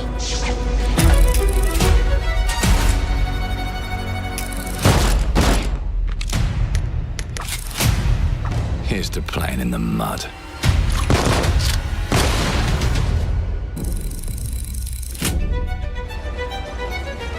Life here ain't for the soft-hearted. You will be paying me back until you fucking rust. It ain't for the spineless. To keep your filthy pickers off me! And it sure as shite ain't for the decent. That's a clean sweep for one. There has been a crime! Justice itself has been affronted! I have been burgled! Lord Griswick. Burgled! Yes, I got that part. Do you know anyone who might wish you ill?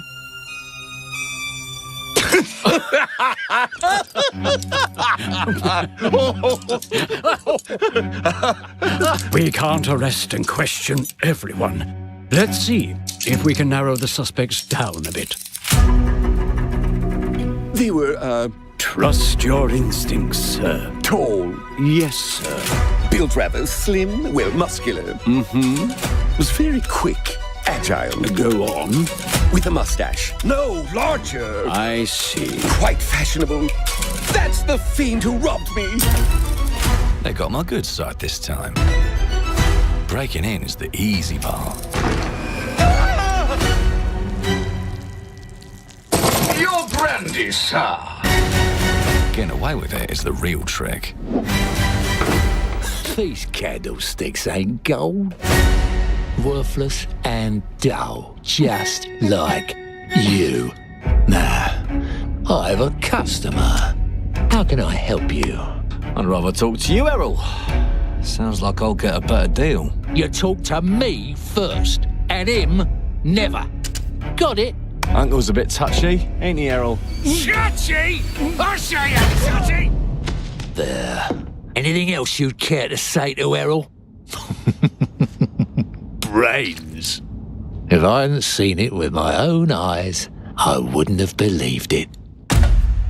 Round here, it's all sharp edges, empty pockets, and blood on the cobbles. Goodbye, Silas. No, no!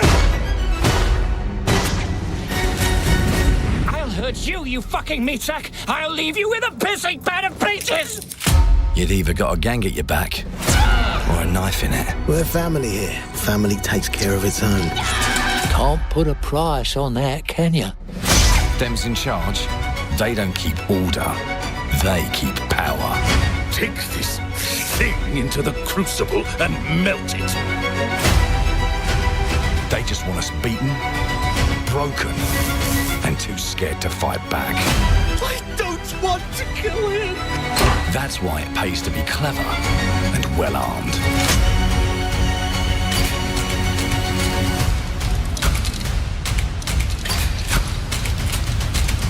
Let's go and end a few arguments.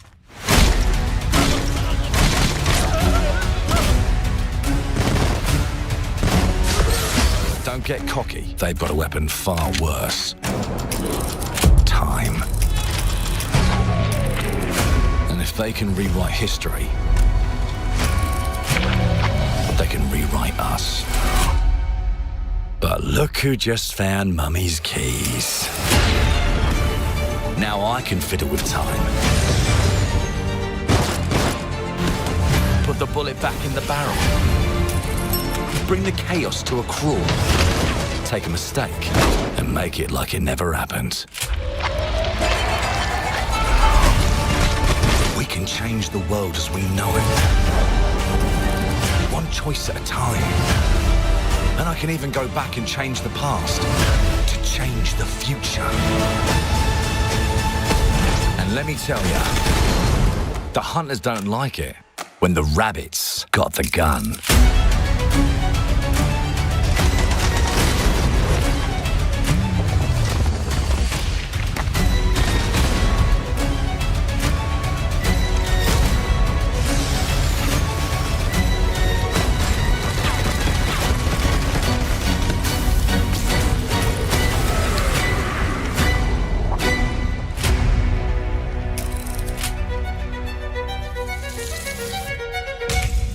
Now let me alone and piss off!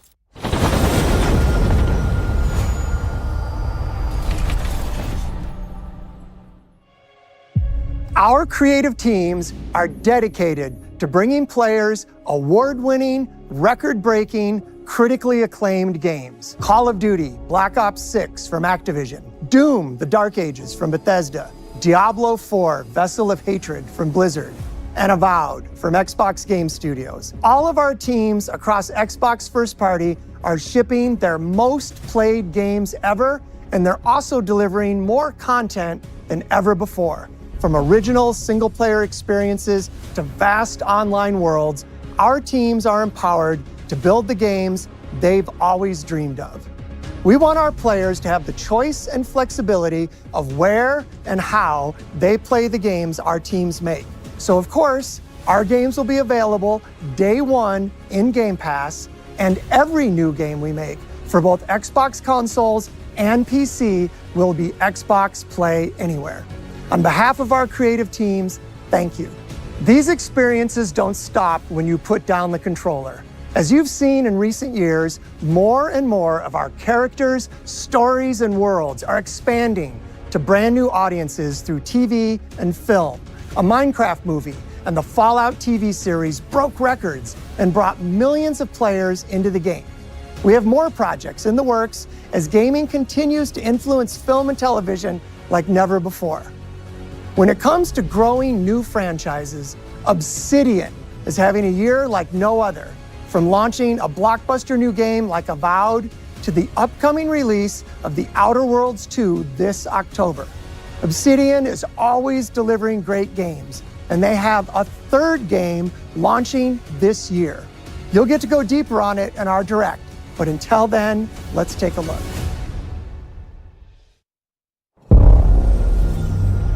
World premiere.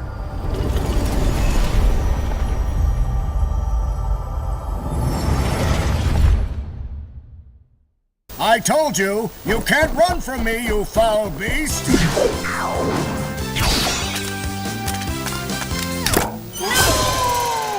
With new flexible legs, the yoke girth action figure can ride anything!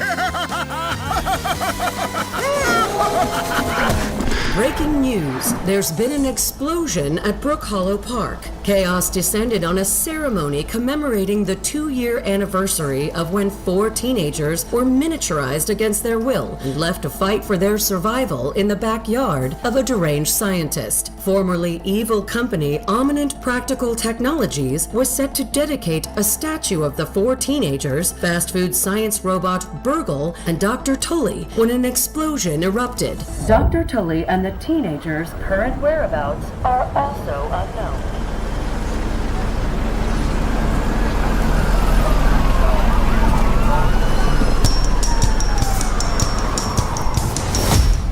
You gotta keep them separated.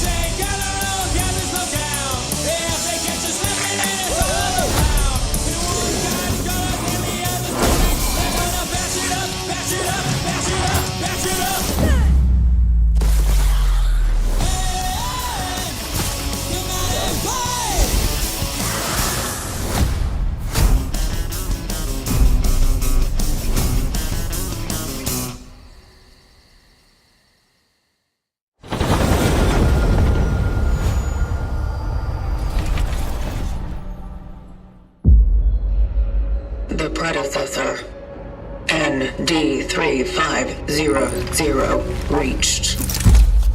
Accessing predecessor's travel log. Attempting data salvage.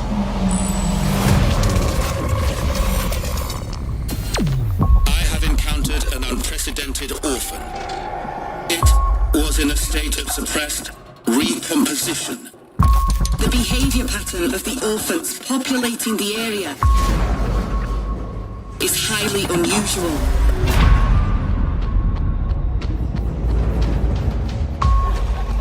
they become exceptionally aggressive.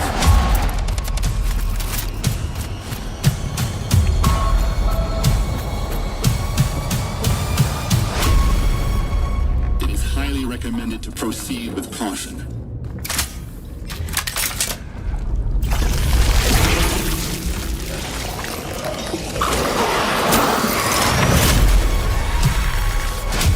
They seem to act more consistently, in coordination. Destroying the nest is now a priority.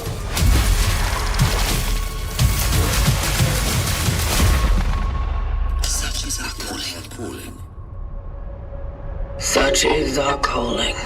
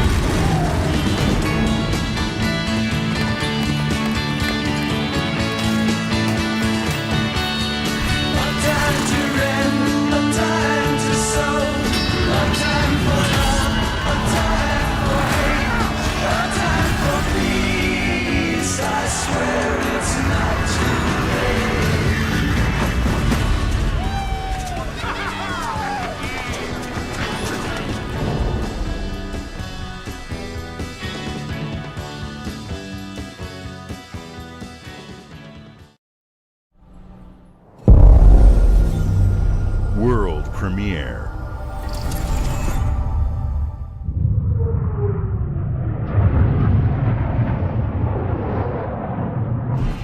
Mayday!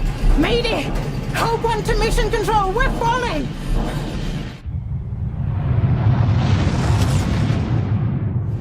Thomas, the ship's breaking apart! There's no time! Evacuate! Now! Thomas, come in!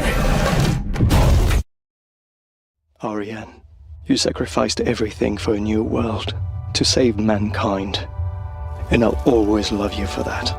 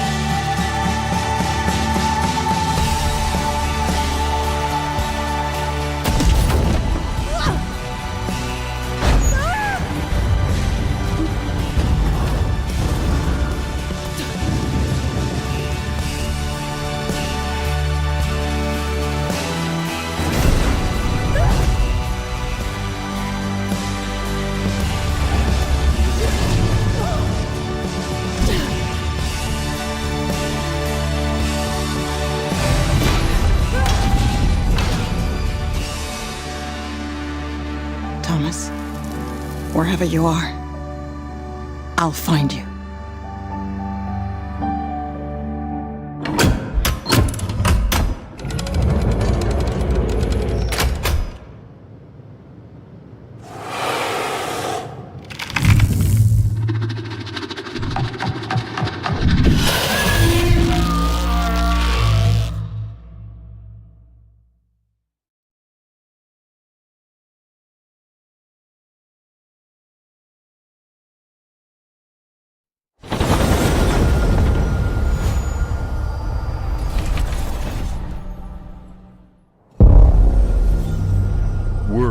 premiere. Welcome to England, Mr. David. I know this must be a shock, having never met your real father, but he left you this hotel in his will. It's been in your family for generations, much like the caretaker. He's a little eccentric. You'll see. Let me welcome you to the Grand, a hotel famous across the land.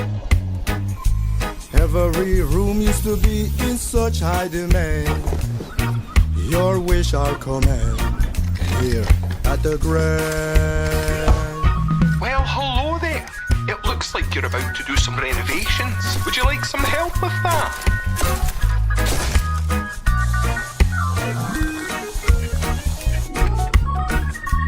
So, my father was renovating the hotel when he disappeared? Not just the hotel. He was helping the entire village. You have his power tools. You know, you could pick up where he left off. You seem like a good man, like he was. I'm in. They don't suspect a thing. Just make sure the locals don't get wind of what you're really up to. Because if they find out, they will Wickerman your ass. You keep looking into things, and things are gonna start looking back. Don't make the same mistake your father made. In this place, the only one you can really trust is me.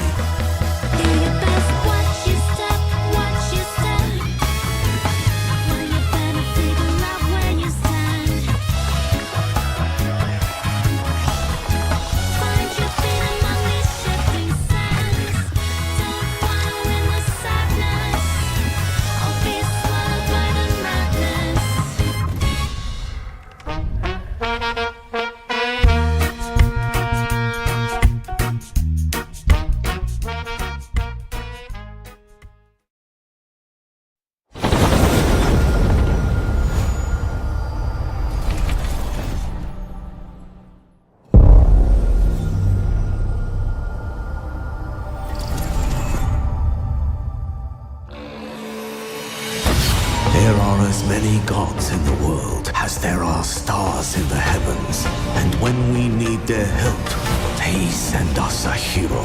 Who would have guessed the defender of my homeland would be my daughter?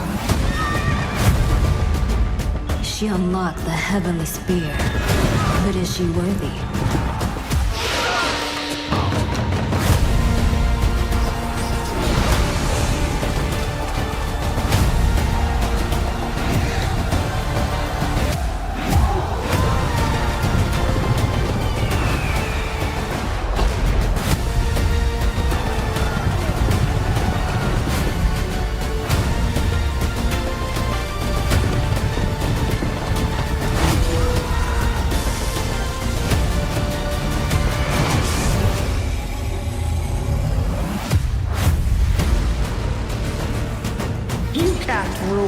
If the heavenly spear is mine.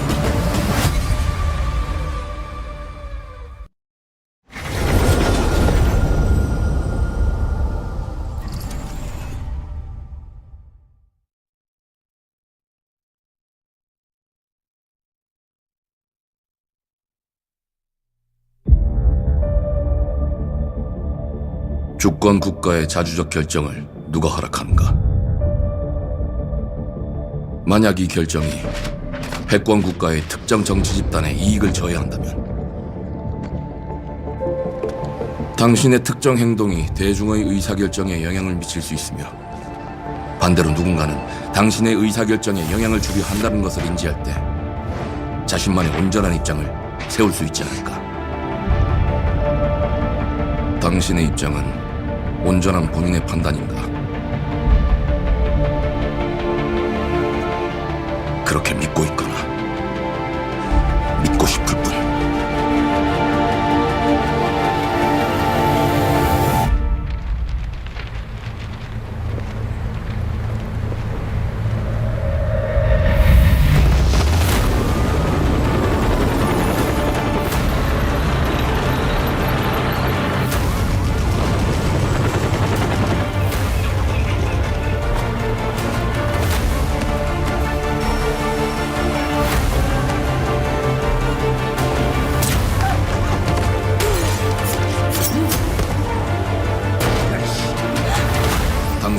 무엇 때문에 분노하는가?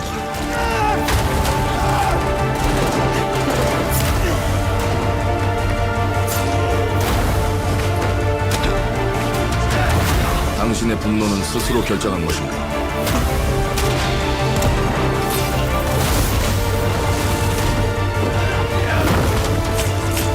누군가 당신의 분노를 이용한다.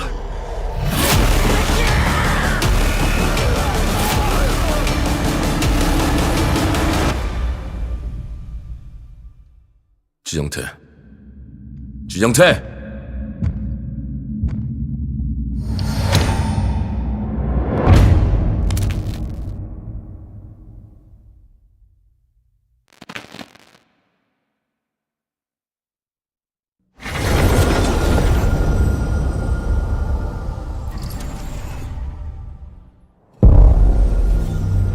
World premiere.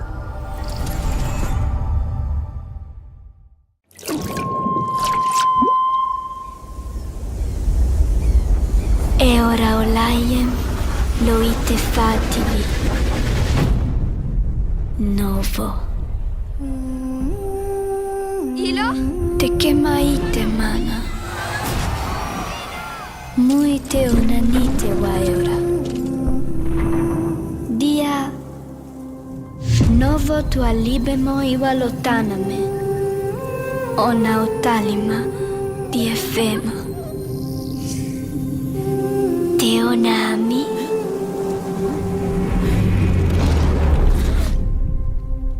Toma tua calio, terali.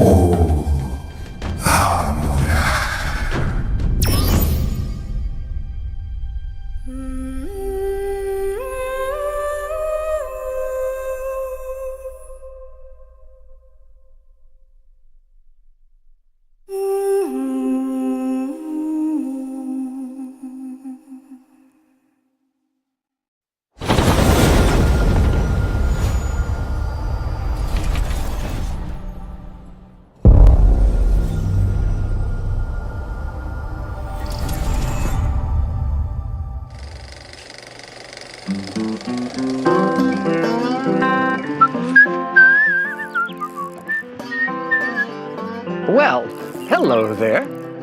Beautiful day to relax by the old fishing hole, wouldn't you say? When it comes to fishing, Appalachia is a land aswim with opportunity. Yes, you'll find fish of all flavors in every walk of waterway, from its mightiest of rivers to its humblest of ponds. Just step up to the bank, cast your line, and when your bobber starts bobbing, reel in the rewards. What do you got on there, Jed? Worms! And how are they biting today? See for yourself. Bagging the big fish starts with finding the right tools for the job. There are as many unique combinations of rods, reels, bobbers, and baits as there are fish in the sea. And when you've caught your fill, pop over to the local tackle shop to swap fish tails. Can you smell that? No matter what troubles plague the future wastelands of Appalachia, you can always find comfort in cozy little joys like this. You just gotta know where to look. Vault Life is your ticket to easy living. Design and build your own little slice of paradise. A place to show off all the bits and bobs you collect in your travels. Got a green thumb? Plant your own peaceful vegetable garden. And nothing warms the heart like a neighborhood cookout. Ah, community makes a wasteland a waste home. Join today, and tomorrow you'll be kicking back and sharing a meal with friends in beautiful Appalachia.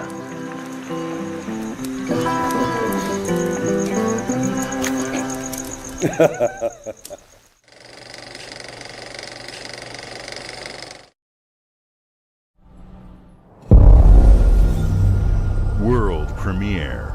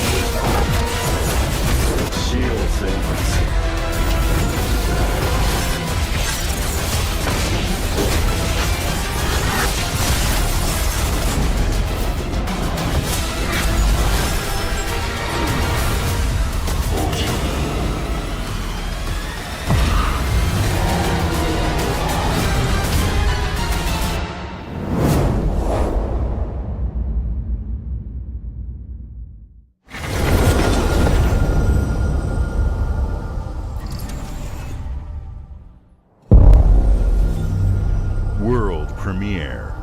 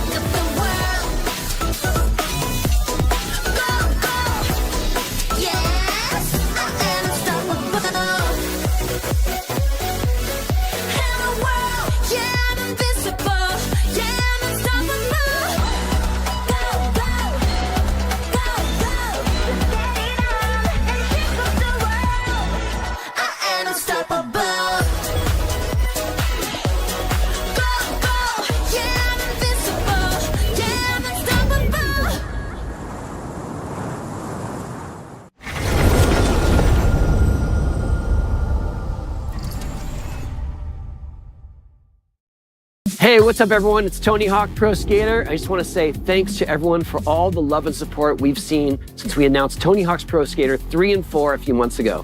These games have changed my life, but more than that, I've seen them help spread a love and appreciation for skating all over the world, and that means everything to me and the team.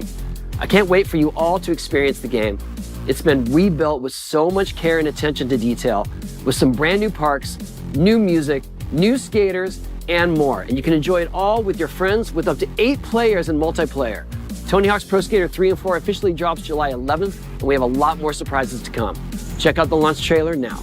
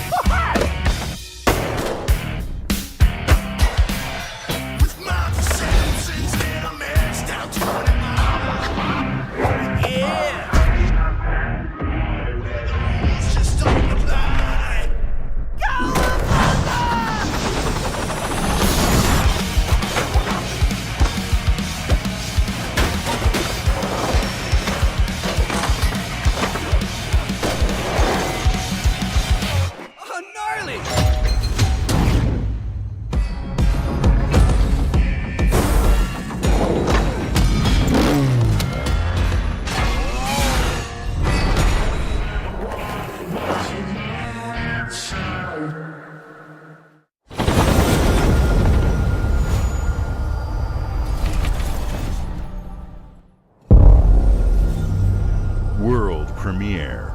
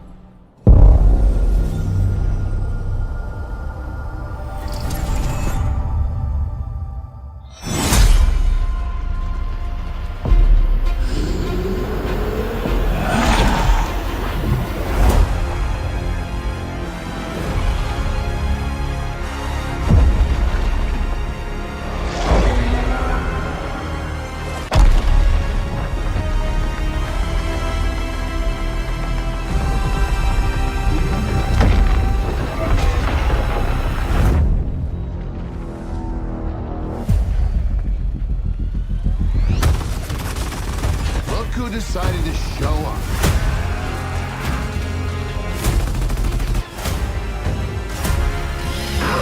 It's game time, baby! You think you can still find your way back home, Phoenix?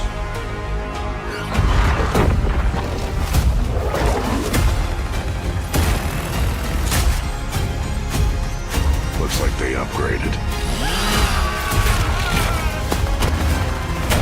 Nausea, baby! Let's do this.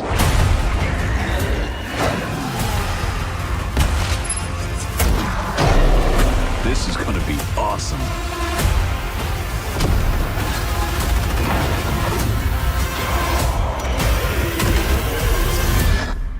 Form up!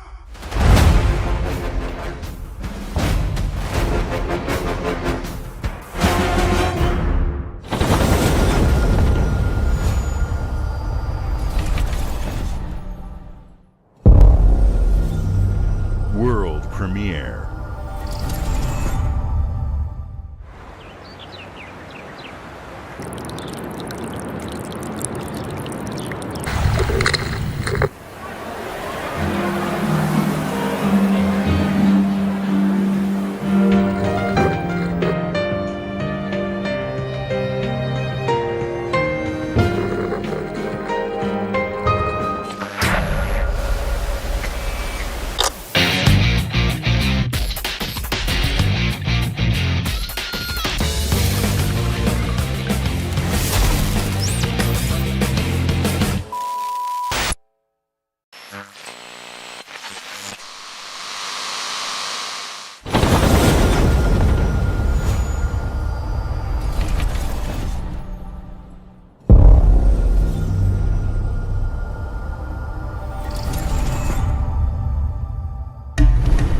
The Smugglers League is always there.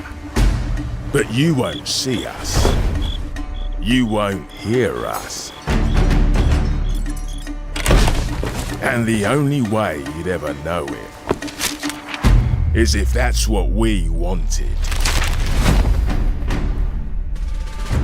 As smugglers, we deal in the goods others are afraid to handle.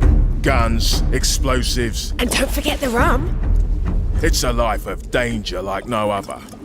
So I guess my question is, can you handle that?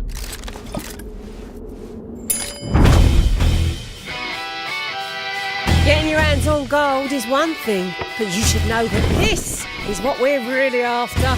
The bigger the boom, the better.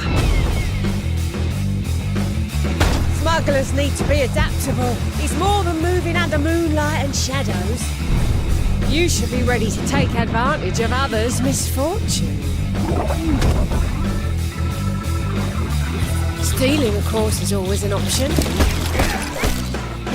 Just do whatever it takes to get the job done. You are pirates, after all.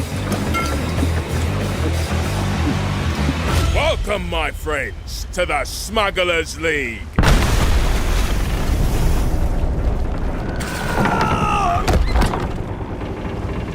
You're paying for that.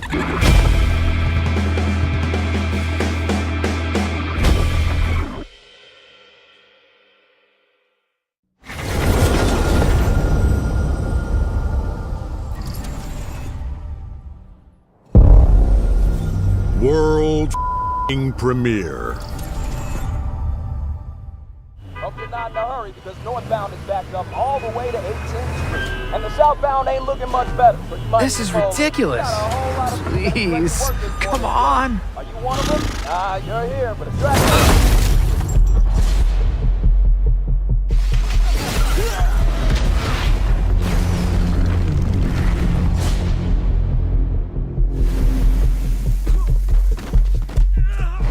Had enough yet? No, Dad, not even close.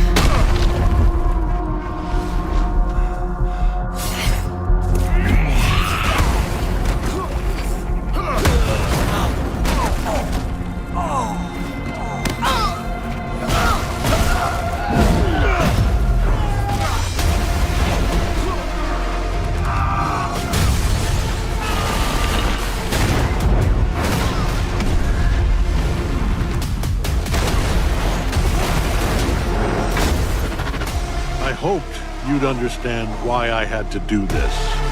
Accept our rule or die.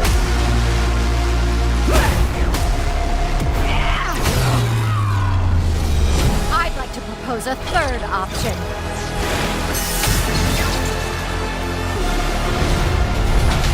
I'm not your son anymore. I'm the guy who's going to throw you off this planet for good. I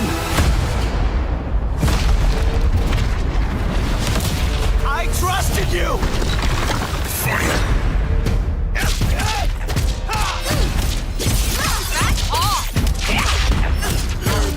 Ready to bleed? This is over.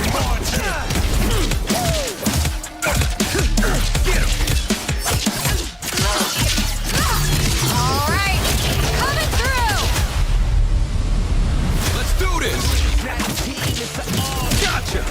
Going up. Come here. Need a hand? Might want to look up. I'm up! Yeah, how you like this? It's an army! I am ending you. I see it all now.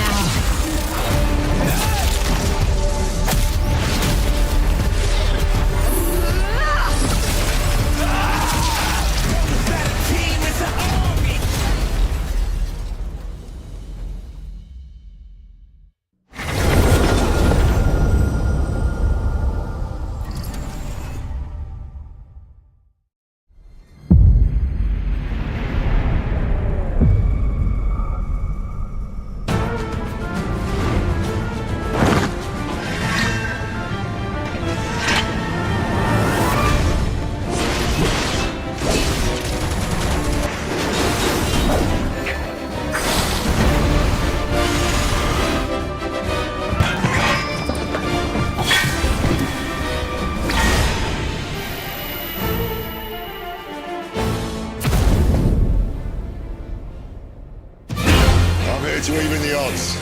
Any objections? Know your place, little lamb. There's no one to save you now. You will answer for what you've done! Our flames are our own, and they burn as one! Come to me, Ifrit!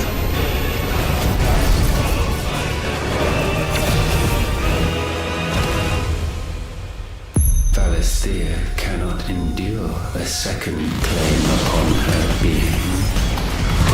But she may yet be saved by you.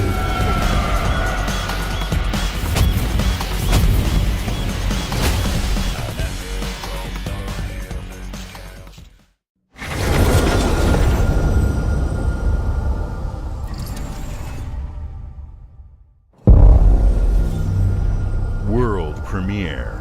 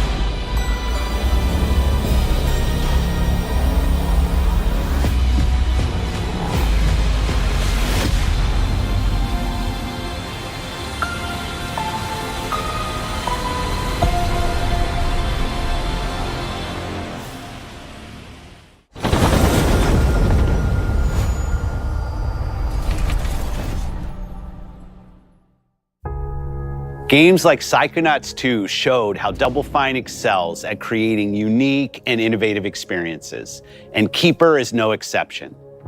Looking ahead, next year marks 25 years of Xbox. It's a big milestone for the platform and franchises that you helped build and make popular. We couldn't have done this without everyone who's been with us on this journey.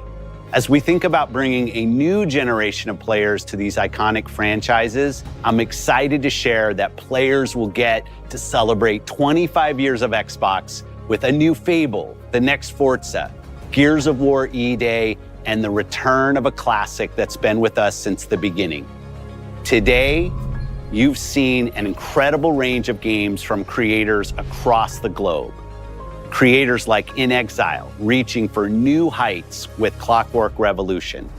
Sluggerfly, making Team Meat's modern classic platformer into 3D. Square Enix, bringing more of the critically acclaimed Final Fantasy franchise to our players. And Team Ninja, returning to the beloved series they debuted on Xbox.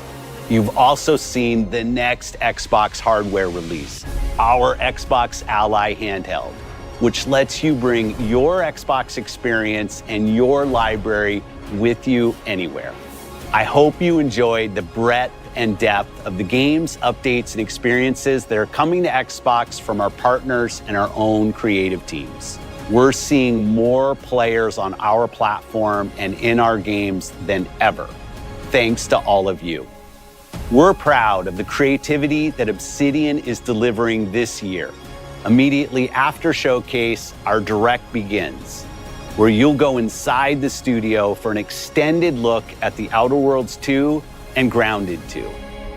Thanks for joining us today. But before we get into the direct, we have a final world premiere. Enjoy.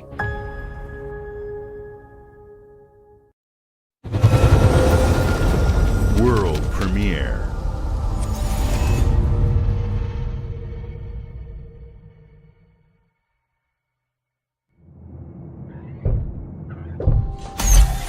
Welcome to the Guild. We have been expecting you.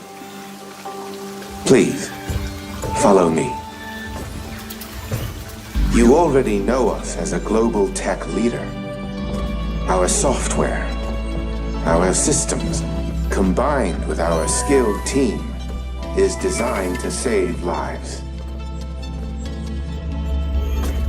Your years of service have shown you the importance of our work.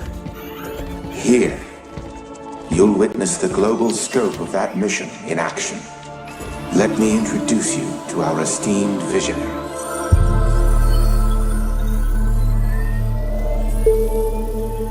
For too long, we have been bound by outdated systems, accepting limitations instead of redefining them. The Guild is safeguarding tomorrow, now. We are pioneering the future of protection worldwide. Our advancements are designed to elevate everyday life, reshaping the future of technology on a global scale. I'm Emma Kagan, CEO of the Guild.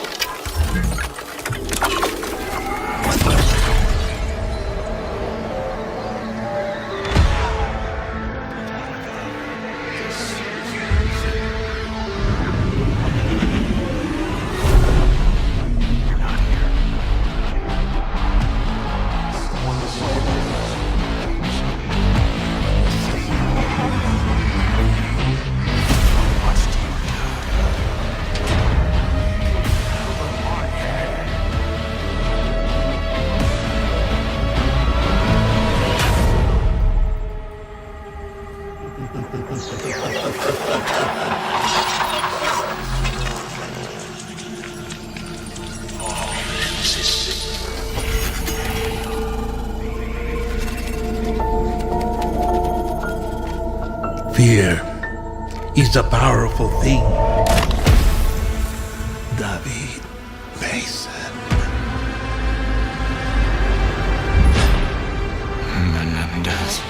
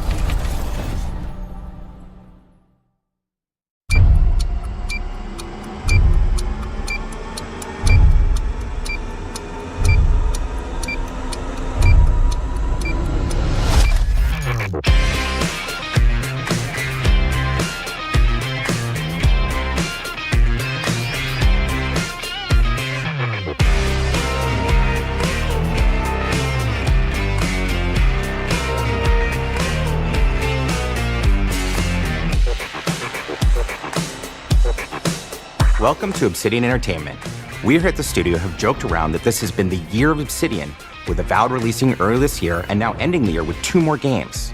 And what better way to cap this incredible year for us than by doing what our studio does best, sequels. That's where I come in. You can get out of here, Fergus. Thank you so much. No, you're doing great. You nailed it. The sequel is the lifeblood of every great franchise. Think about it. The original creates the world and builds fandom, but the sequel, that's what makes it worth remembering. No sequel, no hoverboard. No sequel, no dual SMGs. No sequel, no raccoon tail. No sequel, no Zune 2. Which doesn't really exist, but I wish it had. There was a Zune 2. There was a Zune 2? I'm Mark, the head of sequels here at Obsidian, and I have sequelized everything. Blockbuster movies to AAA video games to my first marriage, so trust me, I know what I'm doing. Come along on this journey with me. Part 2.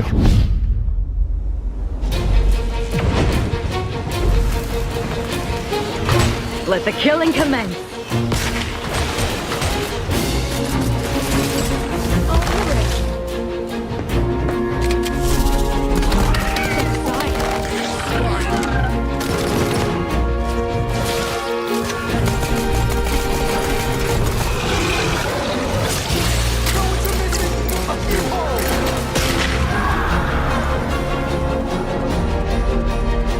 The Outer Worlds 2 is a sequel to The Outer Worlds 1.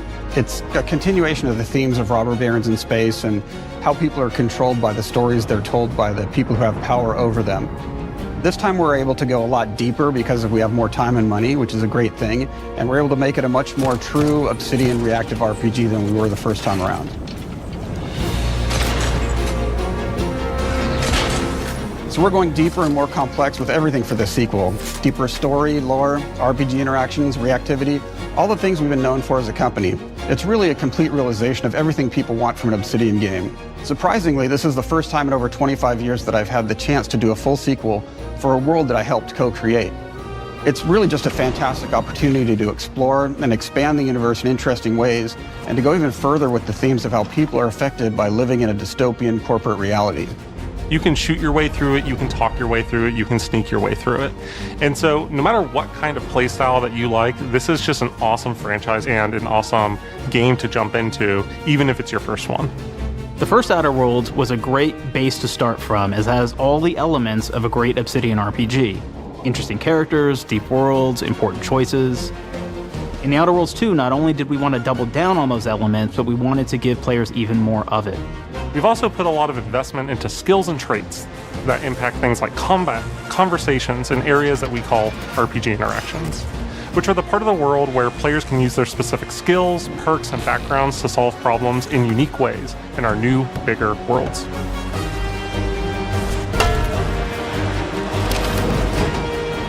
I love a deep RPG experience, and building out that RPG crunchiness for our players was at the forefront of what we set out to create. We prioritize those deeper RPG options with different character builds and combos so players can express their role-playing power fantasies. We also have different equipment options for different playstyles and different companions with different abilities.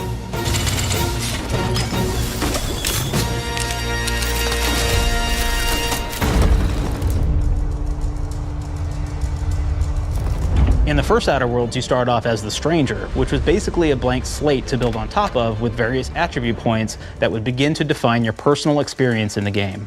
You can make any kind of character you want, but we've given you a role. That role is an Earth Directorate agent. You can think of them as kind of like space cowboys or space sky marshals. They're the good guys that go into places and kind of fix everything that's wrong. You're gonna be one of those. But we don't tell you why you joined the Earth Directorate. There could have been a lot of different reasons, right? It could have been because you're an actual lawbringer and you want to go in there and spread law throughout the galaxy. It could be that you're a roustabout and you just had nothing better to do. After you pick your background, one of the really important choices you have next is choosing your traits. While we had attributes in the first Outer Worlds, we've leaned into traits for the Outer Worlds 2, which are these big changes to your character depending on which ones you pick. So it could be something like Brilliant, where you can tag extra skills and you start getting extra skill points. And that's obviously really great if that's how you want to build your character. You can also go and do something like Lucky, where you get extra critical chance, and you also get a lot of really cool options throughout the game as well. Of course, we brought back Dumb, so players love the Dumb option. Tell me, do you believe in signs?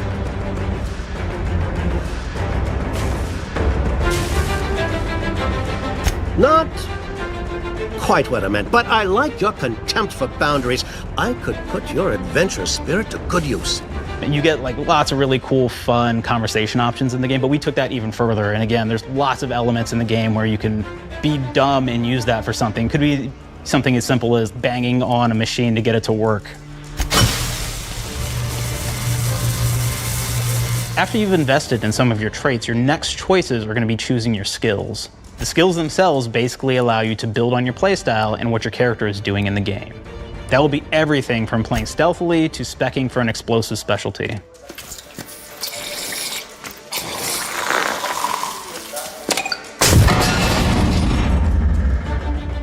throughout your entire journey, your character continues to change with the different choices you make. In the Outer Worlds 1, actually had more skills than we have, so we condensed them down to really the core and essence of what we really wanted there. But we made each point that you put into a skill much more impactful. So instead of getting small percentage changes, we actually did much larger changes per point that you put into each skill. And again, all these things, because of how they're checked inside the world itself, can matter quite a bit. You know, just even having one additional skill point in something can open up a lot more options in the world itself. If anybody's played Fallout New Vegas, they'll be very familiar with like the perk system. We basically borrowed that, but went even grander. We actually have more perks than Fallout New Vegas did. But here's the cool thing, right? We check and use perks for literally everything, right? So you can do everything from, hey, I want to make a stealthy build that steals stuff and is really good at that. Okay, great. Well, you can take maybe the pickpocketing perk. So that's not available to everybody, but if you select that, now you can actually go around and steal things out of people's pockets.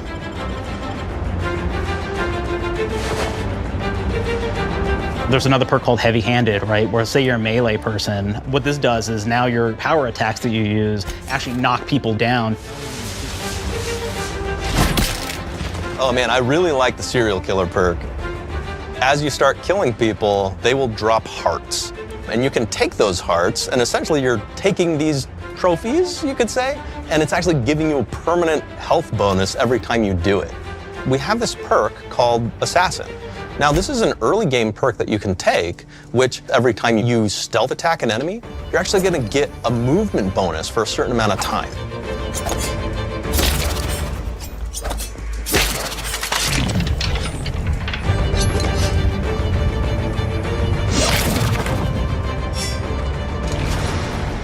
Flaws were a system that everybody loved from the first game. But we wanted to make it more personal to the player. We wanted it to really reflect how you were playing the game and give you a bonus that you actually wanted to really engage with. With the flaw system returning, we knew we needed to go bigger, better, and more real than ever before. So, we turned to the team. I told them, no bad ideas. Give me what you got. Okay, we need more flaws. We need them to be real. I want to put them in the game, so give me something. Inspiration. What's wrong with you? Oh, I have bad knees. You got bad knees? They hurt when you walk a lot? Yes. When you walk too much, they hurt? No cartilage.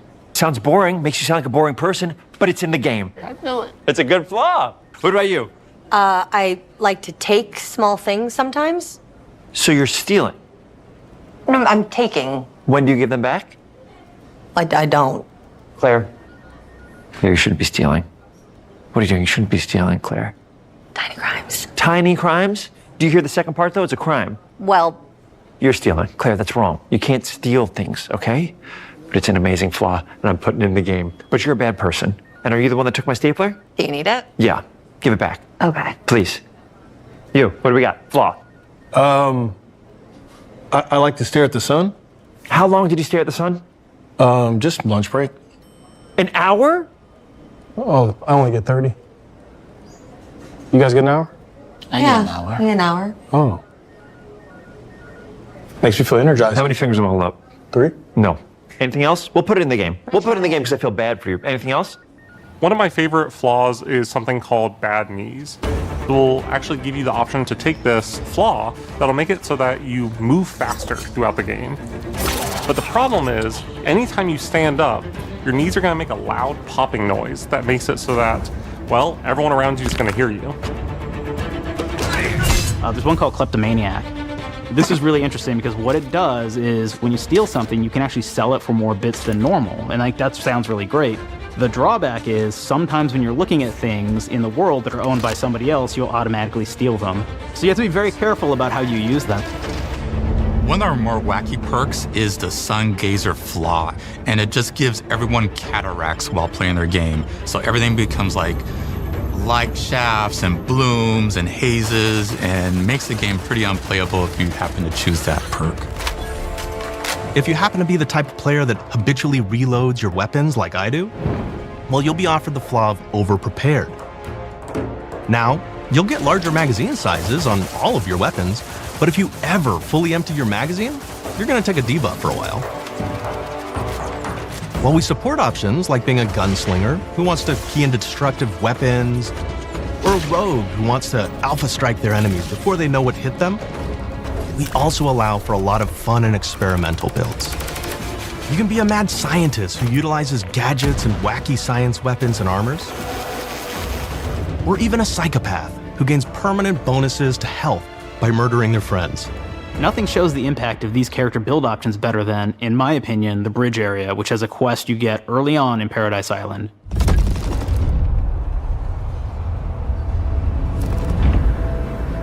Not only do you kind of encounter this very early, and it's a very core one to the story, but it really expresses our philosophy of allowing the player to solve problems in a bunch of ways. So you may solve it by, speech options. You may talk to them and maybe have to go do a quest for them and really kind of prove that you're a friend of the Protectorate to get by. I may have need of your help, stranger, if you are ready to seize an opportunity to show fealty to the Protectorate. You could go guns blazing and you could just take everyone out inside the POI, lower the bridge itself, and kind of get across.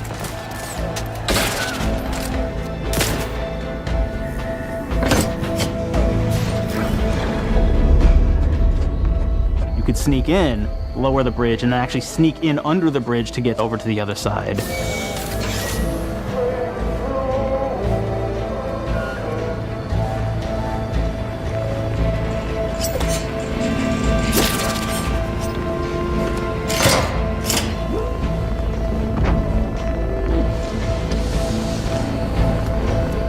You can bypass the bridge entirely if you found like certain gadgets, like the shield gadget that protects you from poison gas as you go across, or the double jump boots, which kind of allow you to jump across the chasm and get across that way.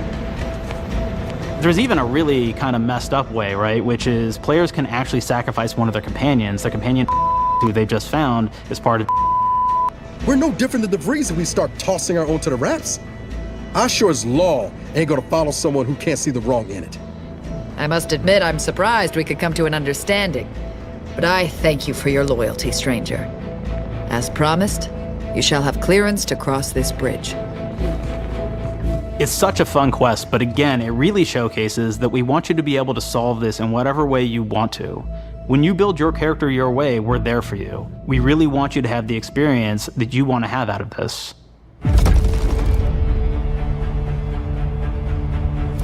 From the very beginning of our discussions about the Outer Worlds, we really knew we wanted every game to take place in a different colony.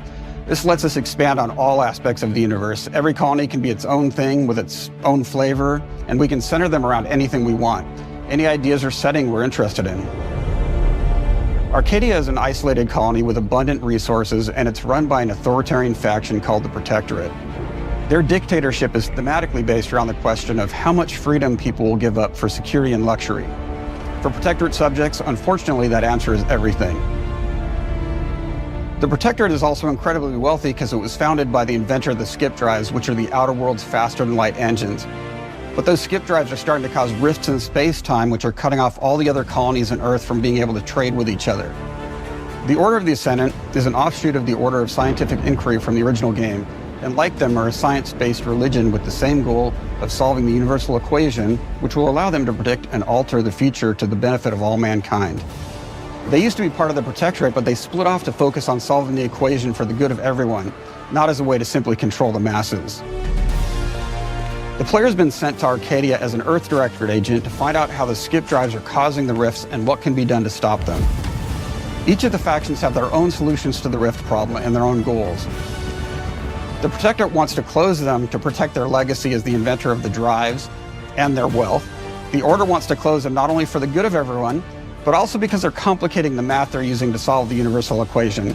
And Antes just wants to be able to open and close them at will to control all the trade routes between the colonies. In addition to expanding the themes and lore of the Outer Worlds, we're also expanding the humor, so each faction has its own flavor of absurdity.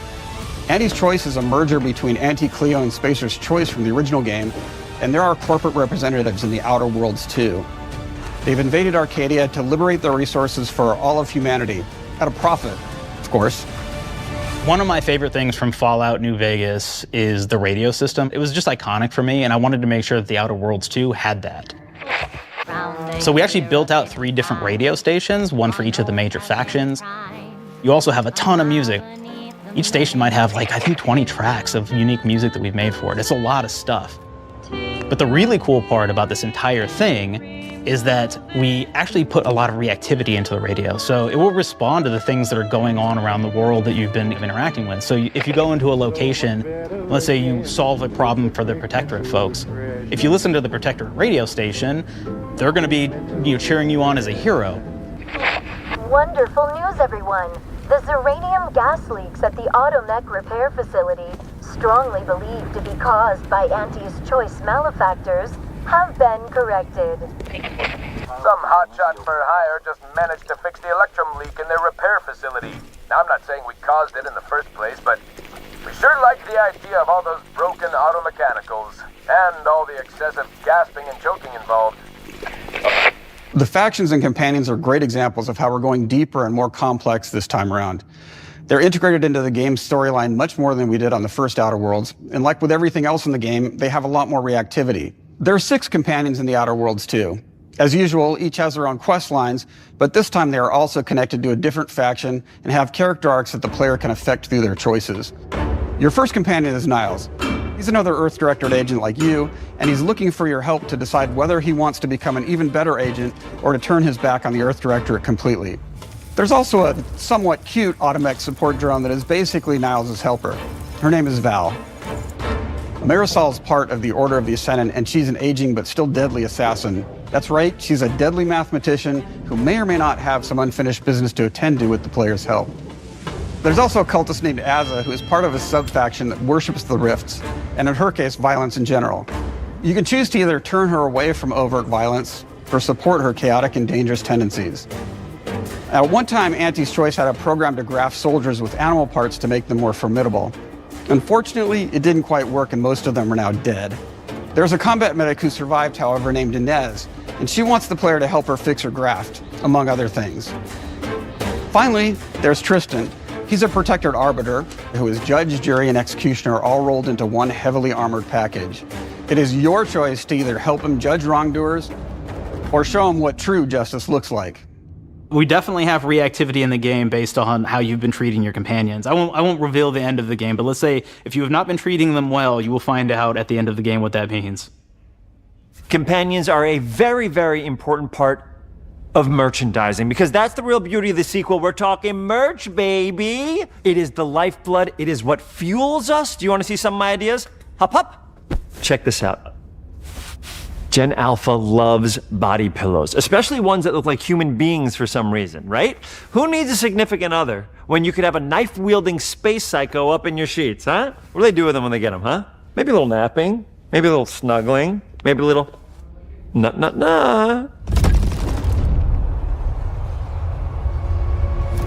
The visuals of the first Outer Worlds depicted a frontier colony in space. The Outer Worlds 2 is driven by an invasion of the Arcadia colony system by Auntie's Choice, which shifts the visuals to be more reminiscent of a World War I-like setting in space. That evolution is seen across all aspects of the game, starting with the factions. How do you militarize everything, including extreme capitalists or math-crazed scientists? In a World War I setting, war comes with propaganda. The Sovereign uses it to maintain control, Auntie's Choice uses it to help their bottom line, the Order just wants to show how it exists within the grand plan. We want players to feel like Arcadia is a living, breathing place scarred by a long-standing war. Fairfield, one of the first towns you encounter, was once under Protectorate control, but has recently been taken over by Auntie's Choice. They don't just occupy the town, they rebrand it with their signature style, repainting buildings, posting guards, and adding propaganda-based holograms featuring Auntie and the Moon Man. Showing the towns evolving after the invasion helps us push immersion for our players. One of our priorities in visually realizing the world of the Outer Worlds 2 was making sure everything is clear and recognizable from the player standpoint. We want to make sure each faction has a particular look and design. So when the player is running across these vast, different environments and landscapes, they're recognizing the motifs and visuals of who they're talking to, what they're going to be talking about, and how that progresses throughout the story. The first Outer Worlds was really about player interfacing with corporations. And while we have that in the Outer Worlds 2, we really want to express not just the corporations, but how the player interacts with other facets of the world, like government entities or religious structures. And then we elaborate on those. With larger environments, we wanted to encourage exploration by improving player mobility across the board. Now you can run, slide, double jump, mantle and parkour your way through all of the nooks and crannies of these worlds. It really allows the player to just explore and have fun finding really cool stuff.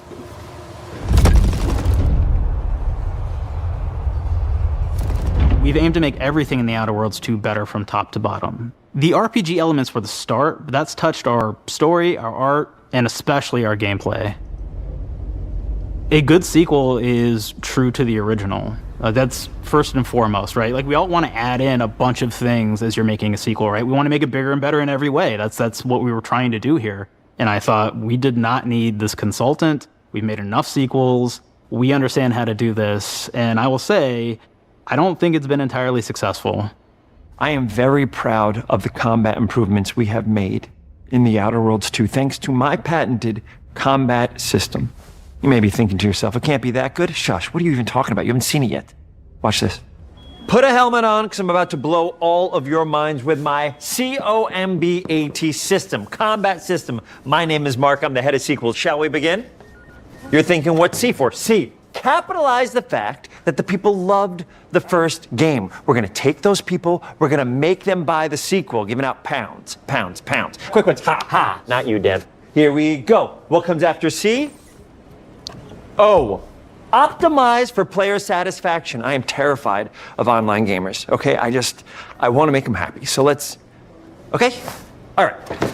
Mobilize the players so they're ready for that sweet pre-order. Clap with me. Sweet. If you don't have rhythm, Brandon, just say it. Sweet pre-order. Everybody has a different rhythm, and it's blowing mine, and here we go. B, burglarize. What is this? It's basically just finding new ways to loot dead bodies. You know what I mean? Right, Otis? Okay, well, it's a big part of the game. A, you gotta agonize about how many people are gonna be angry that we have just put so much combat into this thing and almost no romance at all. We should look at ourselves. What is wrong with us? Huh? We can't have one love story in this? How many people have been in love? Raise your hands. Raise your hand if you're in love. Okay, are you lying? I have a wife. Put your hand down. T, toi.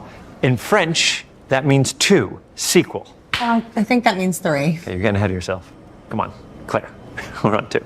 And how do we end it? Anything is possible. And we've established that we're the best there is, and there's no sequel better than us. And if I could just say one more thing, thank you very much. I know I've kind of changed the world of video games today. For the Outer Worlds 2, we wanted to improve gunplay in every way. We focused on improving the feel of each weapon, the way a weapon snaps into ADS, the way recoil feels when firing, and how impactful our sound effects really sell the weapon's fantasy, to things like how a unique reload animation can add a lot of character to each weapon. We've increased the variety of weapons by including new weapon types, but also through a host of fun and unique weaponry.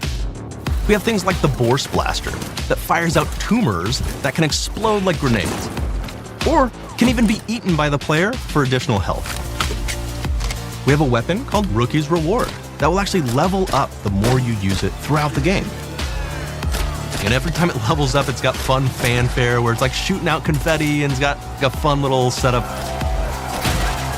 We have a really fun weapon called the Pop-Up Gun.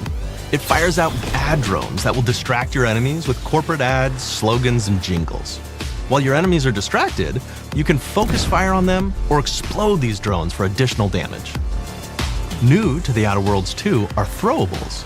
So you can use frag grenades to flush out enemies, smoke grenades to camouflage and escape, distraction devices to bait enemies into a stealth attack,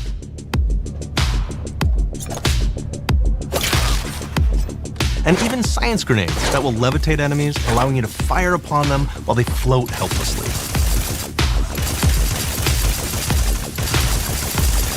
And of course, science weapons are back.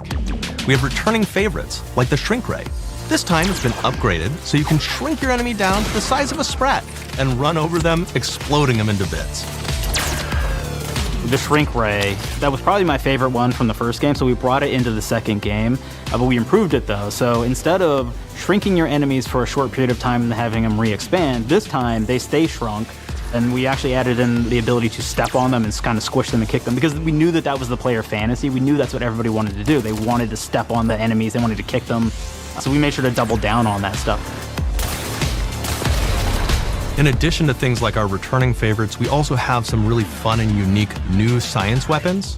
One of them is called the Armageddon. This one's really cool because it actually shoots out these masses that are like these little arms that will stick to people or cover or all kinds of different things, and they will continue to just hit them until they get destroyed. And we have another one that's just super cool called the Spectrum Dance Saber. This is a melee weapon that actually lets you attack to a musical beat. And if you continue to do that, you'll actually get additional bonuses each hit you do. One of my personal favorite weapons is called the Big Bang. It's just a big freaking gun that uses material harvested from rifts to shoot out a giant ball of energy, vaporizing everything in its path. Now, ammo's extremely rare for this weapon, but you can use it in just the right situation to devastating effects. Like another great one is Gary. If you wear Gary, he will lash out at your opponents as you're walking through combat. So we even have science armors, and we've really kind of shown off what we thought was really great for the player from a science perspective. We're all about letting people play the game their way. There are some players who prefer to be immersed in a first-person view, taking in all of the details. But there are others who really prefer to take the world in from a third-person perspective. Why not allow both? Well, now you can swap between the two, letting you enjoy the experience in whatever way you like. One of the things I really like about having the third-person mode is being able to see all of the fun and unique armors and armor combinations and weapons that you can equip your player with. All of the actions that you could do in first person, so you're double jumping around, you get to see your character in that way, and you get to take in the world and see things in a different light.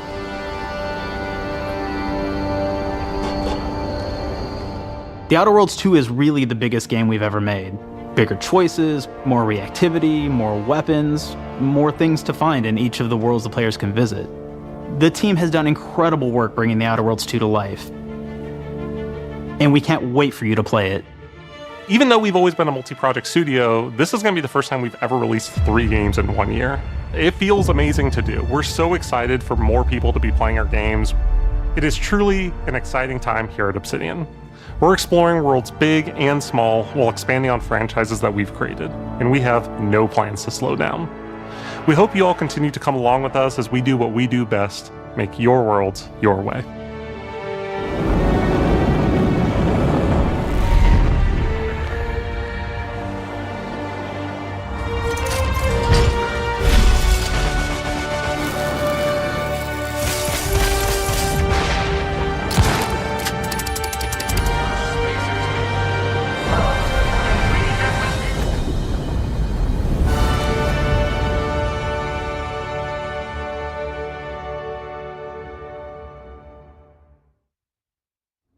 With the Outer Worlds 2, we're all about the best place to play, which is also the promise of Xbox.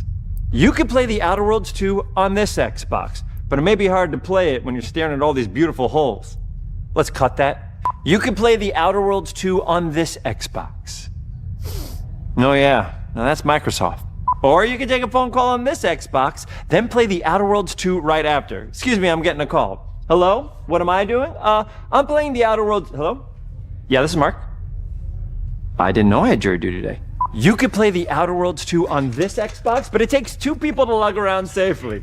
We're gonna go up to my apartment, okay? And this is an Xbox you actually wear that also plays the Outer Worlds 2. What do you think, Claire? This is amazing. Are you playing? I think so. Fantastic. So now this is actually not an Xbox, so you cannot play the Outer Worlds 2 on it. Can't play anything on this. I guess Bread. You ever play Bread where you take it out of one slot, put it in the other? I don't have friends. If you pre-order the premium edition now, you'll get early access, which is like a prequel to the sequel, or is launch the sequel to the pre-order, or like, why are any of us alive at any time? It doesn't matter. Either way, my job here is done. It's time for the Grounded 2 portion of the Direct, which is sort of like the sequel to the Outer Worlds 2 portion of the Direct, which I absolutely just hit a home run with. You know, it's really nice to see my influence go on to other games. Take it away, team.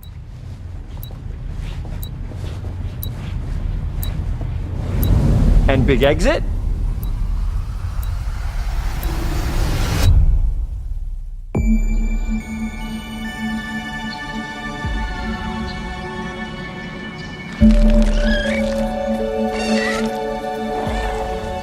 We're so proud of Grounded. What started as a small passion project to make a quirky game where you're shrunk down to the size of an ant, trying to survive in a backyard, grew into something way bigger than we ever imagined. Over 25 million of you jumped in, explored, built, crafted, and fought off giant bugs together. Y'all helped make the entire experience very special to us. The team's been cooking up a ton for Grounded 2, and we're so excited to talk about it. I had to grease some palms to steal a bit of time from the direct to give you a deeper look. There were so many possibilities and ideas that didn't make it into the first game, so with the sequel, we have the chance to dream bigger. To achieve those dreams, we partnered with the amazing folks at Eidos Montreal. Together, we're taking Grounded from the backyard to an even larger world, the Brook Hollow Community Park. When we started working on Grounded 2, we knew that we wanted to make a bigger world. Fortunately for us, Eidos Montreal became our main partner on developing Grounded 2. They have a lot of similarities to the sorts of things that are important to us at Obsidian. They tend to make very narratively strong games. They make games with really deep characters and great character progression. They make games with great gameplay. Everyone at Eidos Montreal is thrilled and honored to be working with Obsidian Entertainment. Our two studios share a lot of DNA. The same things that are important to Obsidian Entertainment are important to us. Choice and consequences, player communities, and doing justice to great IPs and great franchises. The fact that we're the first partners that they're working with to make a sequel to their franchise feels like we're an important part of their history. The events of Grounded 2 take place 2 years after the first game. The same 4 teenagers are returning. So there's Max, Hoops, Willow, and Pete. They're a couple years older, which means they've gone through a bit more high school, a bit more mature. It's 1992. The world's a little bit different, but we're still in that fun, nostalgic era of the early 1990s. In Grounded 2, we're moving the action out of the backyard and into the Brook Hollow Community Park. Not only is it bigger, it allows us to tell a lot more stories and expand the world of Grounded by exploring what the community of Brook Hollow has been up to and what they've been through. The park overall is about 3 times the size of the backyard, and our initial starting area is actually the same size as the entire backyard from the first Grounded. The reason we wanted to move into a park wasn't just to create a bigger world, but was to give us the opportunity to explore the community of Brook Hollow and what secrets have they been hiding. What we love and what we're excited about in terms of the park is the opportunity to create environments and landmarks that are mundane at normal size, but are colossal wonders when you're the size of an ant. Everything from a giant trash can to a community picnic table or a snack bar. All of these areas come to life in a brand new way. Part of the fun in Grounded 2 is that the park was evacuated really quickly right before our teens were shrunk. And that means that the park has been sort of turned upside down and is in a topsy-turvy state. And that leads to really fun environmental storytelling, but it also leads into the creation of amazing biomes for our characters to explore. One of my favorite examples of this is the ice cream cart. In all of the commotion, the ice cream vendor's cart has been knocked over and its contents have spilled out into the ground. And what this means for our young adventurers is that they'll be able to explore this frozen cave of interesting challenges and colorful Lovecraftian horror. We have one anthill that's actually somebody decided to bury a bunch of toxic stuff in the park. And so there's all these toxic chemicals under the ground. The environment looks very cool and very spooky with all of these sort of chemical pools. And of course, nothing can live down there except for one type of insect, the cockroach. We are oftentimes reinventing environments, and in future updates, you're gonna see a ton of new stuff. You do a lot of fighting against insects of all shapes and sizes, We didn't just want it to look better, we also knew we wanted to add a new layer of strategy. The changes that we've made aren't limited to tuning animations or adjusting attack or defense numbers or making characters or insects move faster or slower. But we did all that too, but there's also an entire sort of rock, paper, scissors strategy involving light attacks, heavy attacks, and blocking. We've also added dashing as a new way to both get out of danger quickly or jump in for a quick attack. And almost all the insects in the game will have these abilities now too. Sort of like a chess match, but one that's super frenetic, looks super cool, and is ultimately just a ton of fun. We're leaning into clear playstyles for tanky warriors, low defense, high damage rogues, effect-wielding mages, and ranged hunters. In the first Grounded, we have mutations, and there were weapons and armors that favored different playstyles. In Grounded 2, not only will there be passive mutations, but there will also be active mutations. And a lot of those mutations support these archetypes. My favorite way to play pretty much any game is chasing after those game-breaking builds. And that's why I'm so excited for what we're doing with archetypes in Grounded 2. I'm all in on the rogue. Now, you can even dual-wield daggers. I've been dialing in this glass cannon build that stacks ambush, assassin, and cardiofan mutations with the wolfbane daggers and the wolf spider armor. It lets me open up combat with massive backstab damage that also inflicts venom. Then, I can use the extra stamina to reposition and try to dodge, rinse, and repeat.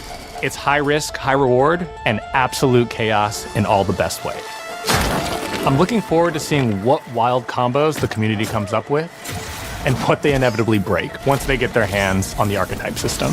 It's going to be awesome watching it evolve with player feedback and watching us try to keep up with all of your game-breaking builds. One of the great things about Grounded is the variety of players it attracts, from builders to crafters and everything in between. If you've ever watched me on Casually Grounded Livestream, you'd know that I'm neither. I am a murderer of insects. Personally, I prefer the term harvester. I love going out, hitting things, and bringing the materials like insect body parts back to my friends to use. This way, we keep progressing and playing together. We're also trying to make sure that armor and equipment are easily understood by the player, especially when they're playing co-op with their friends. It was really, really important for us to deliver on all of that for the bigger space and experience, because that was the only way we could truly support the feature the community has been asking for since the very first Grounded release. Mounts. Our mounts, we call them buggies, have an entire suite of moves and have their own special abilities and attacks. We really wanted the buggies to be an extension of the player in every way possible. And that meant making sure that buggies had unique and valuable abilities across all the core pillars of Grounded. So that doesn't just mean exploration and travel. That has gameplay implications for combat, crafting, and building as well. Just like how we wanted to expand on player playstyles throughout the game, we're going to make sure that every buggy that we add has its own personality. The Red Ant Soldier can enlist up to 2 Red Ant workers to follow you around and help you out. If you get into combat and you don't want to fight while you're saddled on your buggy, you can jump off and they'll fight right alongside you and provide support.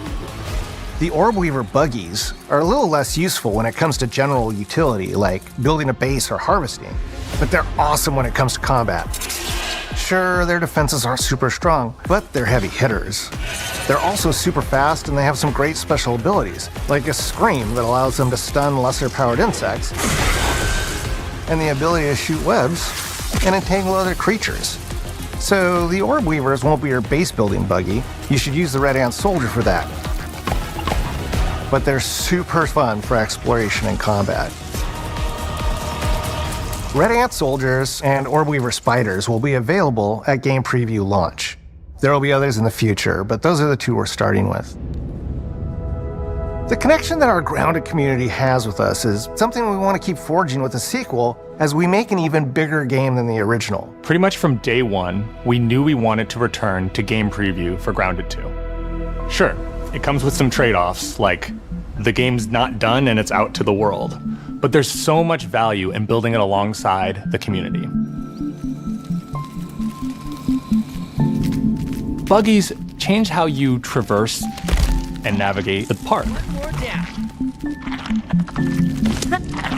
What we're doing with Grounded 2 is we're actually keeping zip lines held back so we can see how players engage with buggies, and then we can tweak zip lines to bring them back over time to really complement that buggy experience and make exploring the park far more fun. That kind of feedback loop helped shape the original Grounded, and we wanted to shape the design for Brook Hollow Park, archetypes, buggies, all of it. We also learned a lot from that first time around. One thing that stood out immediately, players blaze through our content, especially the story. That makes sense. Story, characters, world building, that's kind of Obsidian's thing. It's the flavor we bring to the survival genre. So this time, we're starting with a much bigger baseline.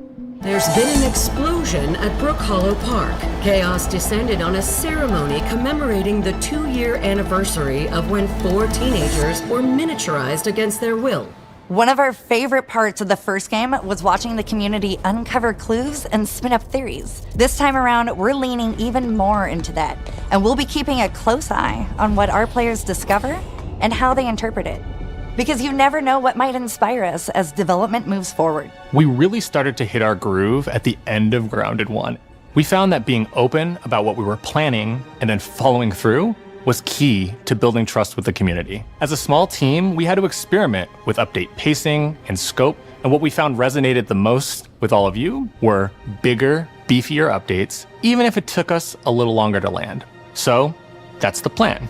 Larger, more complete updates spaced out just enough so we can take your feedback seriously and make every drop count.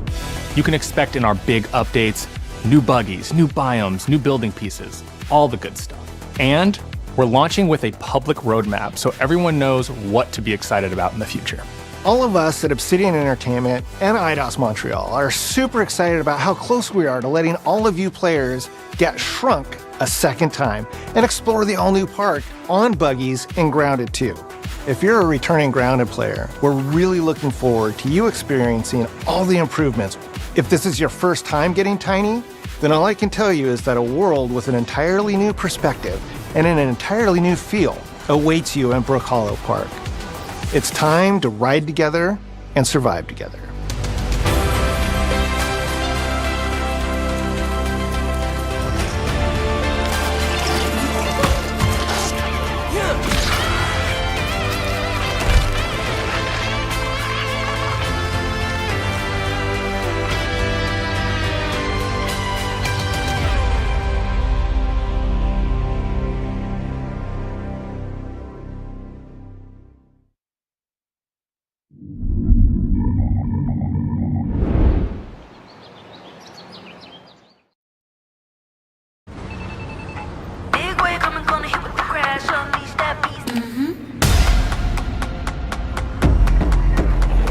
We have been expecting you.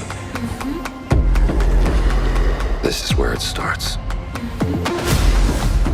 We can change the world as we know it. Can you handle that?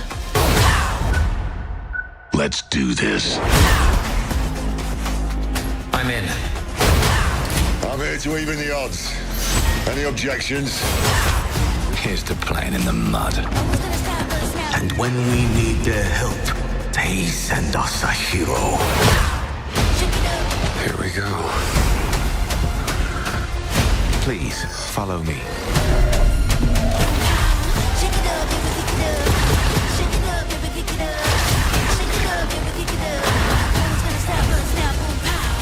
Well, hello there.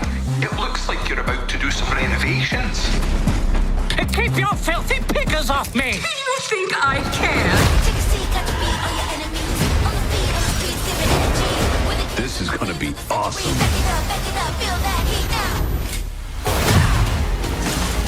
Mayday! Mayday! Hold on to mission control, we're falling!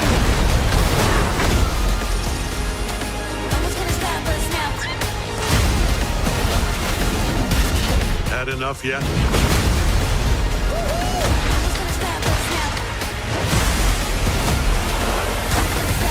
Form up! It's game time, baby! Who's gonna stop us now? Boom, pow!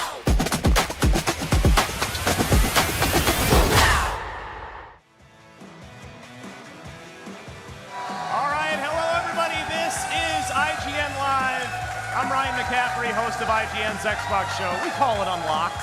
The Xbox Game Showcase just gave us a look ahead at what we'll be playing in the coming months and years on Xbox. And here to help me break down what was shown off, I am joined once again by Sydney Goodman, Michael Hyam. So good to see you both. Hello. Back. So good to see the crowd back, entertained as they were by the Xbox Showcase, as we were. I don't know about you guys. For me, I think we have to start with the next Xbox, which is a handheld. There you go. It's a handheld. It's coming. It's happening. Game Pass integration. So, all right. Time to reveal the secret. Michael Hyam. All right. You've already played games on it. You've Yep, already experienced it.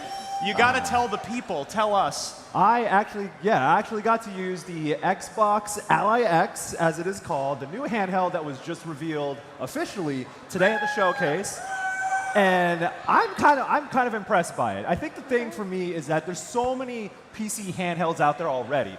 What's the next one going to do? And I think it being an Xbox platform is really important because I don't know if anyone here has used the Asus ROG Ally, the original one, running Windows 11.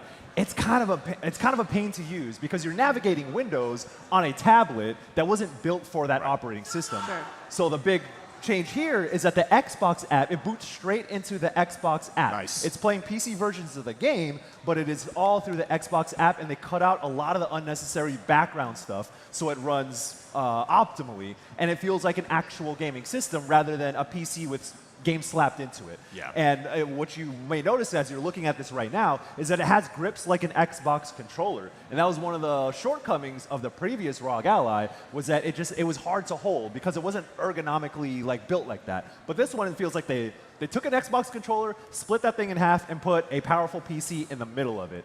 And yeah, I really enjoyed my time. I only played about 15 minutes of it. Yeah. I played, well, I guess I could also say I played Gears of War Reloaded on it. Nice. So I got a double preview right there. Yeah, and this thing, it ran max graphic settings. Granted, Gears of War Reloaded is a remaster of an Xbox 360 game. Looks great, runs great though, but max settings, 60 frames per second. And yeah, it's some impressive technology. I don't need to get into the PC specs because I'm a PC nerd. So if you want to hear more about that, you can pull me aside later. But all you need to know is that if you are interested in an Xbox handheld, this is what this is, and it runs games really well. I got to ask you, any sense of price? Because, it looked like when Phil was holding it, it looks like a serious piece of hardware. Hey. So It looks expensive. Yeah. Maybe, obviously, they didn't give us a price, but what's your best guess as a tech editor IGN, of what the range we're looking at here might be? Yeah, so for the Ally X, it's the top-level model, and that one's using a AI Z2 Extreme processor, for all you nerds who know what that is. I do. I'm a nerd. But that's not cheap. That stuff does not come cheap. And the previous ROG Ally, I think it's kicked off at $650. Okay. And $650, that's a pretty price. The thing, too, is things are getting more expensive. The Xbox went up in price. It's $600 for a Series X. That's wild. This thing is going to be more expensive than a Series X. I would be surprised if they could price match it or go below because of the tech that is packed in this thing. You've seen it elsewhere with other PC handhelds. It's going to be expensive. My guess is probably $800. I knew you were going to say $800. Yeah. That is... They've turned on you, Michael. It's not even your device. They've turned on you. Don't kill the messenger. That's so much money. Was that? I said that's so much money. Really But is. in fairness, you are also talking about the top-end version. Top-tier version, yes. True. Yeah. There is a lesser model, I guess, that's going to be, I suspect is going to be significantly cheaper because of the hardware it's using. Yeah. It's using a much weaker processor. A lot less RAM, too, right? Yeah, less RAM. 16 instead of 24, I think. And a smaller battery. And when they talk to me about it, they're they really want to focus on it having good battery life with a smaller battery. So it's going to be a lot less powered. I think that one could probably go for maybe $400. Oh. Well, But that's a lot better That's than a big- 800. 500 maybe. Big jump. I don't know. That would be aggressive pricing. And I think if they're going to have a lesser model, the appeal needs to be affordability. Yeah. Well, much- the Series S just went up to $450. How much is a Steam Deck right now? Does anybody know? I don't know what they're at now. I just remember what I paid at launch, and I know. Yeah. the Yeah, prices same. changed I a got little mine bit, at but, launch. I'll remind you, if anybody was here at IGN Live last year, when Phil Spencer was sitting right next to me, Right here. he straight up said, like, we're building a handheld, and it's not going to be a cloud device like the Portal is. So 1 year later, it's here. We've got it. We've seen Man it. of his word. So, Sid, an Xbox handheld, taking Game Pass on the go, carrying your save file from your desk, your either PC or your Xbox console into the handheld and on the go, and then back again. How much appeal is there for you on that? I sound like I'm being paid by Xbox, but Xbox Play Anywhere, baby. Like, it really is super convenient. This feels like something that we only dreamed of maybe even like 10 years ago. Yeah, true. Which is nuts. It definitely was a complete fantasy when I was a kid, and this idea of like, oh, I have to go. I mean, I guess when you're a kid, you're being chauffeured around a little bit more, so you have more Right. time in the car. But I think it sounds amazing. I mean, I think as you get older, personal experience, you're always trying to find those moments to like jump into your game for a second because you don't have those huge blocks of time anymore. Yeah, true. So the idea of being able to take, oh my gosh, the distractions are everywhere. It's a lot. Don't worry about it. The idea of being able to take it anywhere is amazing. Yeah. I mean, for me, I think, like, I definitely want this, number one. So if my wife is watching, maybe for birthday, Christmas, just take the hint. But two, like, I honestly think that I'll probably play more Game Pass games because of this. Because at home, you know, I'm kind of locked in on whatever game I'm really playing at the moment. Yeah. But with this, if I'm out and about, and hopefully it's got, maybe I can hotspot it to my phone I don't know, but if I could just dip into whatever's interesting with some little cool indie game on Game Pass, like I'm more likely to do that with this handheld than I am at home, personally. For sure. Well, and I think it kind of answers the question that you asked during the pre-show, which is like, what does it mean to be like an Xbox fan? What does this mean? And I think that this feels like a very clear answer to that, of keeping people in the Xbox ecosystem, even though their games are available on other platforms. Yeah. There's a huge benefit. That's true. So you guys fired up for an Xbox handheld? Is that something that's good? Yeah, I mean, the people have spoken. They're ready for an Xbox handheld. We've been wanting an X-Boy for a long time. Now we finally got it. And that's coming out this year, holiday 2025. Which, I guess, real quick on the back of that, yeah, you know where I'm going. Go ahead. Take it away. Yes. Silksong? Yo, that was the strangest way to say that Hollow Knight Silksong has a release date / release window. Yeah. Yeah, like, I mean, I'll take it, but I mean, I feel like Hollow Knight Silksong deserves a little bit more spotlight than that. Like every one of these showcases from anybody, Sony, Nintendo, Microsoft, Keeley, everybody wants to see Silksong. And it's always a footnote. And they keep not showing it. And it just weirdly showed up hidden within the ROG Ally reveal, which I thought was super interesting. All right. I want to move next to a game that I think, not to give away our personal best of show picks, but this one's up there for me. We're getting a new Double Fine game. Tim Schafer, one of the most brilliant minds for 30 plus years now in this industry. It's called Keeper, and you're a sentient walking lighthouse with I guess a little parrot buddy, and I mean, look how cool this looks. I mean, the art's going to be great when it's Double Fine. We were talking on the pre-show where we said, Miranda was saying we have no idea, like what even we can't predict what Double Fine would possibly do. I definitely would not have predicted that you play as a walking lighthouse. That would not have been on my Xbox Game Showcase bingo card. And we get it this year. Yes. It's coming, it's right around the corner, so they've been cooking on it for, I guess, what'll be basically 4 years from the time Psychonauts 2 shipped. to when this guy ships. Sid, what'd you think of Keeper from Double Fine here? So I'm going to go on a very quick tangent, but The Lighthouse, the film, is so creepy, and the tone of it is a world that I want to be in, and watching what they've shown us of this has me so excited, because I don't know what it is about lighthouses and this kind of like gritty, creepy, but intriguing. Creepy, It's a friend, though, because it's keeping and it's safe. I'm so excited, and I just love a colorful world. I love a colorful world, so very excited. Michael, your thoughts on Keeper? Yeah, I mean, I want to see what's next from Double Fine. If this is going to be it, that's what's up. But because they're always so creative, like it kind of doesn't matter what the premise is. You know that they're thinking up ideas. Even like when I think about something like, was it Headlander was a cool game? Yes, good one. Yeah, and like. That's so different from everything else. And then I actually think Rad was a pretty cool idea, which was their top-down roguelike. Yep. Before Hades, the way they did progression in a roguelike game in Rad was kind of, you saw that in Hades, and then it was like, yo, Hades has like this story built around the roguelike idea, and Rad did that a couple years prior. And then obviously everyone loves Psychonauts. Psychonauts 2 was like Game of the Year material. Game of the Year nominee. Yeah, absolutely. So, I mean, not that I'm like putting those expectations on Keeper, but I mean, the variety you get from a studio like Double Fine, something completely different. You know, it's not a shooter. It's not like this crazy action game. It's not another Souls-like or whatever. Not that I would expect that from them, but I think that kind of variety, those creative ideas are necessary within the Xbox umbrella. And so, yeah. I'm looking forward to this one. Out October 25th. Who's downloading that day one on Game Pass? New one from Double Fine. Absolutely. I will be there day one. I know a game that Michael Hyam's going to be ready for on day one. So I don't know if we have cameras ready. You promised a stage dive if we got Persona 4 Remake. Are you going to get your ass off that couch and go dive into that crowd? Hey, listen. I'm sorry. I can't do it. I can't do it.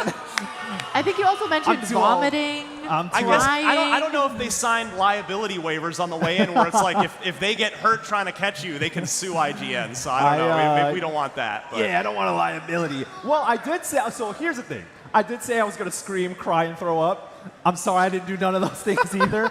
And so, all right, let me preface this a little bit.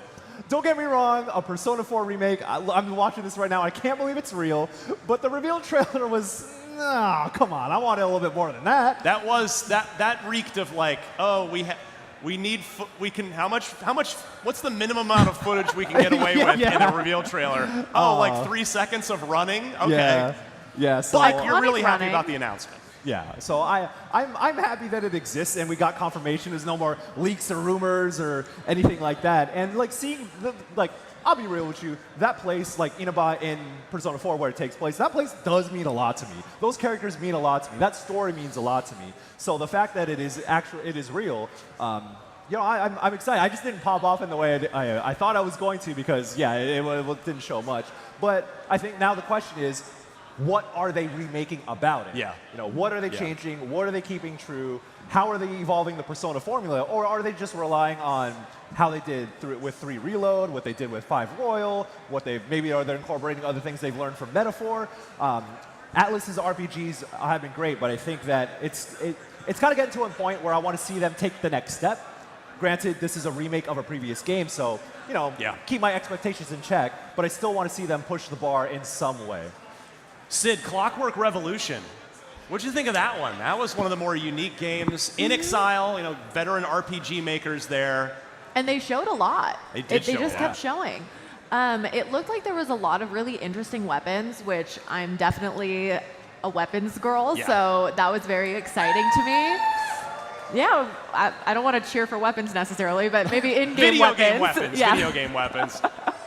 But that, like, what is that, steampunk style, I feel like, I don't know, to play off of what we were talking about with Double Fine, like, it's just fun to see a different world. Like, that's, I think, why people love Double Fine so much, is it's creative, it's different, and I think just like with Clockwork? Clockwork Revolution.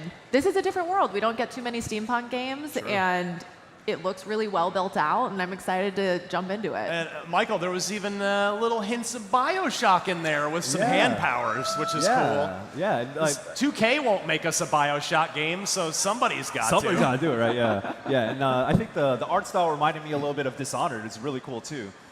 So I don't know the next time we would ever see Dishonored. Granted, this is a different thing with a lot more RPG elements. inXile has like a really sophisticated RPG systems in their games, and to see that with a setting and a world like this is, I'm hyped also because of the new IP. So this one was definitely a hit. Might be game of the show. If you like first-person RPGs, Xbox is definitely the platform for you. All right, we need to take a short break, but the Xbox Game Showcase post-show, we'll be back right after this, right here on IGN Live.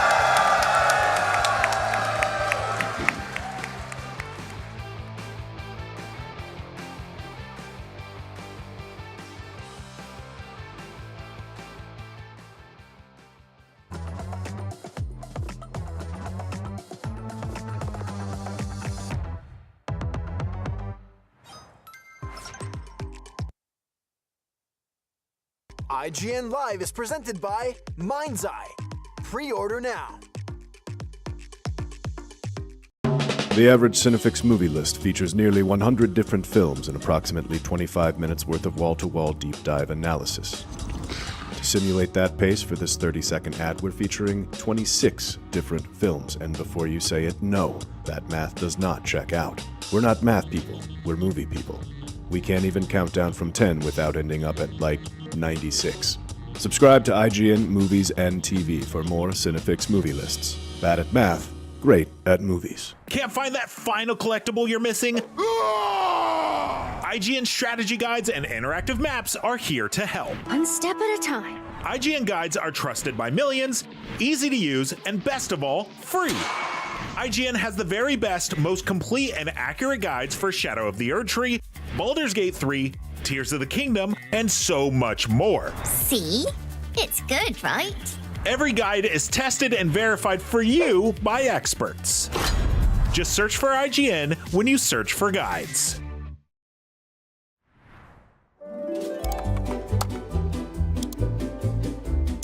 IGN Plus is where your adventure begins. What are you selling?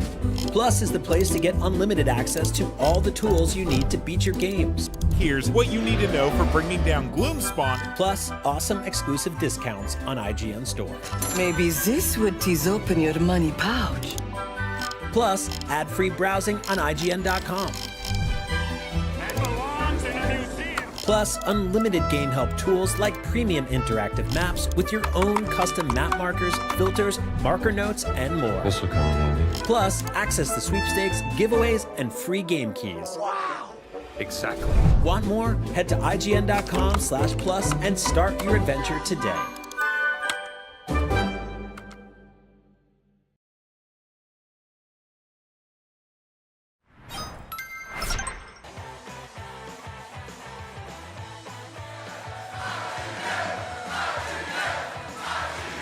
Welcome back. This is the Xbox Game Showcase post-show right here on IGN Live. All part of Summer of Gaming. We just saw Ninja Gaiden 4 release date, yes. Call of Duty Black Ops 7. We'll talk more about that in a minute.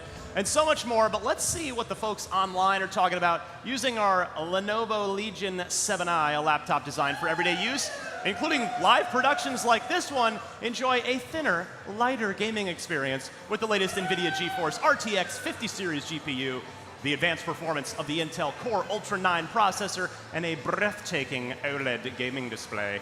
Our first tweet comes from our friend Paris Lilly. I've got it pulled up right here. Paris, very bullish on the Xbox handheld that we just saw. He says, ROG Xbox Ally X is a day one and will lead the way for the future of handheld gaming. Xbox Play Anywhere is absolutely the future for how I want to play my games. Thank you, Paris, for watching and posting. We love you, buddy. We'll get you back on Podcast Unlocked pretty soon. So,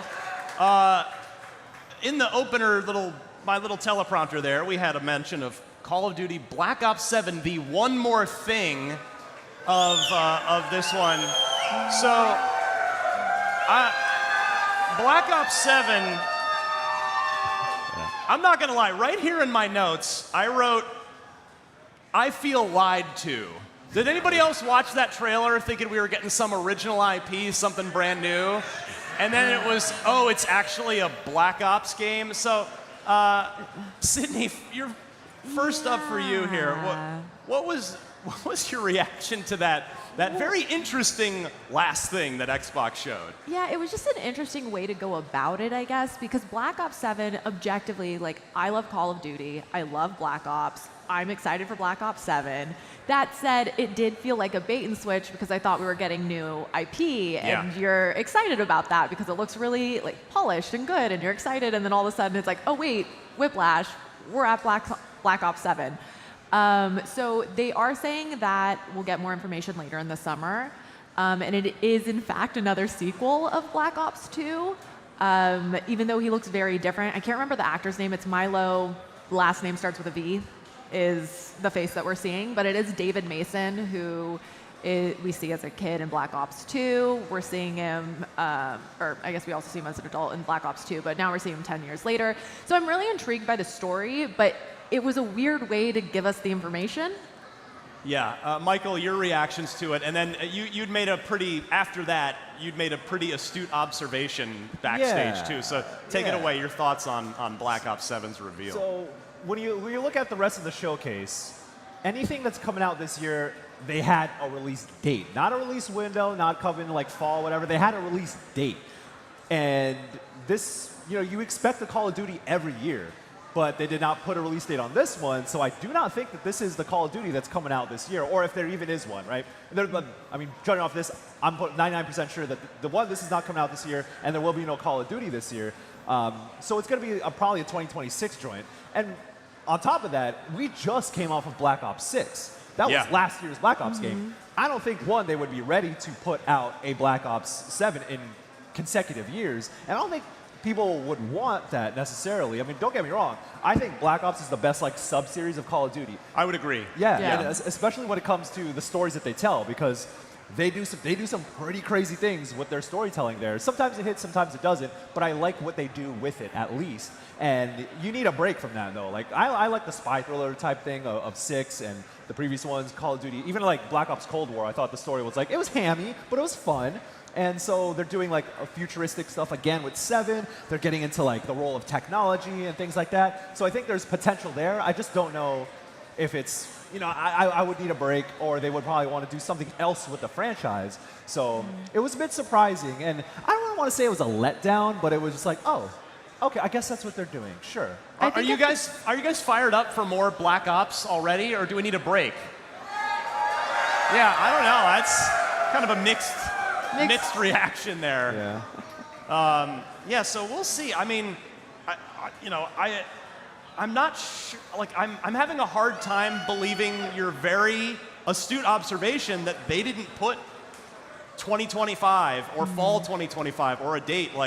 It seems unfathomable if they would actually take a holiday season off from Call of Duty, but I do think because now they have Warzone, I think there was a period of time where it was completely unfathomable, but they put so much support into Warzone, obviously different teams. But I think in their head maybe it satiates both a profit margin sort of a thing and the audience. Because I agree with you, I think they skipped this year. Yeah. All right, well, a game not skipping this year that this is probably my most anticipated game for the rest of 2025. We're in the year of the ninja. Welcome, my friends, to the year of the ninja. We got Ninja Gaiden 2 Black as a stealth drop back in January. We're getting Ninja Gaiden Ragebound for you 2D Ninja Gaiden fans here coming up this summer. And now, coming up in October, we have Ninja Gaiden 4. Who's fired up to go back for another round of Ninja Gaiden? It's been a long time. October 21st, so I will be not at work that day. I'll be playing Ninja Gaiden 4. Hopefully some of you will be doing the same. Sid, are you a veteran of the series? Would this be your first one? Are you into this? Where did you land on Ninja Gaiden 4 now that you've seen a decent bit of it? So this would be my first one. Yeah. But everyone in the office speaks so highly of it. And I say that as someone who's not in the office regularly. I kind of pop in and out. But it still gets mentioned anytime you show up. Truly.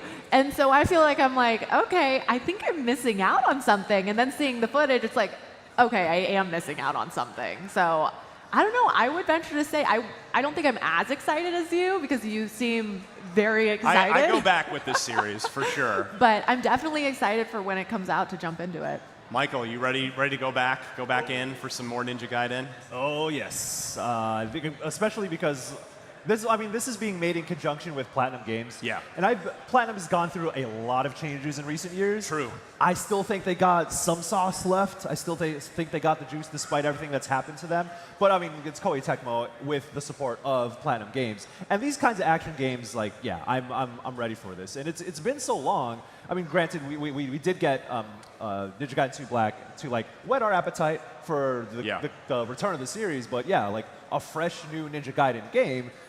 Yeah, I'm all in on that. And like from what we saw previously with the first reveal, and then we saw with this trailer, it's one of those things where I don't want to say it's a known quantity, but you look at it like, oh, I know what that is. I know what I'm going to get out of that. I don't need to see anything more. Yep. Just give it to me now. Yeah. And it doesn't have to be. This is one game where I don't think it needs to be like necessarily revolutionary, but if they just nail down that stylish action gameplay, the rest, like, will take care of itself. Anybody downloading Ninja Gaiden 4 on Game Pass day one? Yeah. I mean, why wouldn't you? So one of the early reveals in this was a game that has been announced, and it did huge number. Like, it was announced months ago with very little fanfare. It did millions of views on IGN. The Blood of Dawnwalker. So, yeah, were you guys fired up for Blood of Dawnwalker? Like, this looks pretty good. This is our first look at gameplay of this one. Vampires never go out of style. We know this. Michael, yeah, what'd you think of what we got to see of this one from Bandai? I'll take a new IP any day. Like that's the one thing I said. Like going into the showcase is like there are some known quantities and all that, but I want to see some new stuff. And yeah, like I think also it's the year of vampire games. Like that's a thing that things trend in and out, but this feels like a full-on like story, a full-on like investment in this kind of universe. So I'm excited for it. There's still so much more, so many more questions I have about it. And we also, like, you can only tell so much from a cinematic trailer, right? True. Like, your cinematic trailer could be fire, and that game could come out and be so mid, right? I'm not saying that that's what I'm thinking this is going to be, but yeah, the gameplay snippets that we did see in it, yeah, I think they're cooking with this one in terms of, like, how deep those systems go, how you interact with that world. Those remain to be seen, but I like what I'm seeing so far. Do we have any Grounded players in the audience? Because there's millions of people that play Grounded. So, Obsidian, clearly the best bang for the buck when it comes to the money Microsoft paid to acquire studios. I don't know how much Microsoft paid for them, but I know they've shipped more games than Activision has, and they paid like $69 billion for Activision. So Avowed this year, The Outer Worlds 2 later this year, and this summer in game preview is Grounded 2, which was, I guess, shouldn't be unexpected when there's like 10 million plus players for it. Sid, are you ready for more Honey, I Shrunk the Kids-like action from Obsidian? I mean, it's a fun world to be in. Yeah. You know, I love a creative world, and it's just, I'm really excited that we don't have to wait that long. Wasn't it an August release? I believe it's July. I'll get it in my notes here. July. It's very Whatever soon, it is, it's extremely soon. And I'm still kind of in shock. I kept kind of hitting Michael during the showcase that I was like, Obsidian? How do they? Yeah, how are they doing? Who is their project manager? How do they keep getting away with this? They're cooking over there. And I went to go visit them for the Outer Worlds 2 a couple months back. And yeah, Obsidian's not like this huge studio either. I just think that they really lock in on, they know what they do well, and they lock in on that. Their games aren't huge. Like Avowed is not like the next coming of Elder Scrolls, and Grounded is not trying to break new ground necessarily, but they know what they do well, and they keep doing it. And like the thing about Grounded too, the original Grounded, was that it wasn't Like, they didn't have a ton of players to begin with, but they built towards it. Yeah, that. very organically. Yeah, and like doing something like game preview gives you the room to build and work with the community to eventually get to a full release that everyone is kind of pitched in on and actually wants to play long term. So it's just like, you know, I think of Obsidian, old school, is like playing the old school RPGs. Yeah. And these really kind of, I don't want to say niche, but for sickos. Like, I like RPG sickos love Obsidian, but they have expanded so much and they've diversified their portfolio in a way that is like really impressive. Yeah, July 29th, by July the way, for game 29th. preview on that. All right, before we go to our next break, I have to go right back to Mr. Hyam because another prediction that you made in the pre-show very much came true. Yeah. Mr. I want all the Final Fantasy on Xbox right now. Yeah. We got it. We got it. Listen. 16, yes.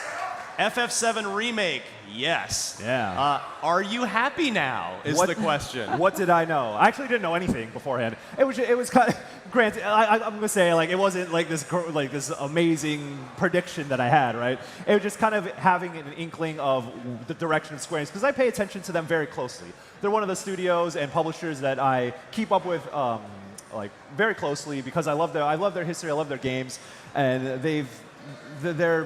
their recent history has been so interesting because they do put out great games, and then they also have like real serious lulls in their catalog along the way. And I'm just like curious about what their game plan is as they've gone through the years. And as I said in the pre-show, limiting yourself to certain platforms is one of those curious things where I'm like, you don't really need to do that, I guess. I mean, you know, they get funding from PlayStation and Sony to keep their things exclusive. They get support in that way, which, you know, made sense previously, but things have changed so much. Not just across platforms, how Microsoft and Sony handle their own platforms, but how Square Enix handles their own business. Yeah. So it's about time, and I hope what this says is that Square Enix games at this level will come to Xbox sooner rather than later in the future. Yeah, Sid, Square had talked about, they had said, oh, we're basically disappointed by the sales of FF16, which is a wild thing for a publisher to say.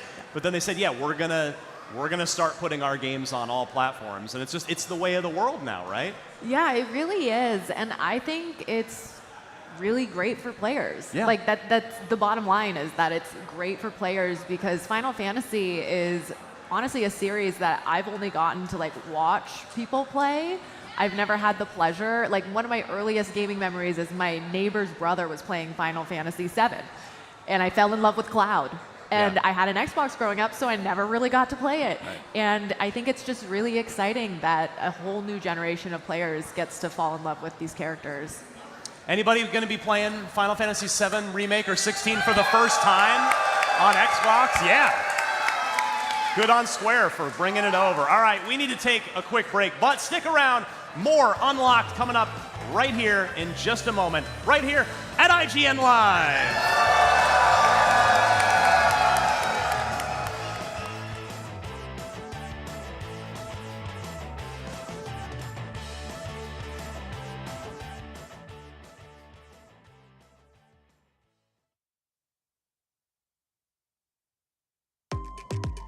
IGN Live is presented by FX's Alien Earth. Premieres August 12th on FX and Hulu.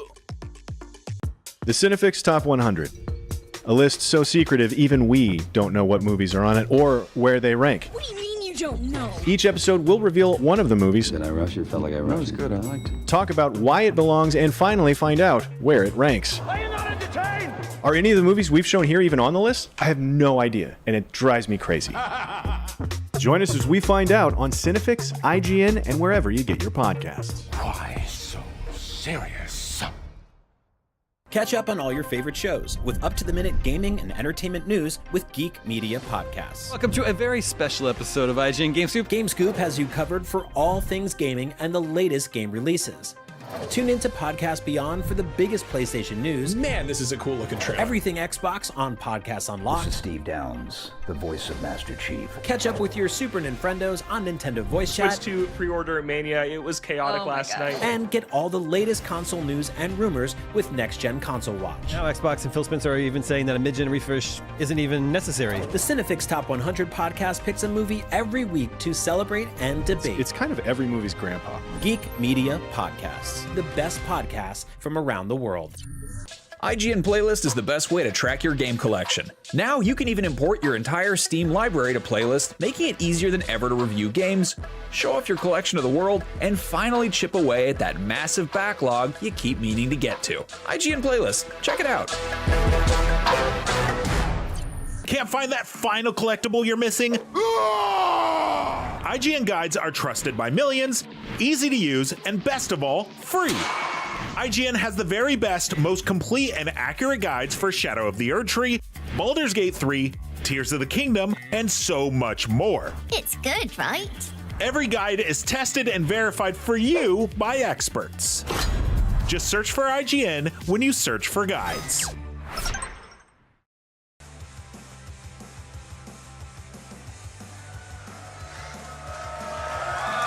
Welcome back. You're watching the Xbox Game Showcase post-show right here on IGN Live.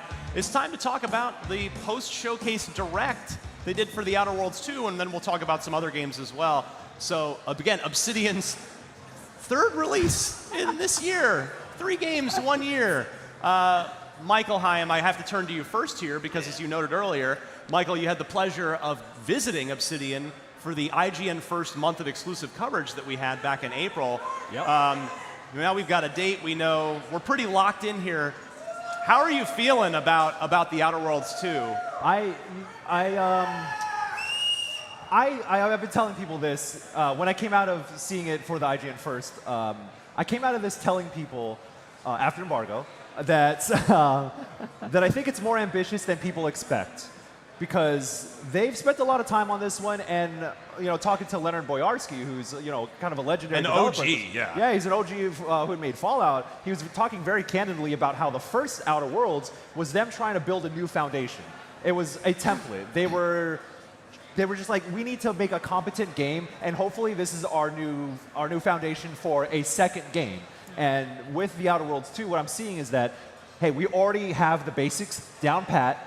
Now we're building some really sophisticated and interesting RPG systems on top of that now. So, I always say that in my preview, I was like, bigger doesn't always mean better, but this game is much bigger. It's what you do within that, and I think between like level design, them incorporating some immersive sim elements, going harder on RPG stuff, and a lot of the emerging gameplay elements with the flaw system, they're doing a lot of interesting things. Yeah. I was talking to the creative directors about what they're doing, and the way they talk about how they built this game was just them like chilling in a room, like throwing ideas out of dartboard. Was like, yeah, that's interesting. Yeah, let's try that. So I think I'm so kind of interested in the way they approach the game, the way they develop games, because it feels like they understand the Obsidian magic.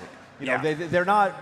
They haven't been funneled into like a creative hole where there's like, hey, you got to make this kind of game. You have to make this kind of game. They have the room to still be themselves and build off of the things that they've previously done, and they had the time to do it. Again, like Avowed and Grounded 2 this year is still really impressive, but yeah, speaking before, it's like the way they're structured is like really smart, it seems. And yeah, I'm excited to. I didn't get to actually play it when I went there. I watched like an hour's worth of gameplay in a room, and I was like, can you just give me the controller? But alas, I did not get hands-on with it, but for everything I've seen and talked to them about, Outer Worlds 2, I think it's at the top of my hype list. Sid, has the Outer Worlds 2 won you over with everything you've seen? Absolutely. It is also at the top of my hype list for this year. Yeah. I'm really excited about the flaws system. It feels like a fun game, and I've watched some of the IGN first that you put out. Amazing job, by the way. You all should watch it, and listening to them talk about their game, it makes me even more excited than like what I've actually seen. And so I think I have a lot of confidence that the full game will be just as great as what they've been showing us. Who's downloading Outer Worlds 2 day one on Game Pass? Yeah. Again, why wouldn't you? Why wouldn't you? You've got to do it. Yeah, if you're an RPG fan, particularly Western RPGs, although not even necessarily, now we got the Final Fantasy, it's like, you basically need to be playing on Xbox or on the Xbox ecosystem, because we've got Avowed, we've got, I mean, Grounded's kind of an RPG, right? It's still, still kind of counts. We've, of course, got The Outer Worlds 2. We've got Clockwork Revolution from In Exile. We've got Fable coming next year. Didn't see Fable today, which wasn't a huge surprise to me. I kind of figured once they delayed it to 2026, that probably meant they were going to sit out this particular showcase. But yeah, like, and now Final Fantasy 16, 7 remake, Persona 4 remake. Like, you've got to be playing on Xbox if you're into RPGs. Like, it is arguably the best platform for role-playing games. I want to talk about, I'm going to throw my production team a slight curveball here, because this is one we should have flagged before. We were just talking in the break. There's a new, very AAA, high production value game coming from Game Freak, who remind us what Game Freak has done previously, Pokemon stuff. And so they have made, they're making a new game called, where'd it go in my notes? I just had it up a second ago. Where'd it go? Beast of Reincarnation, thank you. Yeah, my notes are not well organized, as you can tell, but set in the year 4026. Sid, what did you think of this from Game Freak? Honestly, I feel like there was a kind of like a delay, because I saw the Game Freak and then all of a sudden I was like, wait, they're trying to process it. What's happening? And it is so beautiful.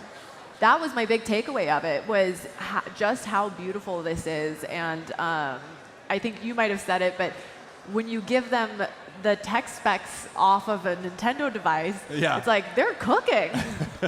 Michael, what'd you think of this one? It's another Game Pass day one for this one.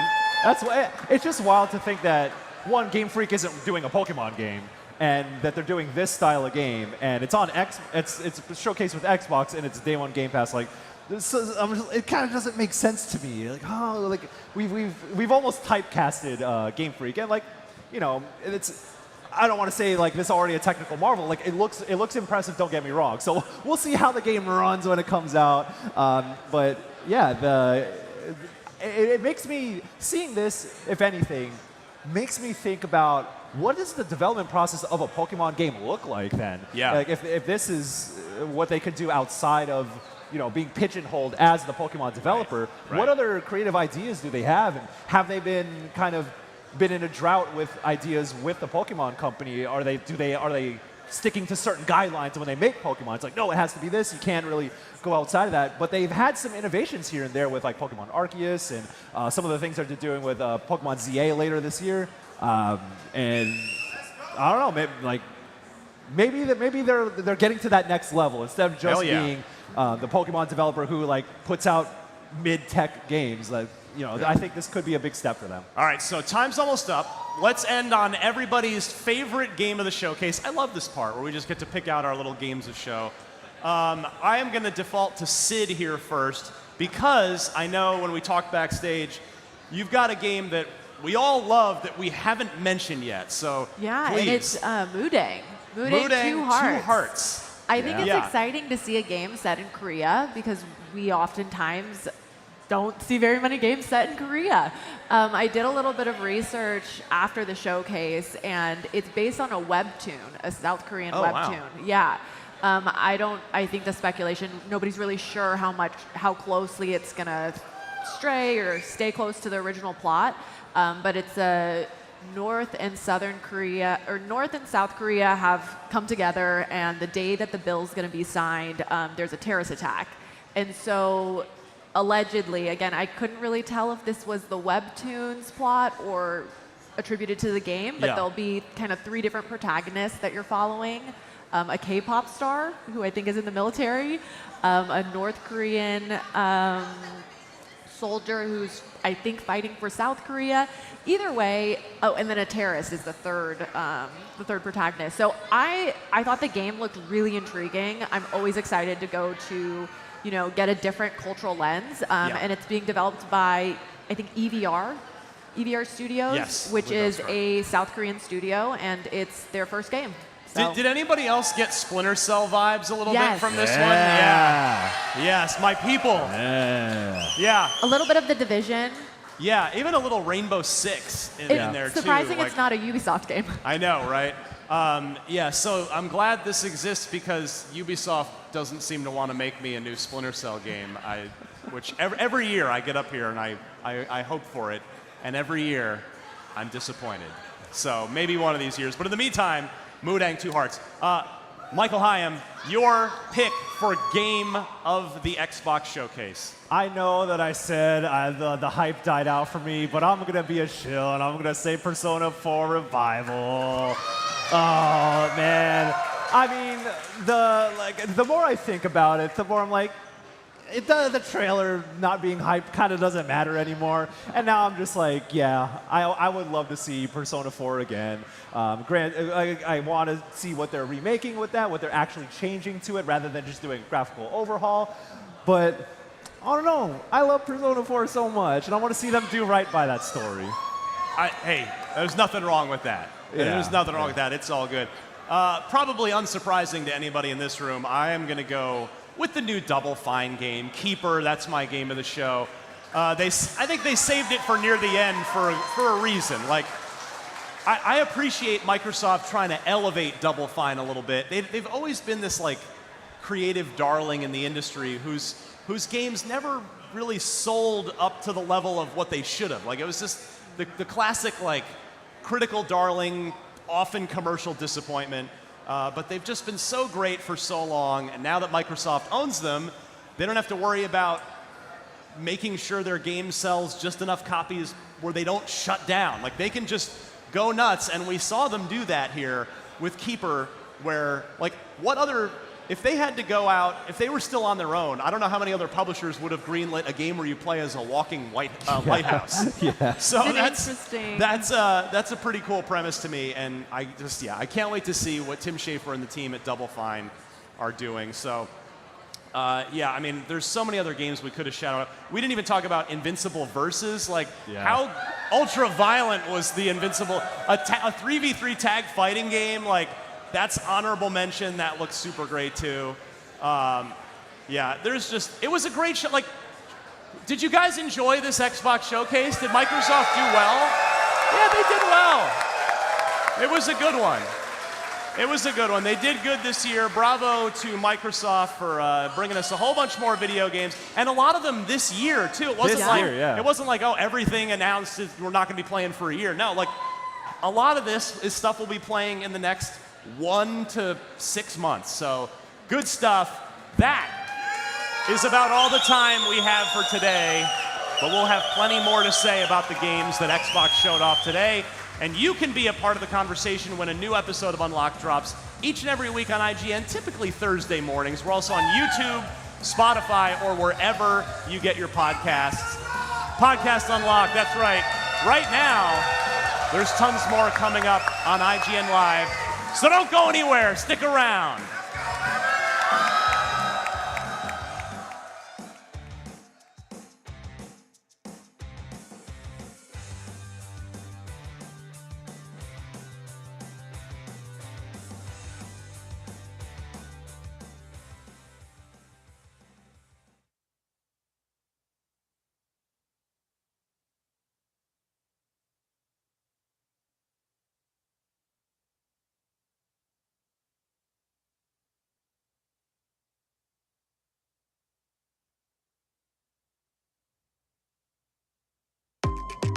IGN Live is presented by Nintendo Switch 2.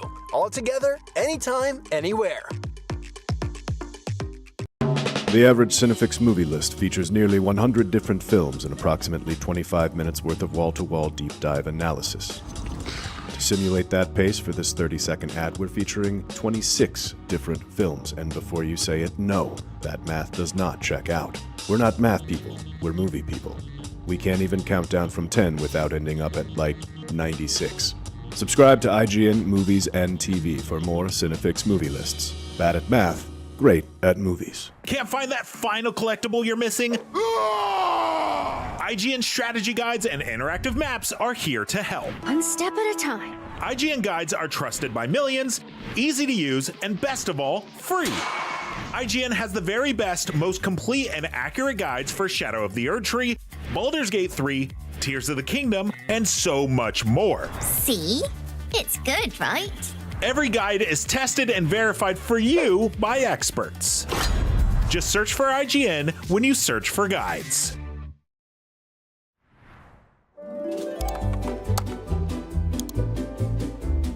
IGN Plus is where your adventure begins. What are you selling? Plus is the place to get unlimited access to all the tools you need to beat your games. Here's what you need to know for bringing down Gloomspawn. Plus, awesome exclusive discounts on IGN Store. Maybe this would tease open your money pouch. Plus, ad-free browsing on IGN.com. Plus, unlimited game help tools like premium interactive maps with your own custom map markers, filters, marker notes, and more. This will come in handy. Plus, access to sweepstakes, giveaways, and free game keys. Wow! Exactly. Want more? Head to IGN.com/plus and start your adventure today.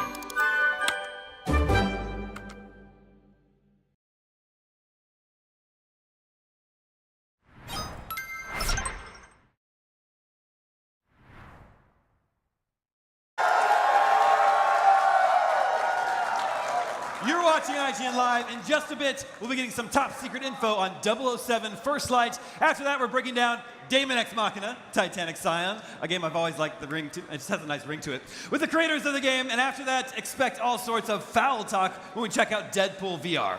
But right now, it's time to get a look at another ultra-violent superhero comic that's getting a new game courtesy of Skybound. IGN Live continues right after this.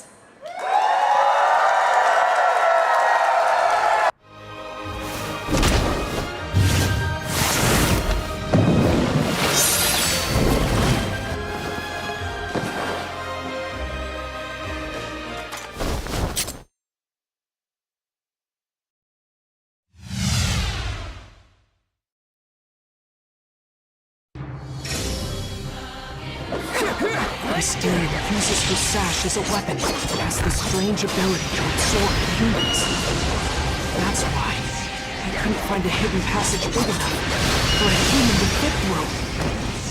All she needs to abduct humans is a space big enough for that sash. Can't you do anything more than flail around, kicking up dust? Your fighting style is as ugly as you are. I can do this. I know I can. Don't stop. Keep attacking.